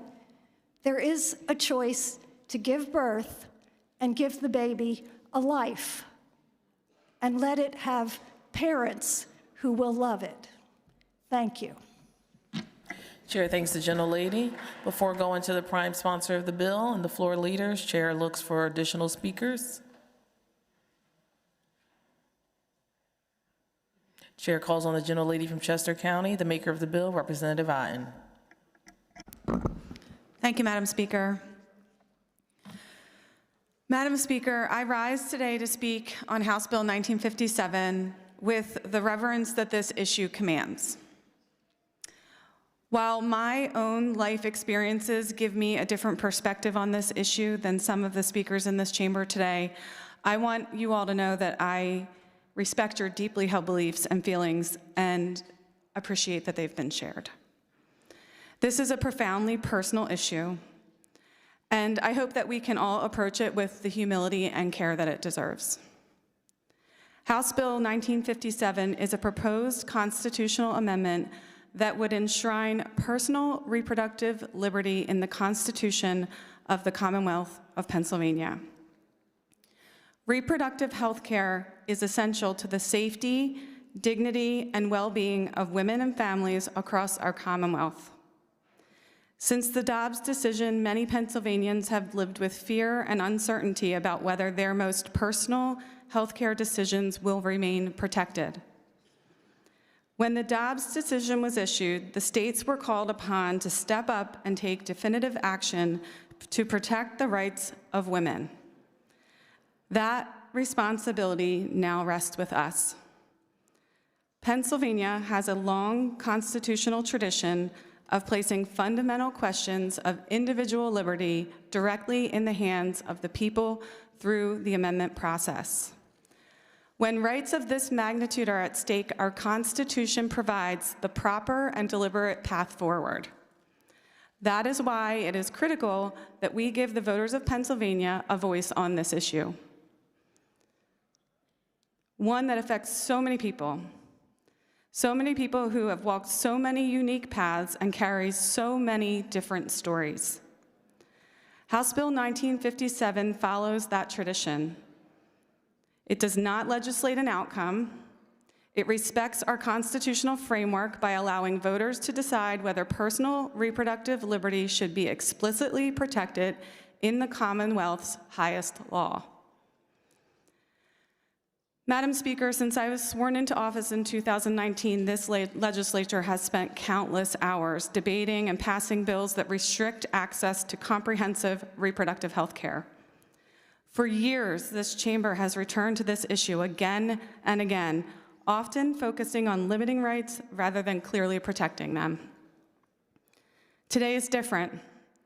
For the first time in my 7 years of service, we have the opportunity not just to debate, but to take meaningful steps to protect and enshrine the right of a woman to control her own body and make her own healthcare decisions.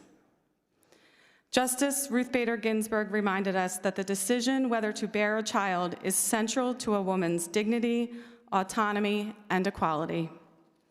House Bill 1957 honors that principle by ensuring that these deeply personal decisions remain where they belong, with individuals and not politicians. This amendment would provide clarity and certainty by guaranteeing that reproductive freedom cannot be questioned or taken away. It would codify the protections once offered under Roe v. Wade in our state constitution and safeguard these rights for generations to come. Madam Speaker, for these reasons, I urge an affirmative vote to place this fundamental question of liberty before the people to whom all political power is inherent and from whom all free government is derived. Thank you, Madam Speaker, and ask for a yes vote. Chair thanks the maker of the bill. Chair recognizes the gentleman from Bedford, Minority Leader, Representative Topper. Thank you, Madam Speaker. I remember my real first exposure to politics and government actually came about with the issue of abortion. As a young boy, my parents took me to the March for Life in Washington, D.C. I remember going on a bus. I remember experiencing the protests, the counter-protests. I remember asking Mom and Dad a lot of questions as to what this meant, and that was kind of my first real education when it came to government. I remember hearing elected officials speak and thought, man, wouldn't it be fun to be one of them one day? I think for most of us, our views on this issue were shaped by how we were raised. I remember a bumper sticker on the back of my family minivan saying, "We vote pro-life." It was the #1 issue.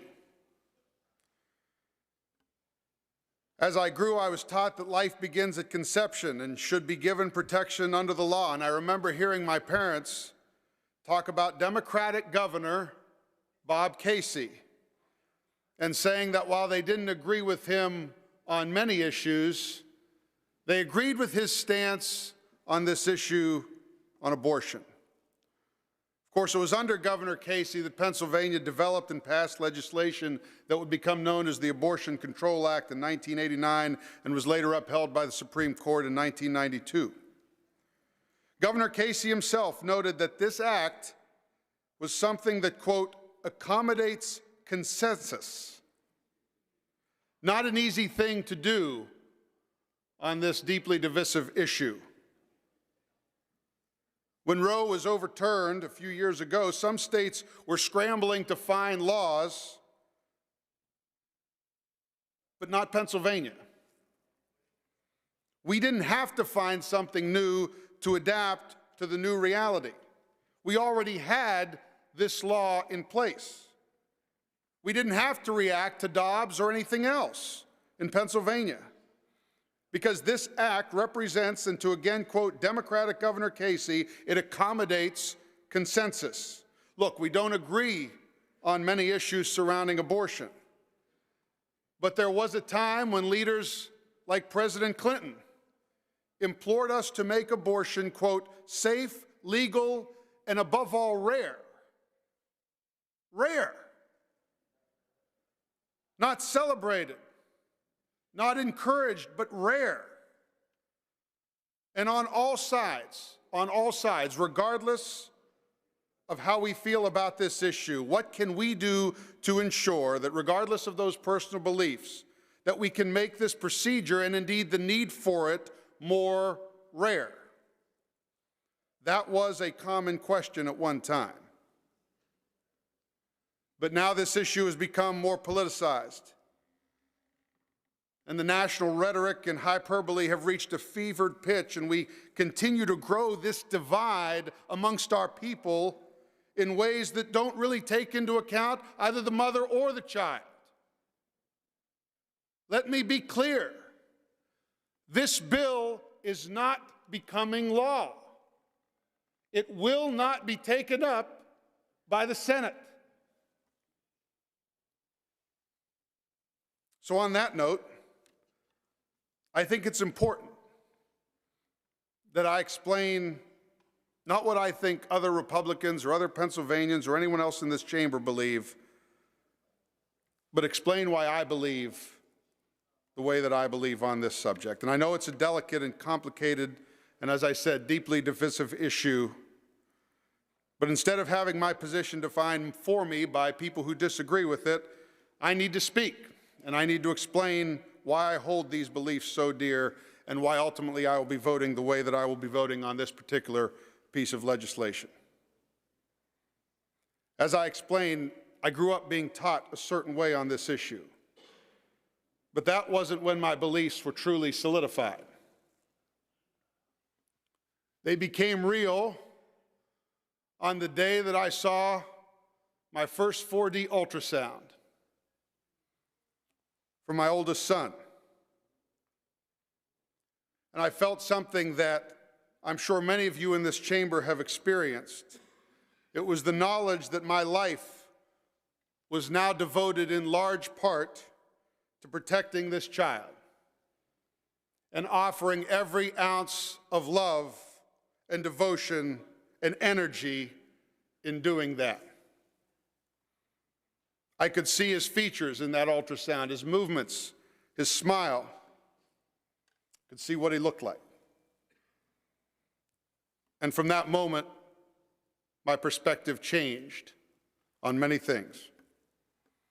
Ironically, earlier this August, as I dropped him off for college and watched him walk through the door as I was driving away,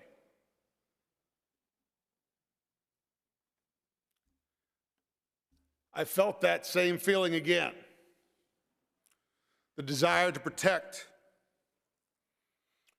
Only now he could speak for himself. He could make decisions for himself. Some I wish he probably wouldn't make. He could start planning for a life in a different way that he was now on his own.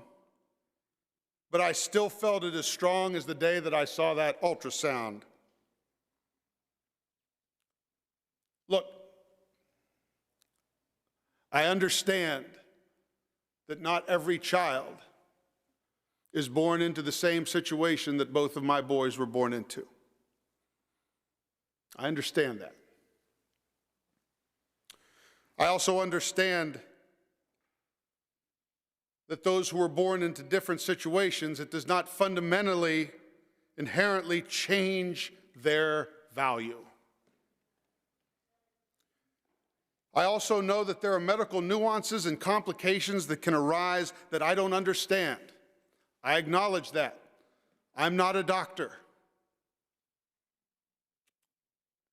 And I absolutely believe that the law that is already in place in this Commonwealth allow for those difficult medical decisions to be reached by their doctor and their patient. I support that. Again, I'm not speaking on behalf of anyone else. I'm explaining why I believe the way that that I do. And above all else, I believe that I must speak for those who have yet to have the ability to speak. It is always our default position in this chamber to be protectors of those who cannot defend themselves. Madam Speaker, I believe that the language in this bill, regardless of the intent, has the potential to do great harm to both mother and child alike. And it's for this reason that I am compelled to oppose it. I do believe, in reference to the lady from Chester who has brought this bill forward, I agree that we must all do more to understand this deeply personal issue and why it is so deeply personal for many of us. And we must work for a better understanding that so the political ebbs and flows of public opinion do not drive harmful public policy on issues such as this. And we may do better in the future, but that day is not today, and I will be voting no. Thank you, Madam Speaker. Chair thanks the gentleman. Chair recognizes the gentleman from Montgomery County, Representative Bradford, the Majority Leader. Thank you, Madam Speaker. Much has been said, and as a consequence, I will be brief. I would rebut the good Minority Leader only briefly. But I want to begin by saying how much I respect my pro-life friends, my friends who have deep faith, and those who've expressed them today on this floor. But I also must point out some hard truths. Many of these same folks who today say they support the Abortion Control Act and the trimester system when it comes to the right to abortion. I don't want to embarrass any of them, but I'm pretty sure under interrogation, if I said, do you believe there's a right for legal, safe abortion in the first trimester, their answer would have been no. And when I hear rhetoric about Nazis and murder, I'm pretty sure these people are not interested in the status quo of the law in this Commonwealth. I will also point out I've served in this chamber long enough. When those who chipped away at the rights in Roe, when we had a federal right to safe legal abortion, who said, no, this is just an incremental change at the state level. And I hear my good friend, the Minority Leader, say, we don't need to change anything because of Dobbs. Let me tell you, that is naive. Dobbs changed everything. For the 50% of women, 50% of people that are women in our country who can give birth and recognize that their rights were diminished on that day, stare decisis meant nothing. And the right to safe legal abortion was to be decided by the states. And the Abortion Control Act is currently in statute. But does anyone doubt if we had a Republican trifecta, if Josh Shapiro loses and a one-seat majority in the House is erased, does anyone doubt that that Republican leadership who uses terms that we heard on this floor today, that they won't move immediately on the Abortion Control Act, on the right to abortion care, on day 1, day 6, day whatever? Be honest. We have seen the right chipped away year after year under the prior majority. Today, women of Pennsylvania fight back and make it very clear. These rights will not be taken from us here in Pennsylvania. We will be clear as day. It will be enshrined in our Constitution. It will not be removed by the acts of any one legislative majority or governor. That is the reality of what is in front of us today. One seat in a House, one office above us. That is what the right to abortion hangs on in Pennsylvania. With this vote, with the clarity that this vote brings, it'll be real clear who should decide. Who should decide? I will conclude where I began. I respect my friends of faith. I respect my people who have a different position on abortion. Here's what I also know. The decision should be made by that woman, not by me, not by you. By putting this to the voters, once and for all, enshrined in our Constitution, the days of mostly men in this chamber and in this building making that decision for millions of Pennsylvania women will be over. In our Constitution, finally, let the voters speak, let women have the choice. Thank you, Madam Speaker. Chair thanks the gentleman. Agreeable to the provisions of the Constitution, the ayes and nays will now be taken. Members will proceed to vote.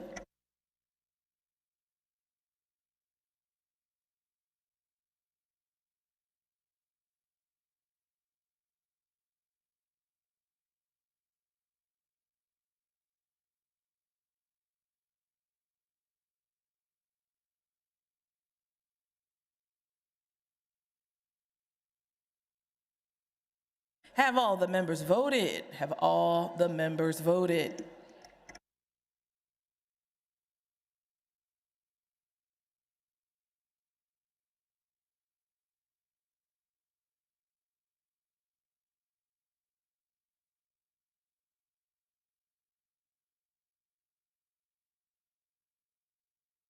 Clerk will record the vote. On the final passage of the bill, the yeas are 102, the nays are 101. Majority required by the Constitution. Having voted in the affirmative, the bill passes finally. Clerk will present the same to the Senate for concurrence. Chair referred the following bills, which the clerk will now read. Referrals, December 17, 2025. House Bill 2104, Communications and Technology. House Bill 2106, Judiciary. House Bill 2105, Labor and Industry. House Bill 170 to Transportation. Chair is in receipt of the following reports, which the clerk will now read. Multiple reports from the Pennsylvania Insurance Department, including the 2025 Allocations and Upgrade Loan Report and amended 2024 Allocations and Upgrade Loan Report. The 2025 Fee Evaluation Report, the Section 1332 Innovation Waiver Plan, Year 2026 Comparative Report. A quarterly report from the Legislative Reference Bureau dated 12/15/25. A report from the Pennsylvania Department of Environmental Protection regarding the Alternative Fuels Incentive Grant Programs 2023 through 2024 Annual Report. A report from the Pennsylvania Emergency Management Agency regarding the 9/11 Annual Report for calendar year 2024. A report to the Department of Environmental Protection from Citizens Advisory Council regarding its 2024 Annual Report. Colleagues, it's the chair's honor to wish our colleague from Northampton, Representative Mako, a very happy birthday. Happy birthday, Representative Mako.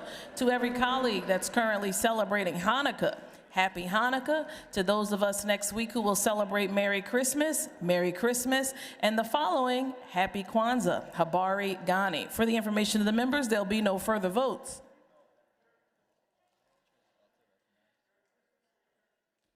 Merry Christmas. Thank you, Chairman.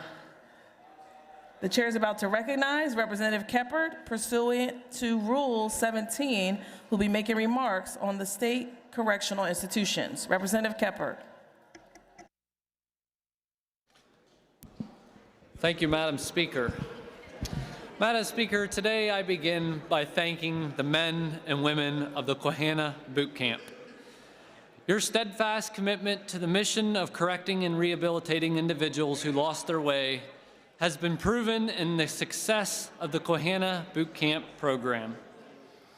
From the start, the Department of Corrections' decision to close Kohanna Boot Camp has been deeply flawed. Kohanna's facts and statistics speak for themselves. Kohanna has been the number one state correctional institution in GED attainment for the last 5 consecutive years, double of the next institution.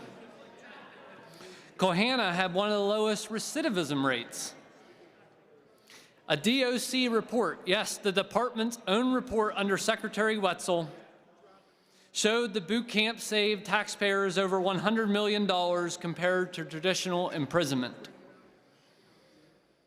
Not to mention, taxpayers recently funded upgrades and renovations to the facility at Kohanna. As someone committed to fiscal responsibility, I believe it is a slap in the face to taxpayers to now essentially waste those hard-earned taxpayer dollars. But this is not just about numbers. Beyond the objective facts and statistics, the human stories are undeniable. Multiple former boot camp participants spoke out against closing the boot camp. These individuals drove back to Carthage to tell the DOC during the public hearing that Kohanna saved their lives and that the program put them back on the right path. The gentleman will suspend. Colleagues, this gentleman has a right to be heard. Please take your conversations off the floor. Please Please continue, Representative. Thank you, Madam Speaker. Families have called me asking for help to keep the Quahana Boot Camp open. I remember one evening in my office here in the Capitol speaking with a mother from Lancaster County, a member of Representative Miller's district. She told me her son was a good boy who made some mistakes, and after participating in the boot camp program at Quahana, he is now doing well. He is back on the right path. These stories show the true impact of the Quahana Boot Camp program. Recently, it was confirmed that the boot camp program for males will be moved to SCI Houtzdale and remain in my district in Clearfield County. First, I strongly urge the DOC to allow the experienced staff from Quahana, if they choose to continue at SCI Houtzdale. While I wish Quahana would remain open, I am glad to see that the boot camp will be staying in Clearfield County. I know SCI Houtzdale well, and I look forward to returning to the inside of SCI Houtzdale in the new year to see the boot camp up and running. I am hopeful that the program will continue to have success there. I believe in the boot camp program, and it is my hope that legislation can make it across the finish line to further improve the program.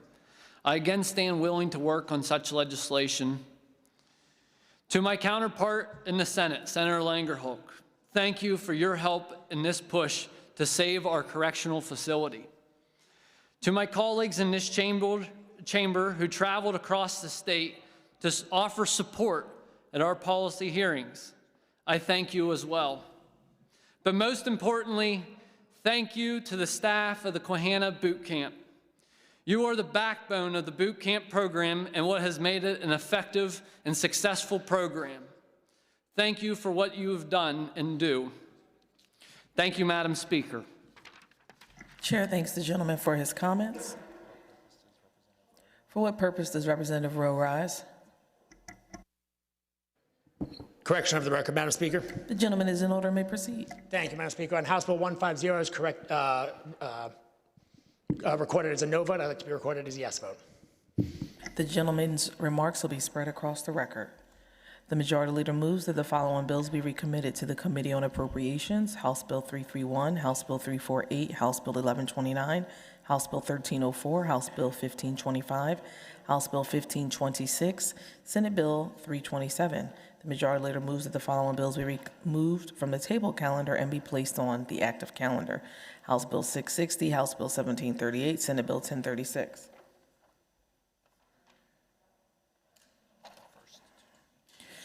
The Speaker is in receipt of a letter of resignation from Representative Josh Siegel, which the clerk will now read.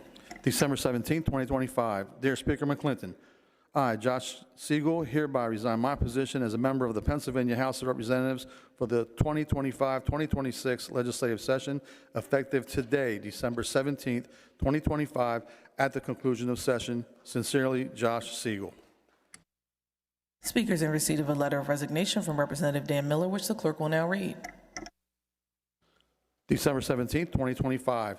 Dear Speaker McClinton, I, Dan Miller, hereby resign my position as a member of the Pennsylvania House of Representatives for the 2025-2026 legislative session, effective today, December 17, 2025, at the conclusion of session. Sincerely, Dan Miller. Chair is in receipt of the following committee on committee reports, which the clerk will now read. In the House of Representatives, December 17, 2025, resolved that Representative Torrin Ecker resigns from the Appropriations Committee. Representative Jim Rigby is elected to the Appropriations Committee. Representative Torrin Ecker resigns from the Judiciary Committee. Representative Brenda Pugh is elected to the Judiciary Committee. Representative Torrin Ecker resigns from the Labor and Industry Committee. Representative Brian Razel is elected to the Labor and Industry Committee. Representative Torrin Ecker resigns from the Communications and Technology Committee. Representative Jamie Barton is elected to the Communications and Technology Committee. Representative Torrin Ecker resigns from the Professional Licensure Committee. Representative Abby Major is elected to the Professional Licensure Committee. Representative Lou Schmidt resigns from the Transportation Committee. Representative Jeremy Schaefer is elected to the Transportation Committee. Representative Lou Schmidt resigns from the Insurance Committee. Representative Steve Menser is elected to the Insurance Committee. Representative Brenda Pugh resigns from the Aging and Older Adult Services Committee. Representative Gary Day is elected to the Aging and Older Adult Services Committee. Representative Abby Major resigns from the Veterans Affairs and Emergency Preparedness Committee. Representative Joanne Sturr is elected to the Veterans Affairs and Emergency Preparedness Committee. Representative Jim Rigby resigns from the Veterans Affairs and Emergency Preparedness Committee. Representative Zach Mako is elected to the Veterans Affairs and Emergency Preparedness Committee. Representative Jeremy Schaefer resigns from the Environmental Resources Committee. Representative Dave Zimmerman is elected to the Environmental Resources Committee. Respectfully submitted, Tina Pickett, Chair, Committee on Committees. Committee on Committees report, December 17, 2025. Representative Kyle Donahue resigns from the Gaming Oversight Committee. Representative Robert Massey is elected to the Gaming Oversight Committee. Representative Josh Siegel resigns from the Appropriations Committee. Representative Kyle Donahue is elected to the Appropriations Committee. Representative Joshua Siegel resigns from the Communications and Technology Committee. Representative Leanne Kruger is elected to the Communications and Technology Committee. Representative Joshua Siegel resigns from the Environmental and Natural Resource Protection Committee. Representative Michael Schlossberg is elected to the Environmental and Natural Resource Committee. Representative Joshua Siegel resigns from the Housing and Community Development Committee. Representative Ryan Bizzaro is elected to the Housing and Community Development Committee. Representative Joshua Siegel resigns from the Labor and Industry Committee. Representative John Inglis is elected to the Labor and Industry Committee. Representative Joshua Siegel resigns from the Transportation Committee. Representative Robert Massey is elected to the Transportation Committee. Representative John Inglis resigns from the Finance Committee. Representative Tina Davis is elected to the Finance Committee. Respectfully submitted, Mary Jo Daly, Chair, Committee on Committees.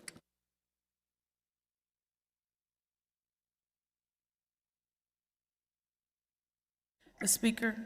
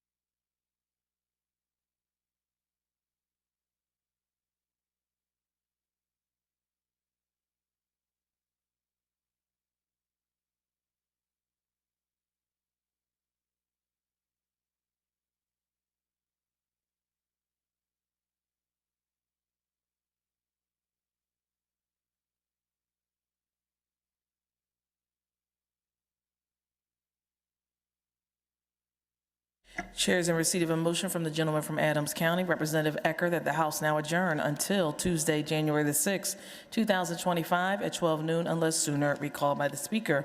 Questions on the motion? Those in favor say aye.